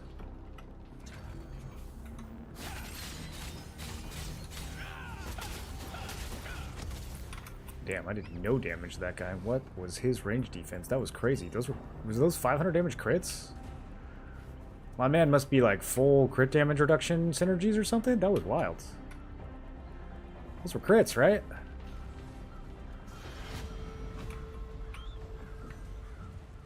I don't know what's going on in this game. Most of us don't. Yeah, in these big fights, nobody knows what's going on.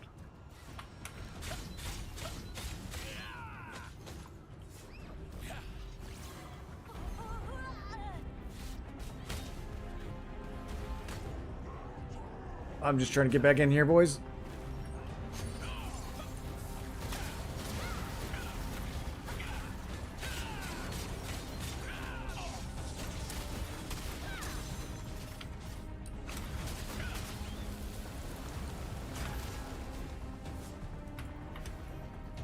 Please, please target the person who's close to me and not the person who's 7 miles away. Thank you, thank you. Thank you, game, for doing that.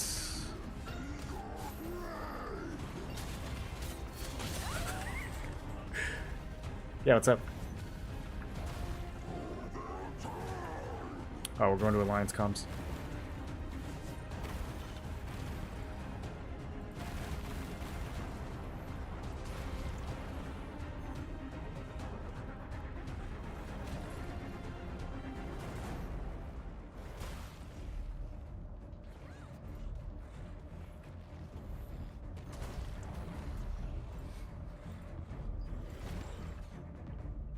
How are the fights going? They're pretty insane, dude. Yeah, they're pretty insane. A bit of chaos. Every once in a while, I feel like I can do something useful.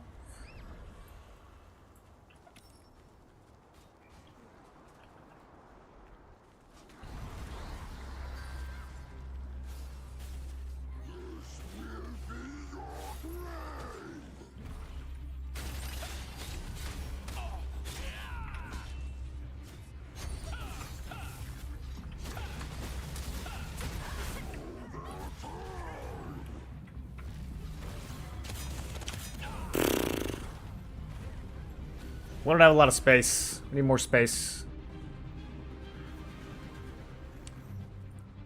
This is the spaceless side. How many people were at Queen? There was 3 portals. Our portal had 490. So probably 1,400 people total. Maybe 1,500.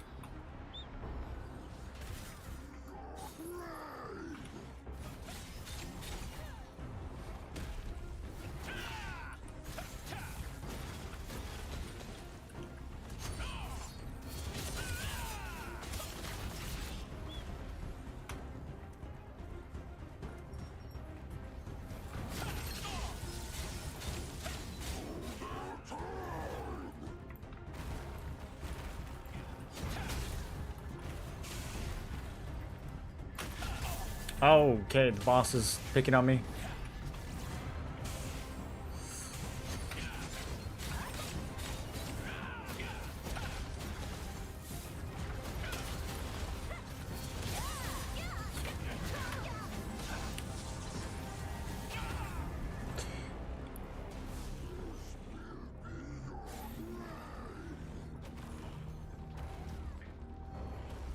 Kind of range evasion and range endurance. Now I need stones to change to magic evasion.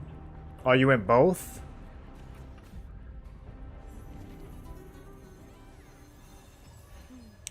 Yeah, usually you do one or the other.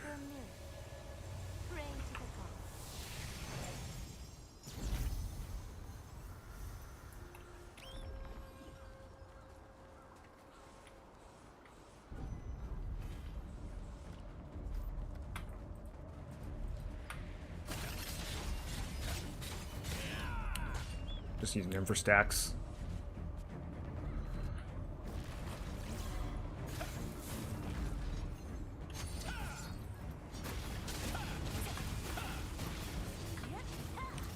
Damn, I didn't get anything for that. All dodged. Holy shit. Okay. 2k melee evasion. Didn't dodge a single attack.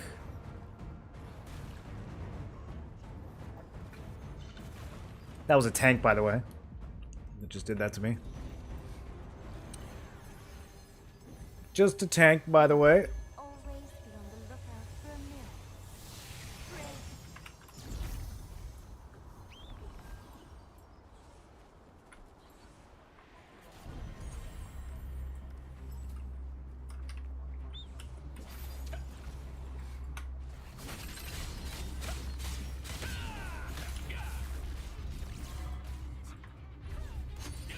I mean, there's nothing to do here. It's all clumps.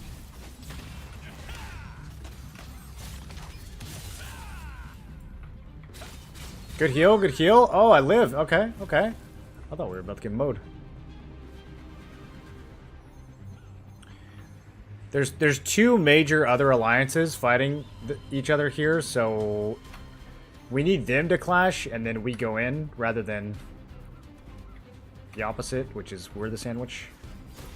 You don't want to be the lettuce. You want to be the bread.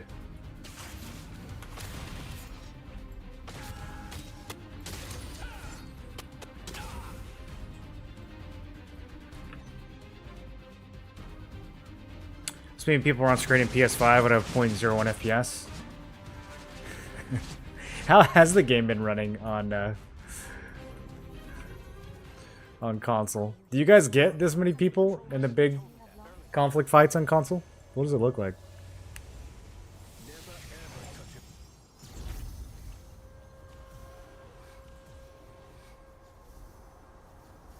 Does contribution reset on peace bosses when you resurrect? No, only on conflicts. Peace bosses, you lose time when you die, but you don't lose contribution.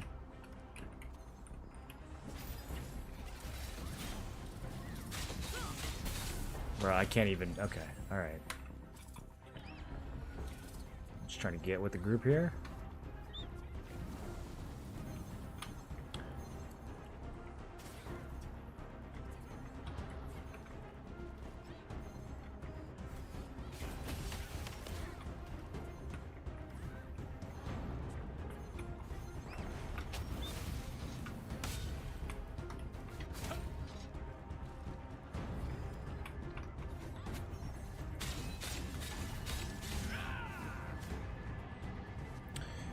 Yeah, I don't know if a tank diving in solo like that is really smart anymore, because you're just feeding stacks to the other team.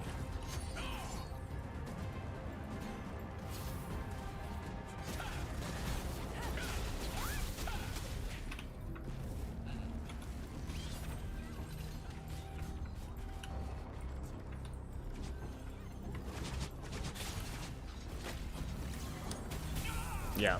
I was gonna say I need more health. I can't go in.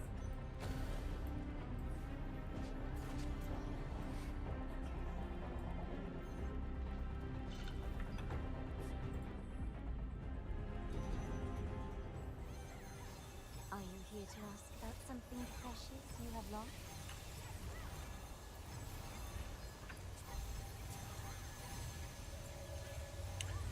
We need effects offsetting for other players. Yeah, there's a setting like that. They don't have that on console? This is not Cherno, this is Zeroth. I think Ravager is going to get better in T2? It is, yeah. Yeah, Ravager gets a lot better in T2. I don't think Spear is going to get any better in T2. I think Spear is... We're seeing the peak of Spear right now.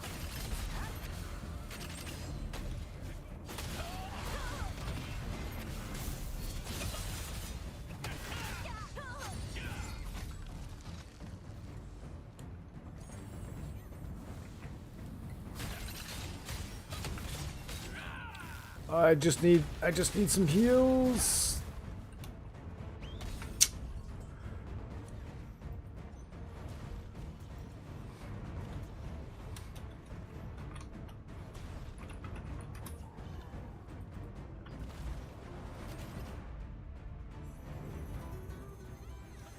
Never ever touch a monument stone or the abandoned armor when patrolling the ruins of terrain. The undead often Yo. hide under those. Is that so?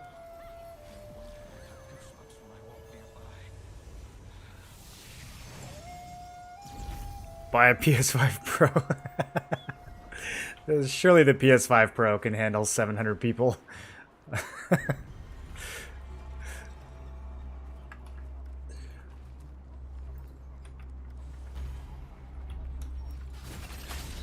God, these PvP shields are so long, dude. I just want to get my stacks.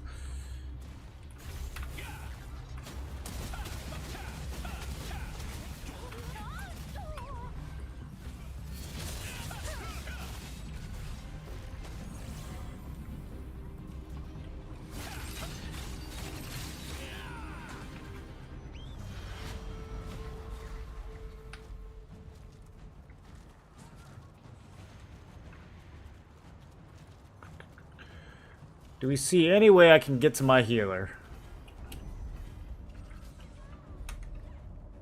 Oh, he's back here. Okay. Okay, Vanguards.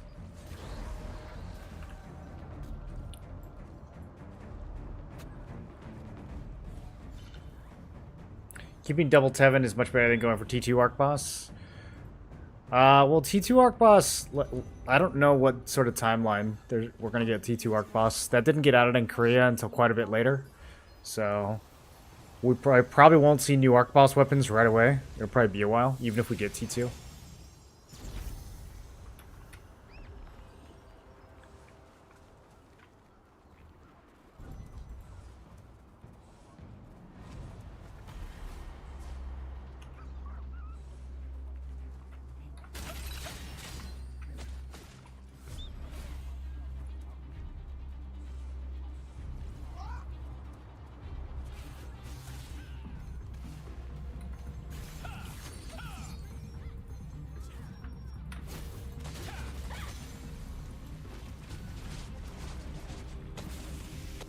Holy, okay.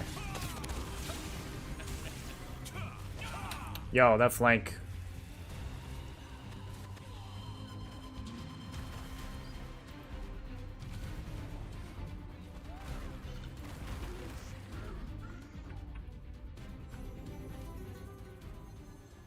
Are you here to ask about something precious you have lost?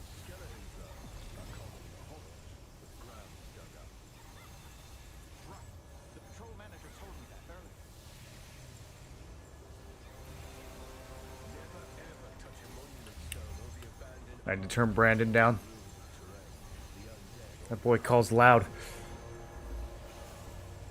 Console needs more graphic adjustment options. Yeah, I mean, even high-end PCs have trouble rendering this many people, so I can imagine what it's like on console.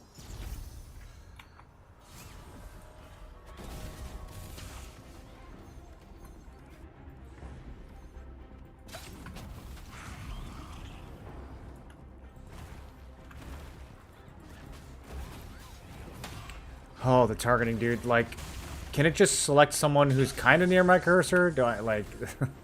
It's such a small... The cursor is, like, so thin in this game.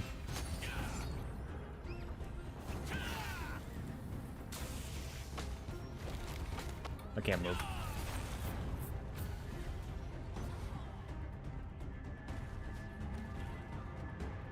Yeah, the targeting's the worst part of the game. They have mentioned it. Are you here to ask Tico mentioned it precious you have lost? in one of his dev letters, so hopefully it becomes a priority. Shackle or Heroic Spear? Most people are going to use the Heroic Spear. I think you can make Shackle work with Great Swords. But yeah, most people are using Heroic Spear.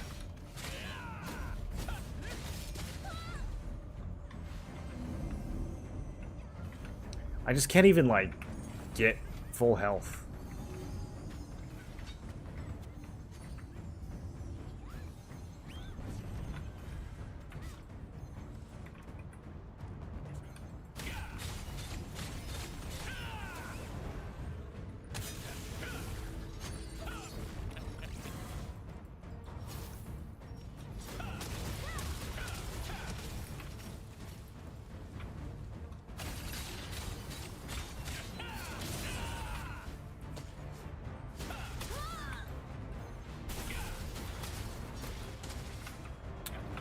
I'm just trying to find some place I can stand where I will not get AoE'd.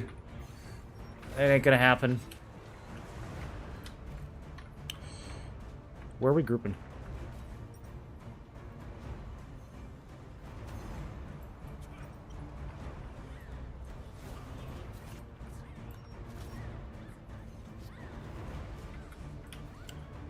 I'm trying to play up on the rocks.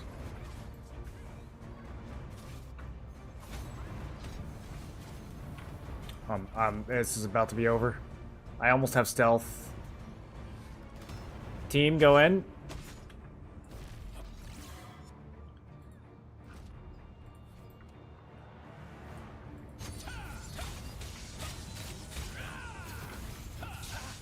I'm too far from everyone. I'm not going to get anything done here.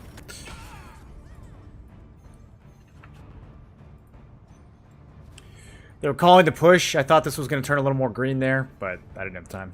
Stealth was going to wear off.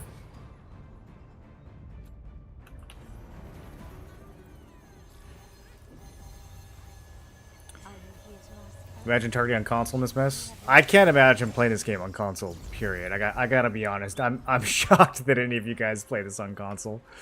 But more power to you.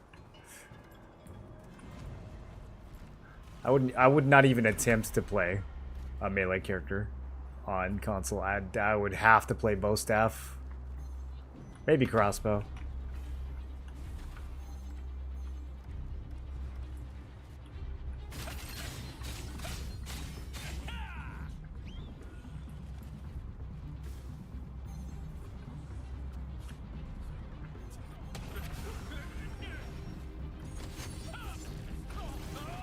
Oh my god, the infinite tornadoes, dude.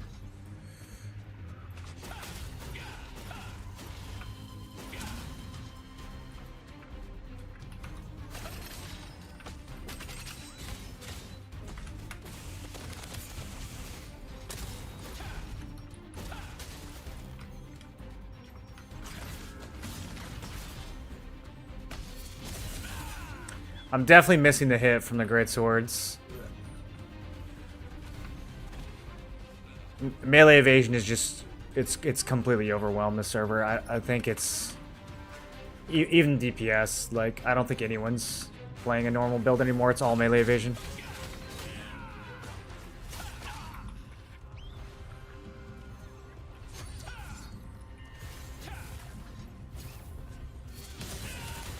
Holy shit, what was that?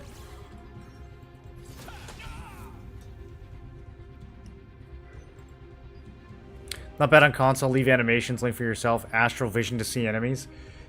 You're gonna use astral vision for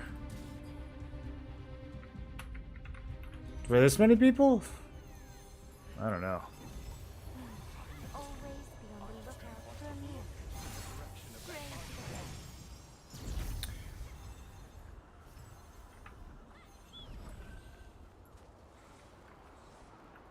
In KR, I'm pretty sure evasion is king on most builds. I mean, in KR, I think it's still pretty varied, just like on our version. There's just so many stats in tier 2. I think you can play whatever you want. Alright, I'm zombieing in now. I need to get healed in before we healed up before we go in. Pointless.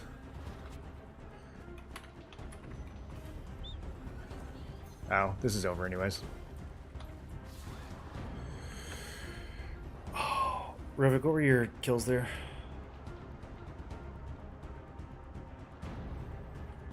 And assists. I'm trying to figure out if I'm even helping.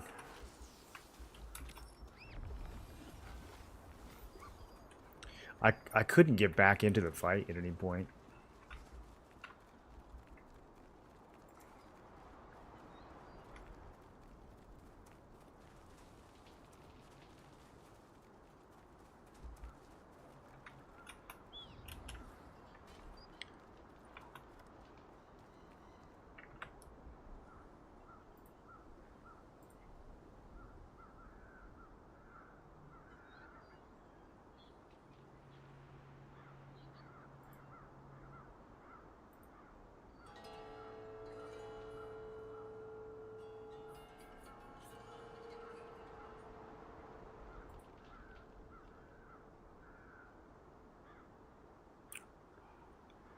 Are you an Amazon employee?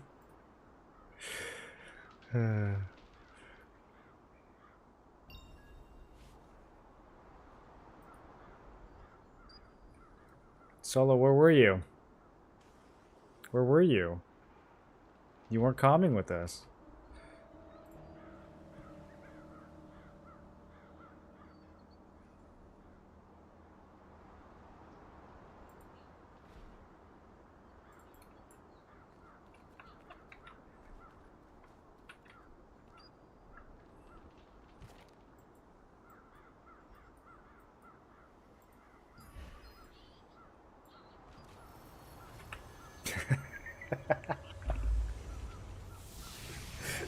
Bro, you and cookies, dude.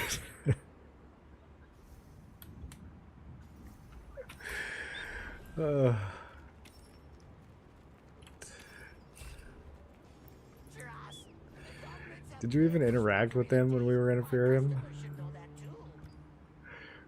Why would he go after you?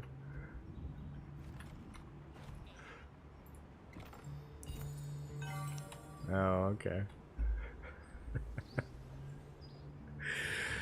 We have a guy who's convinced that all the old Ethereum people are obsessed with him. He's like, "Did you see him going after me, dude? Did you see the new Elden Ring game?" I can't tell if you're being serious or not, Chi. What up, Delirium?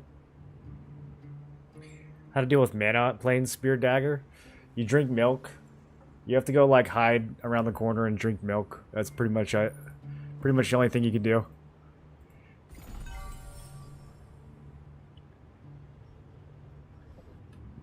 Guys, what even is all this stuff? I don't know what any of this is.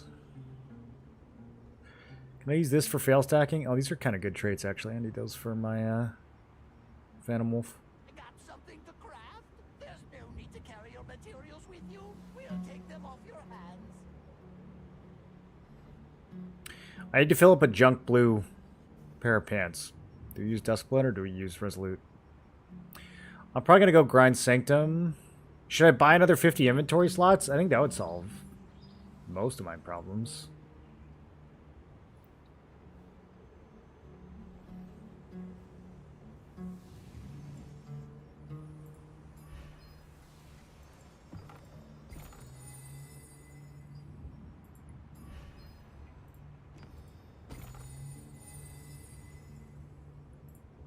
Can't open too many of these at once. This game gives you worse loot.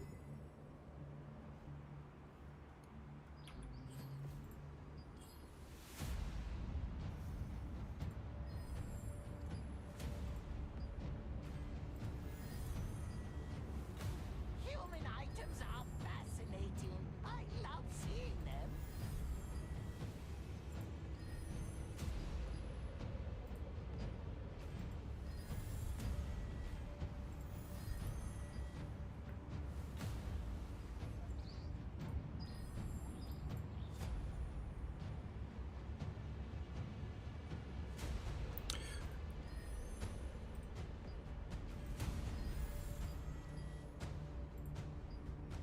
So many hit chance pieces.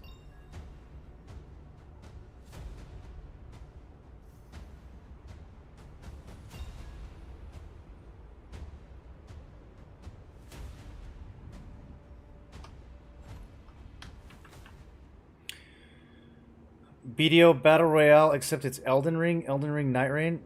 I saw it get announced a while ago. Is there like a new thing about it? Is there more info? Fascinating. I love seeing them.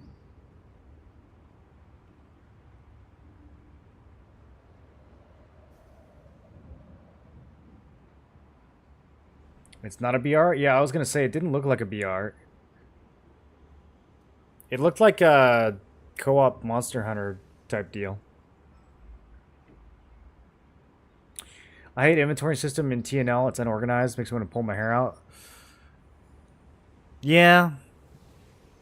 Has there been an MMO that doesn't have a chaotic, messy inventory system? Looking at your build list, what have you been leaning towards in GVG? What do you mean by GVG? Like Riftstones? I think that's probably Greatsword Spear, if properly geared. Has the highest potential in Riftstones and Boonstones, but it's hard to say. It kind of depends on your server.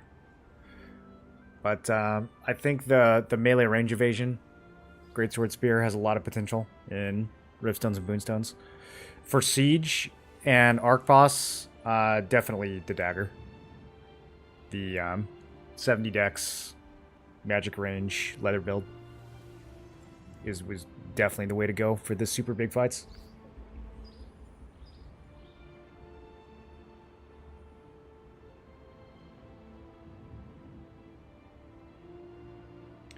Be a cool game if they could make it into a BR. Elden Ring? Did you do a lot of PvP in Elden Ring, Chi? It was not my favorite Souls PvP.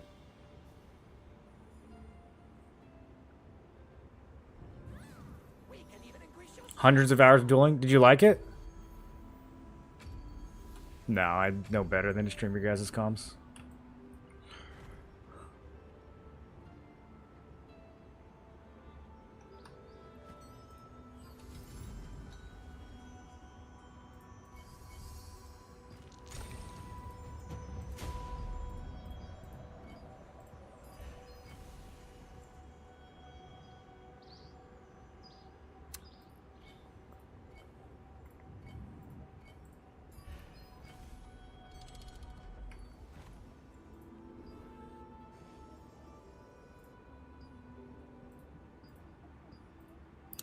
I'm getting the magic evasion, but not the range evasion runes. I really need those for the greatsword variation of this.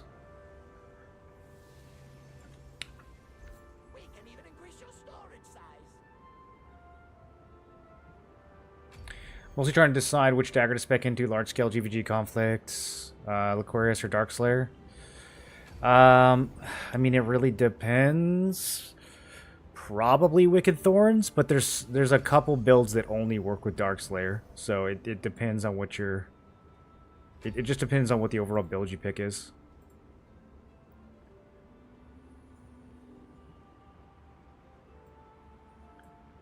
So, like, if we're talking...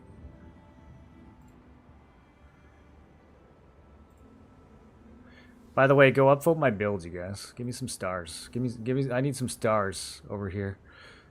I put so much work into this. So yeah, like for Spear Dagger, this version right here doesn't work as well with Wicked Thorns. You can see both versions.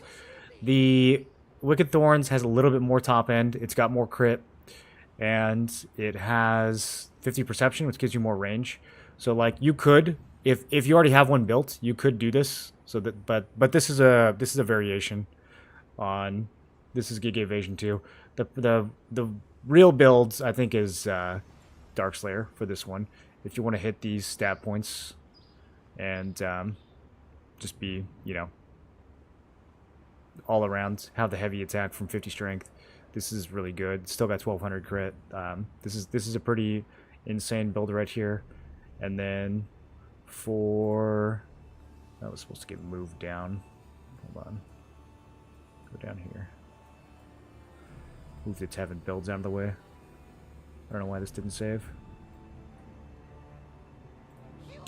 For the Field General version, you would run Wicked Thorns for that too. So yeah, it's usually Wicked Thorns, but for some builds, like for this one, the super high evasion build, I don't think the Wicked Thorns version is as good. I think you really want Darkslayer so you can maintain 50 strength.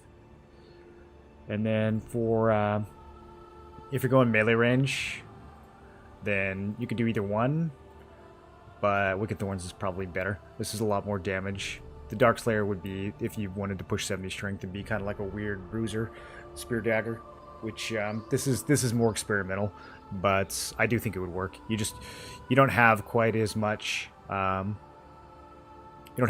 crit, and your top end's a little low, but it's got a little bit better hit and 20k health, plus it's got the extra defense from 70 strength. So like in more bruisery, brawlery fights, like you're gonna be really hard to take down here against any other melee or range. With both passives up, you're at like 2100 range evasion, and then you've got 1900 melee evasion. Then on top of that, your defense for melee and range are both sky high as well. So like you're still food for magic here, but if you just want to be like very hard to take down as a Spear Dagger in those, you know, like Boonstone type of fights, then this is an interesting concept. I haven't seen a lot of people going this route. Most people play it as just full sin, you know, kill everything and then suicide, but this is a more balanced build. But like I said, you could always just play the same exact thing with Wicked Thorns, move some things around, you'll have way more damage, you're just gonna die a lot faster. So, it's whichever direction you choose to go. This game's all about trade-offs when it comes to picking a build.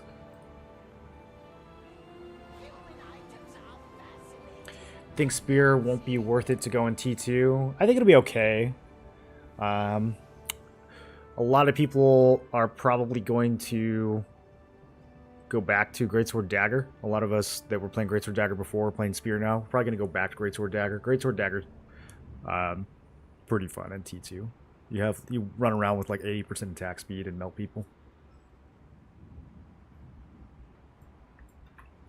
Alright, I need to get ready for this Boonstone.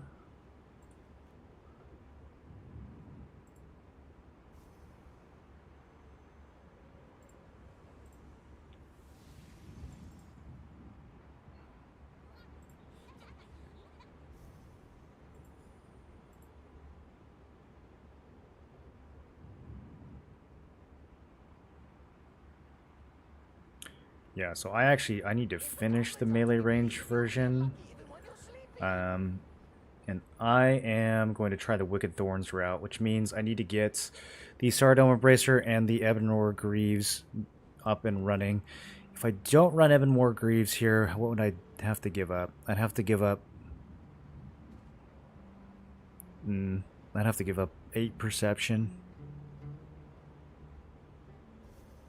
Is there another way I can do this? I don't think so. I think I have to use the Ebonmores.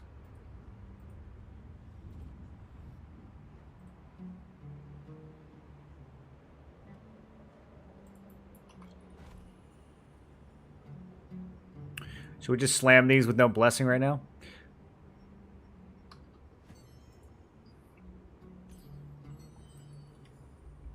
Oh, how did I get party lead?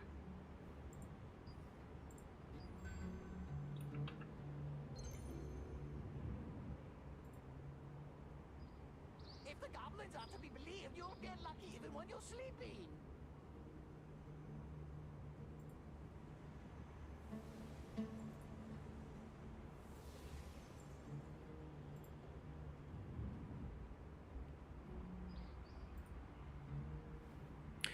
Which range magic build did you say was better? For what? Seen some spear daggers reaching 3k evasion. That sounds a little goofy to me. I don't know why you would need 3k evasion.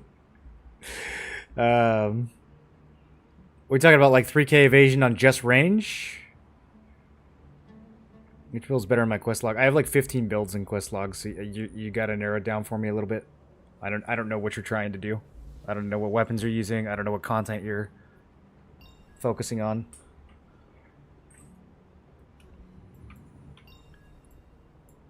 Got something to craft? There's no need to carry your Deflects on every other weapon? I mean, not every other weapon. If you've got 3k range evasion, then either your melee or your magic is still weak. That's a lot of tunnel vision to get 3k evasion. Want to say, love the streams, keep it up. Thanks, Foo. Appreciate that.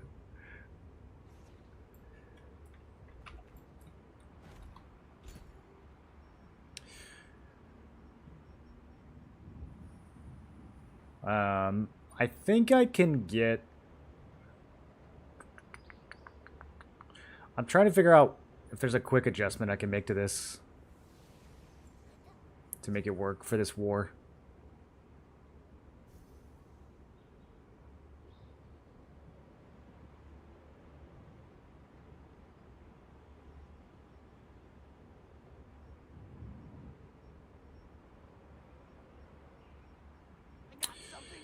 I want to get 60 decks. I think it's impossible without the leggings.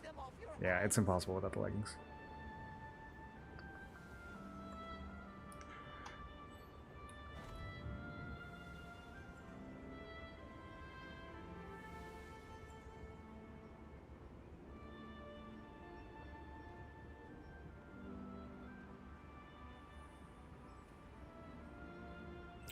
Alright, I can put together a little scuffed... Yeah. This isn't going to be ideal, but...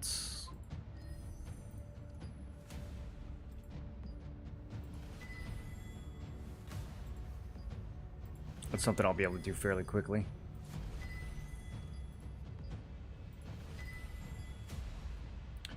Do I need max health on leggings? I don't think I do. We don't run that on Ebb and Roar. Kill me now.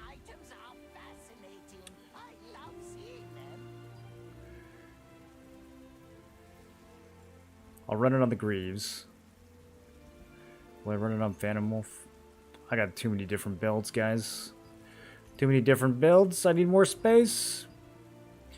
I need folders. I need inventory folders. I'll probably run health in this too over debuff duration. It's always a tough call. Running debuff duration versus max health on legs is always a tough trade-off for me. What do you guys usually go with? Did I react to your question? I don't know. What'd you ask? Did you know about combat settings? Yeah. Yeah, we use combat settings. We've used it for a while.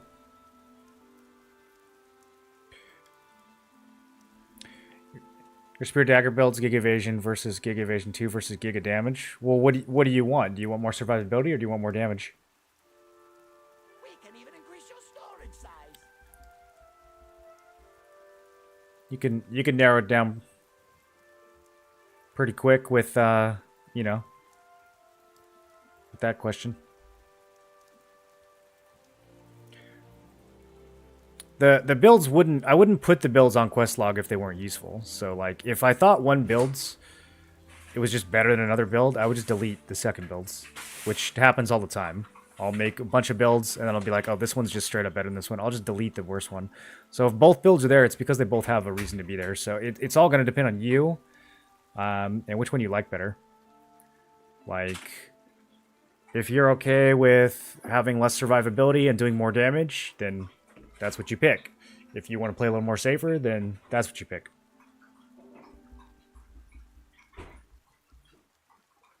If you don't know which one to pick,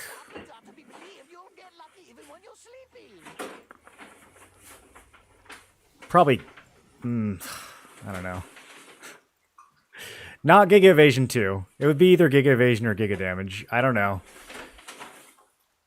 It's impossible for me to say it, because like they're both so good in different ways. Like, you're going to have way more survivability with the Evasion build. You're going to have way more damage with the damage builds. There's not going to be one that's just better.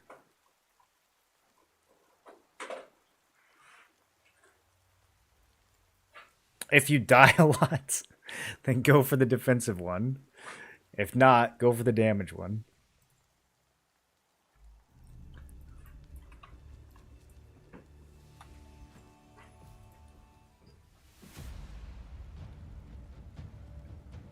Got something to craft? There's no need to carry your materials with you. We'll take them off your hands.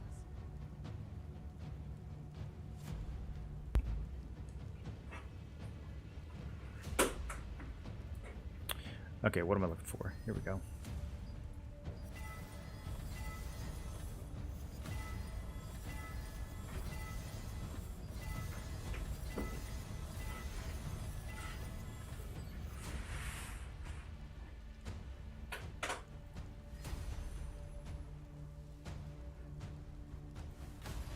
Hopefully I'm doing this correctly. Should probably slow down.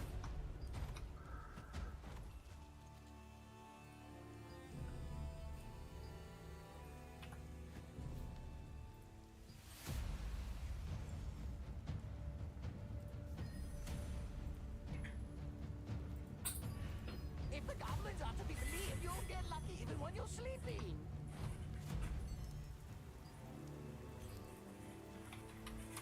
That's not how that works. We have to search that in here.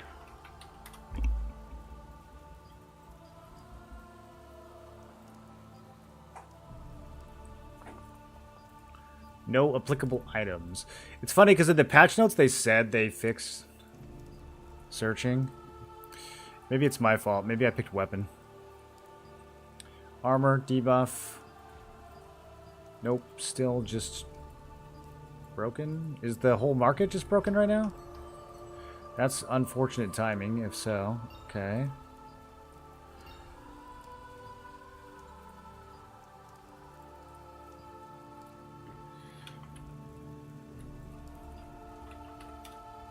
Debuff duration, armor.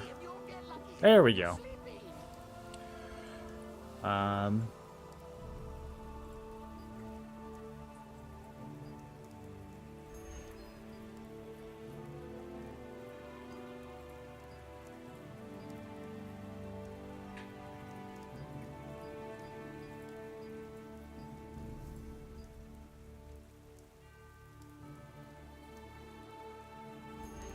Oh, this is taking forever.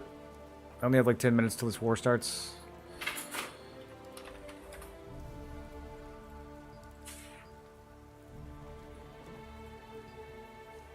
Oh, these are expensive. What's purple?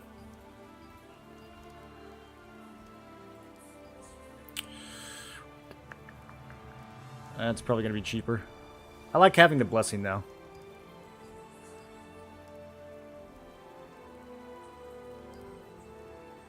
Oh, these are really expensive. That's going to go up to 15 so fast. To carry your materials with you, we'll take them off What about range?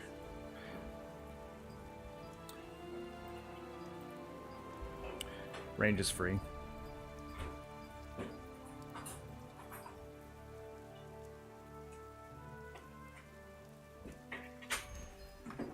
Okay, let's see where that gets me.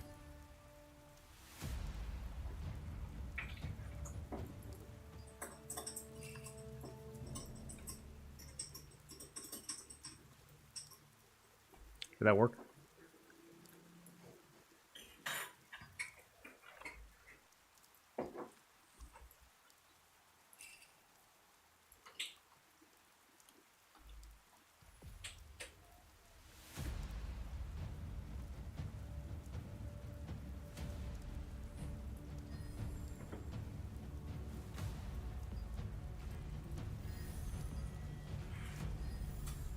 Got something to craft. Gotta make sure I get the right one unlocked here. It's making me nervous. We'll take them off your hands.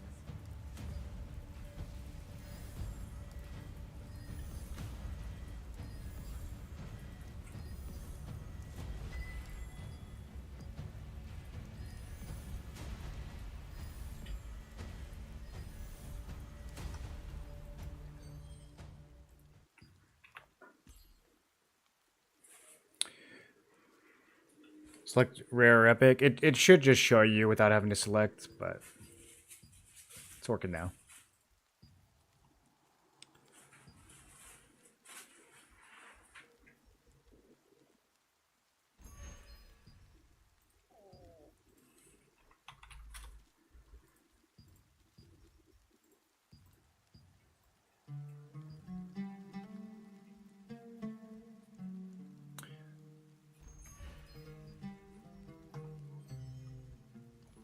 If the goblins are to be believed, you'll get lucky even when you're sleeping.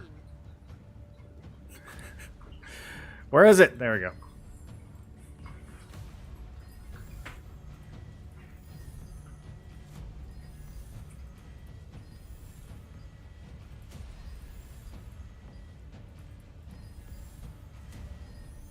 Can I see your specs for your skills? No, not right now. I gotta get this done before the war. I can show you later, though.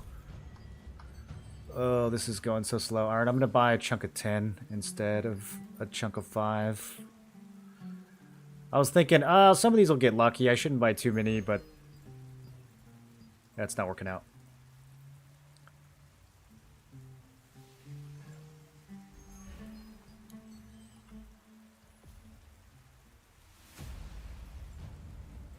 I don't think I'd be able to finish this in time.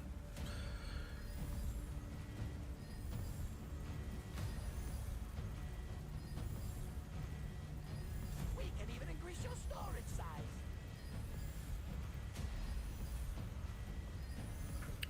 Well, the blessing is getting there.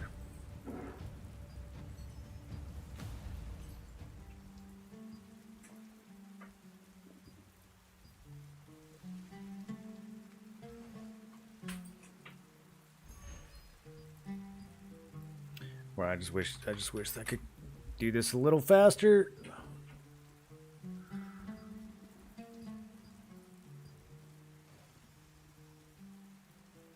Just buy it already.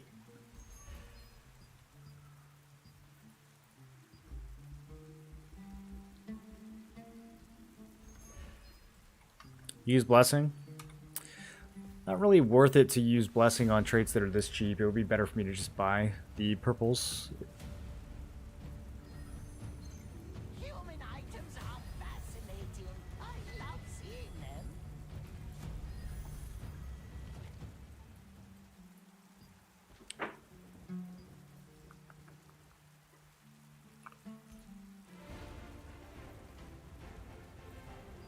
Which one are we fighting over?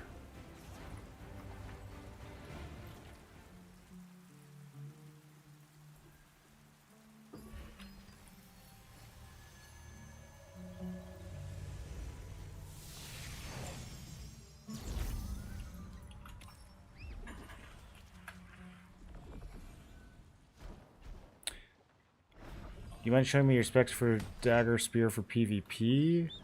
We're about to do a war, so I don't really have time to go over it, but maybe I can show you afterwards.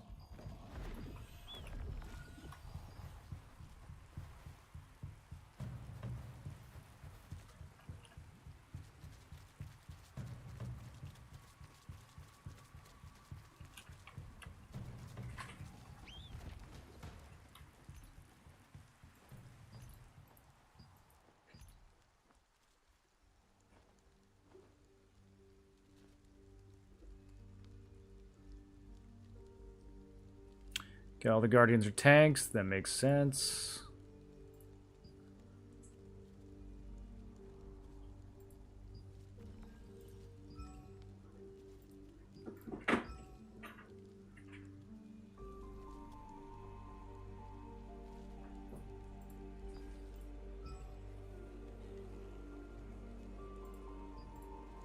They have a lot of bow staffs.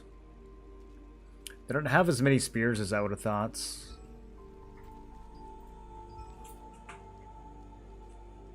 And the spears they do have, I think, are running melee evasion, so I don't know if they're even worth feuding. Honestly, their bow staffs might be running melee evasion too. Okay. Feuds are full. Who else do I got in there? I think I still have feuds from one of our other.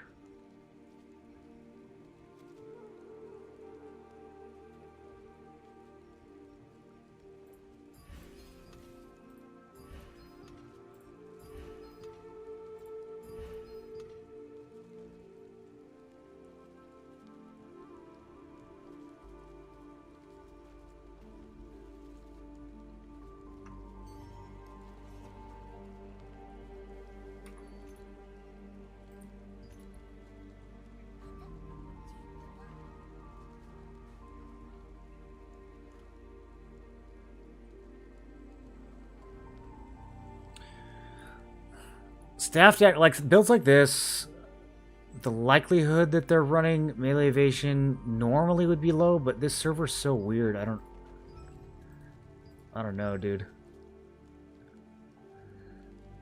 Spirit bow, no shot. What is he actually running?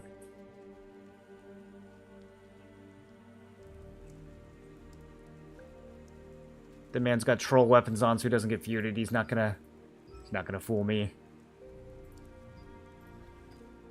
Alright, that's probably as good as that's gonna get.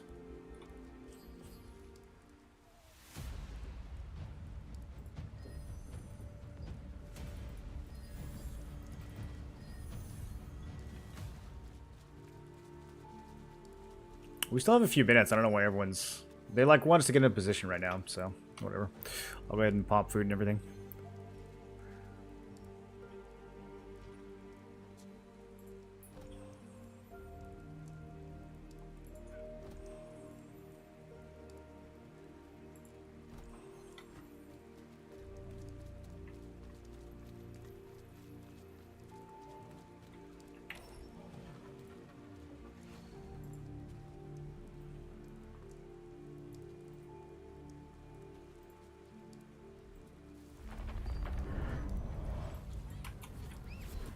Oh, it is already on.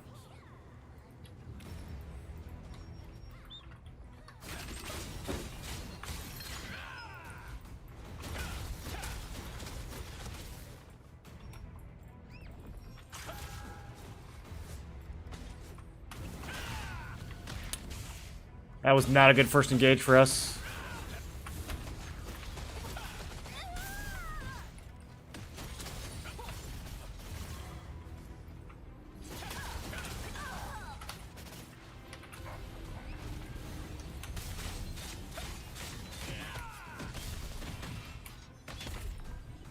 There's nowhere safe. I'm not gonna get out of this.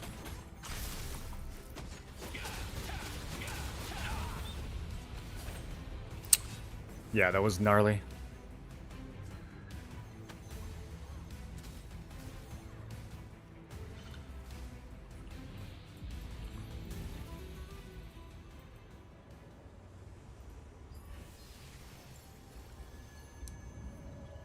I mean, I think just backlining these guys as hard as we can is good. They have a lot of tanks.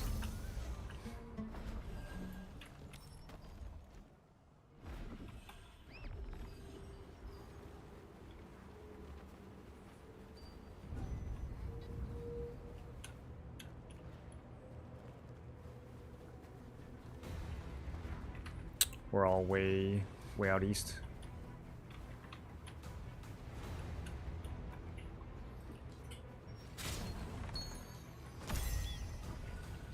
Ooh, blue anchoring drop from killing that golem.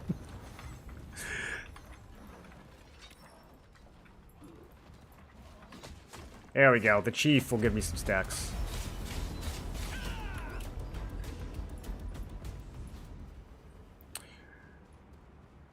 We can. I went hard on their backline and I was pretty safe. I think they're gonna be aggressive here.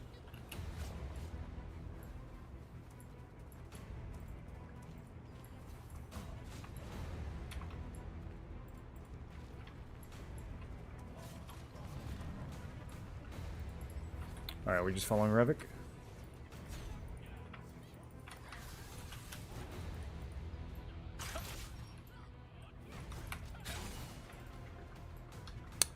Ugh, it took too long. All my stacks are gone.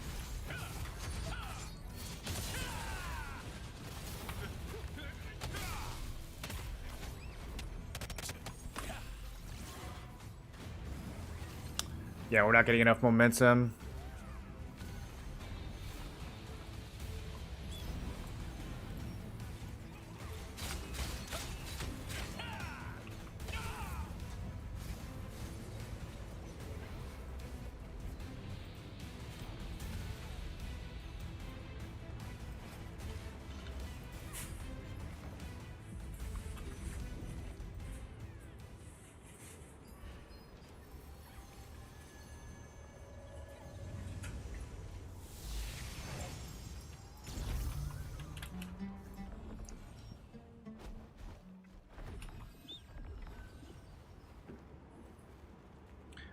I don't think they're. I think their backline's pretty flimsy, man. I think we could go around.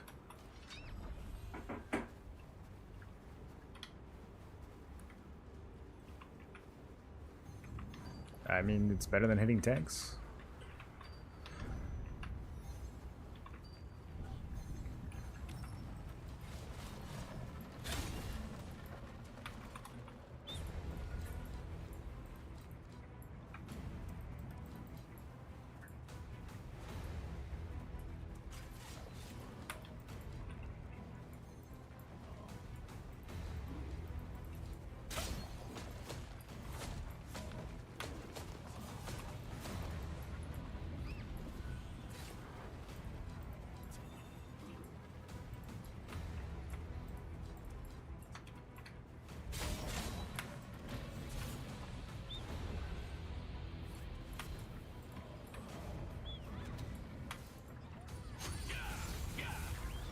These are all tanks.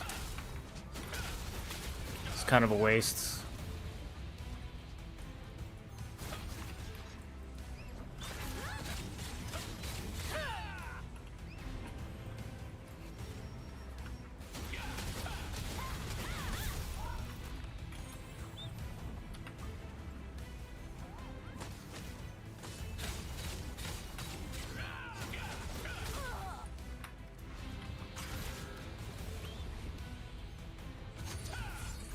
Alright, this is going a little bit better for us.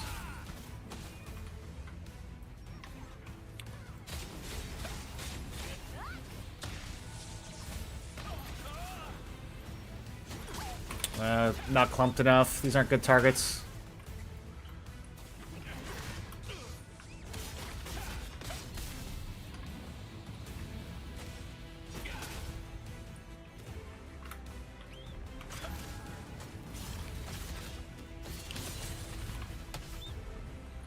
Here we go, here we go.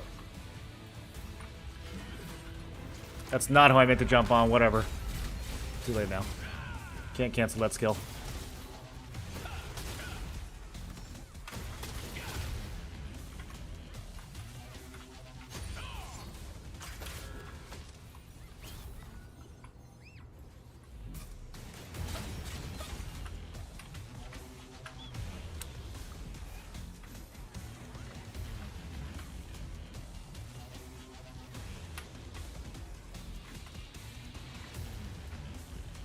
Where do we want to chill? Like, near wall, or...?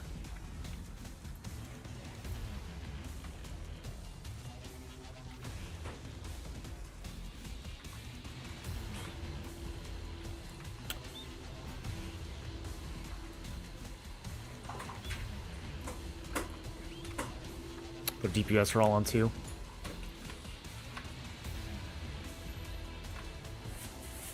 No, that wrap is all tanks.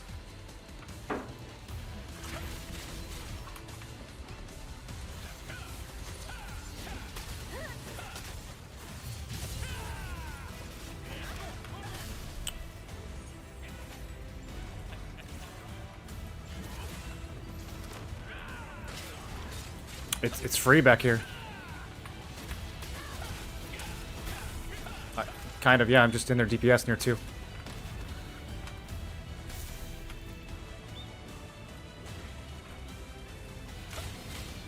Yeah, I'm coming. Ah, I got heavy.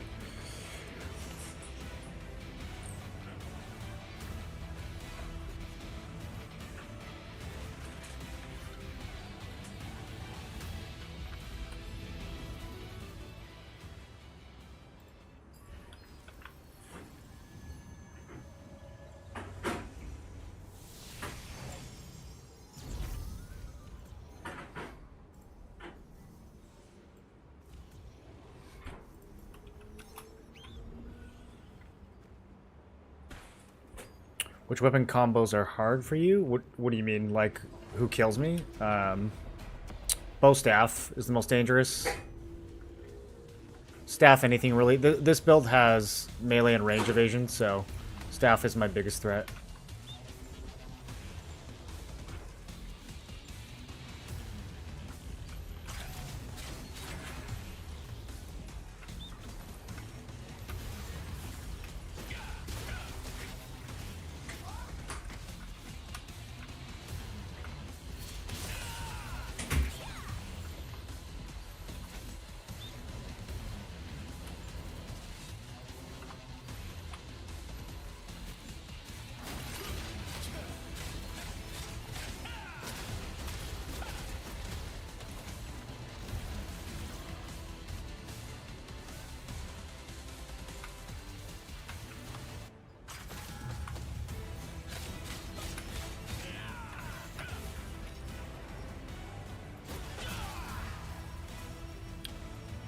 Did someone fear me?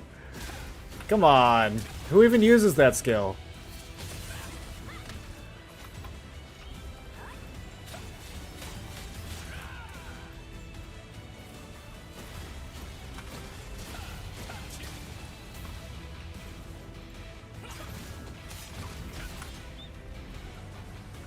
I think I'm gonna drop Culling Arc. I think it's pointless. I don't really need a filler skill. I think I'm gonna drop it from every PvP builds. It's really just a PvE skill. Like, the idea was that it could AoE on the second hit, but I'm never in a position where that's actually gonna happen.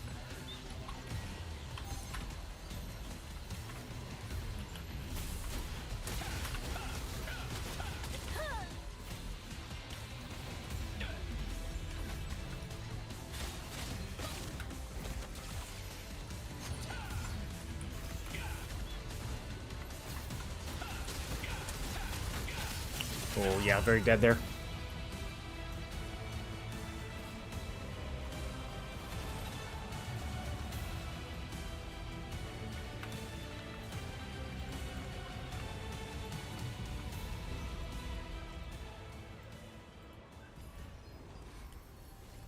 Smoke screen instead.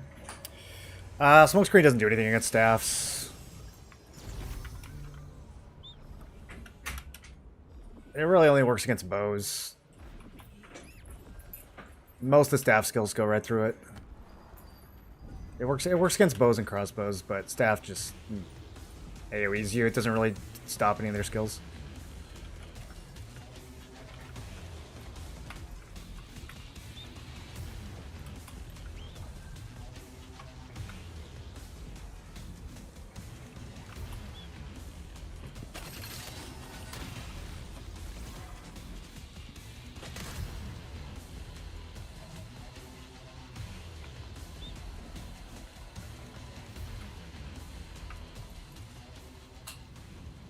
Are you guys going through the arena, or what are you doing?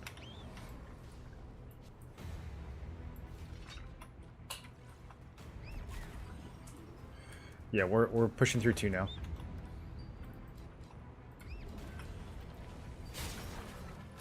Ugh, these mobs, dude, they look big, but they have no health. Level 40 mobs. I gotta stop trying to stack on them.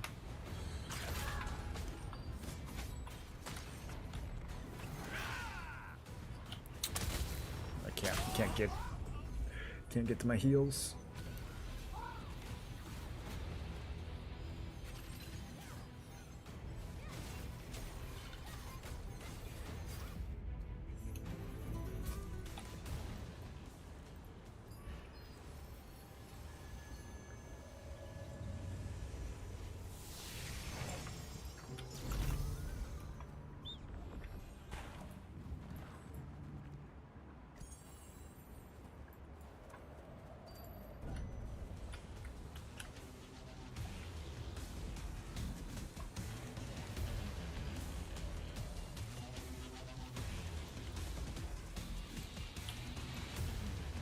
This is too chaotic for me. I need people to spread out.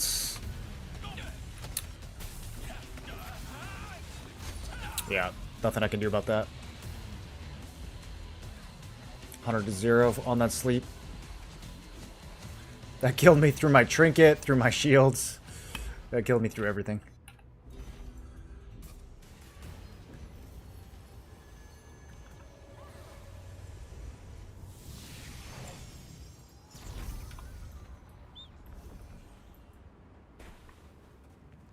If it's a direct, like, chaotic brawl like that, I think we just have to flank a little bit.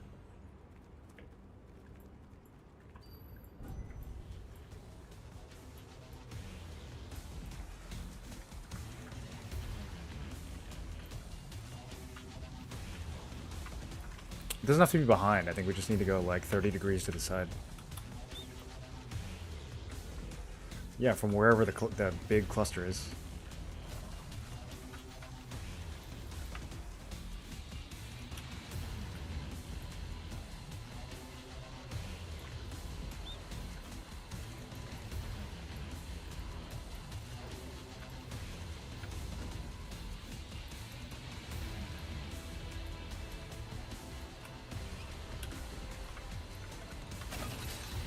Fucking pushed. Why? Who pushed him?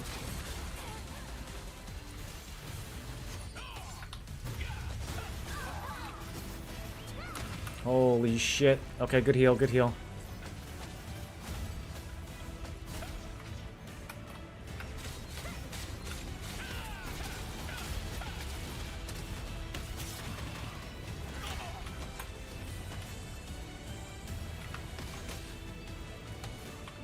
There's so many people here, dude.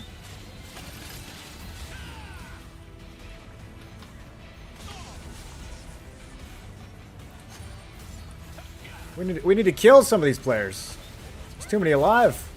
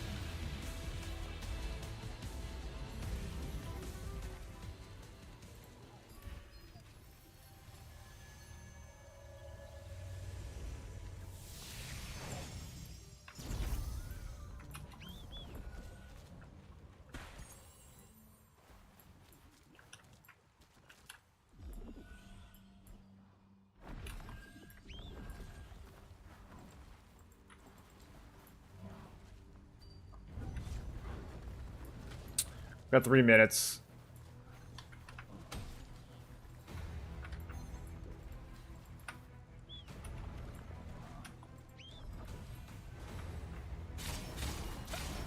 There we go. Those are both really lucky hits that they didn't one-shot.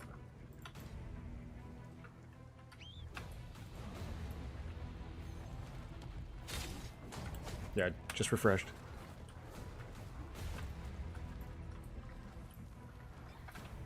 Are we going 3 or 4?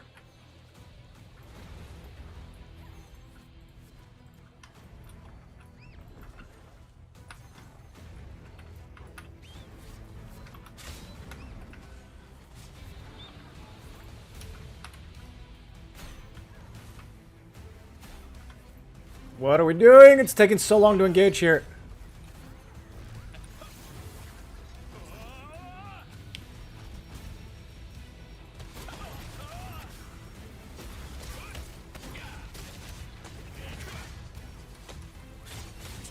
Yeah, I got tornadoed 300 times. I couldn't get into position. We pushed so slow there.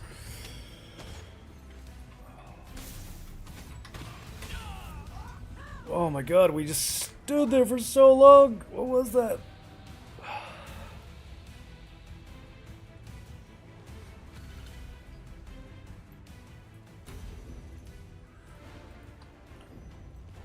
We have good numbers.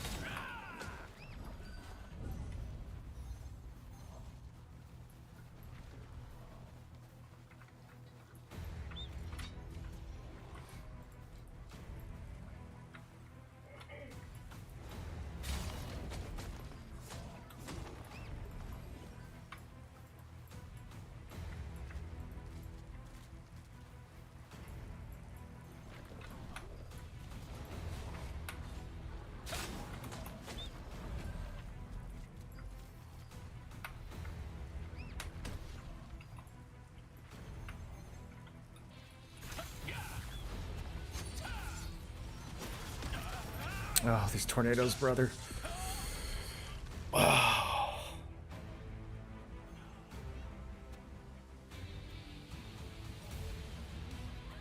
How many flash waves was that? How many flash waves did I just die to? I don't even think it was that many, dude. I feel like that was like 1 or 2 flash waves. It's still enough to just disintegrate you.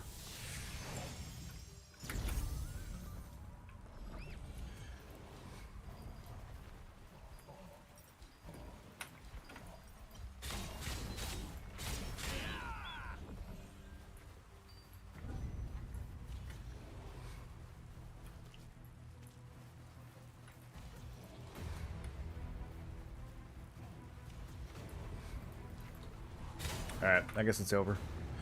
I don't know why we fell apart so hard in the end, man. We were doing well in the middle.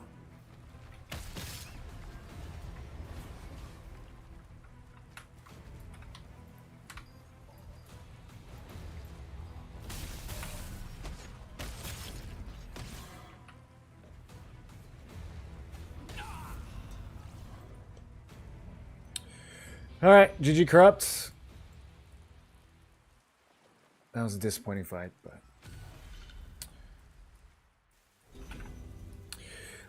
I will be back tomorrow for Siege. So I will see you guys then.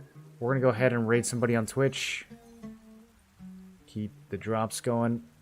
Let's go say hi to...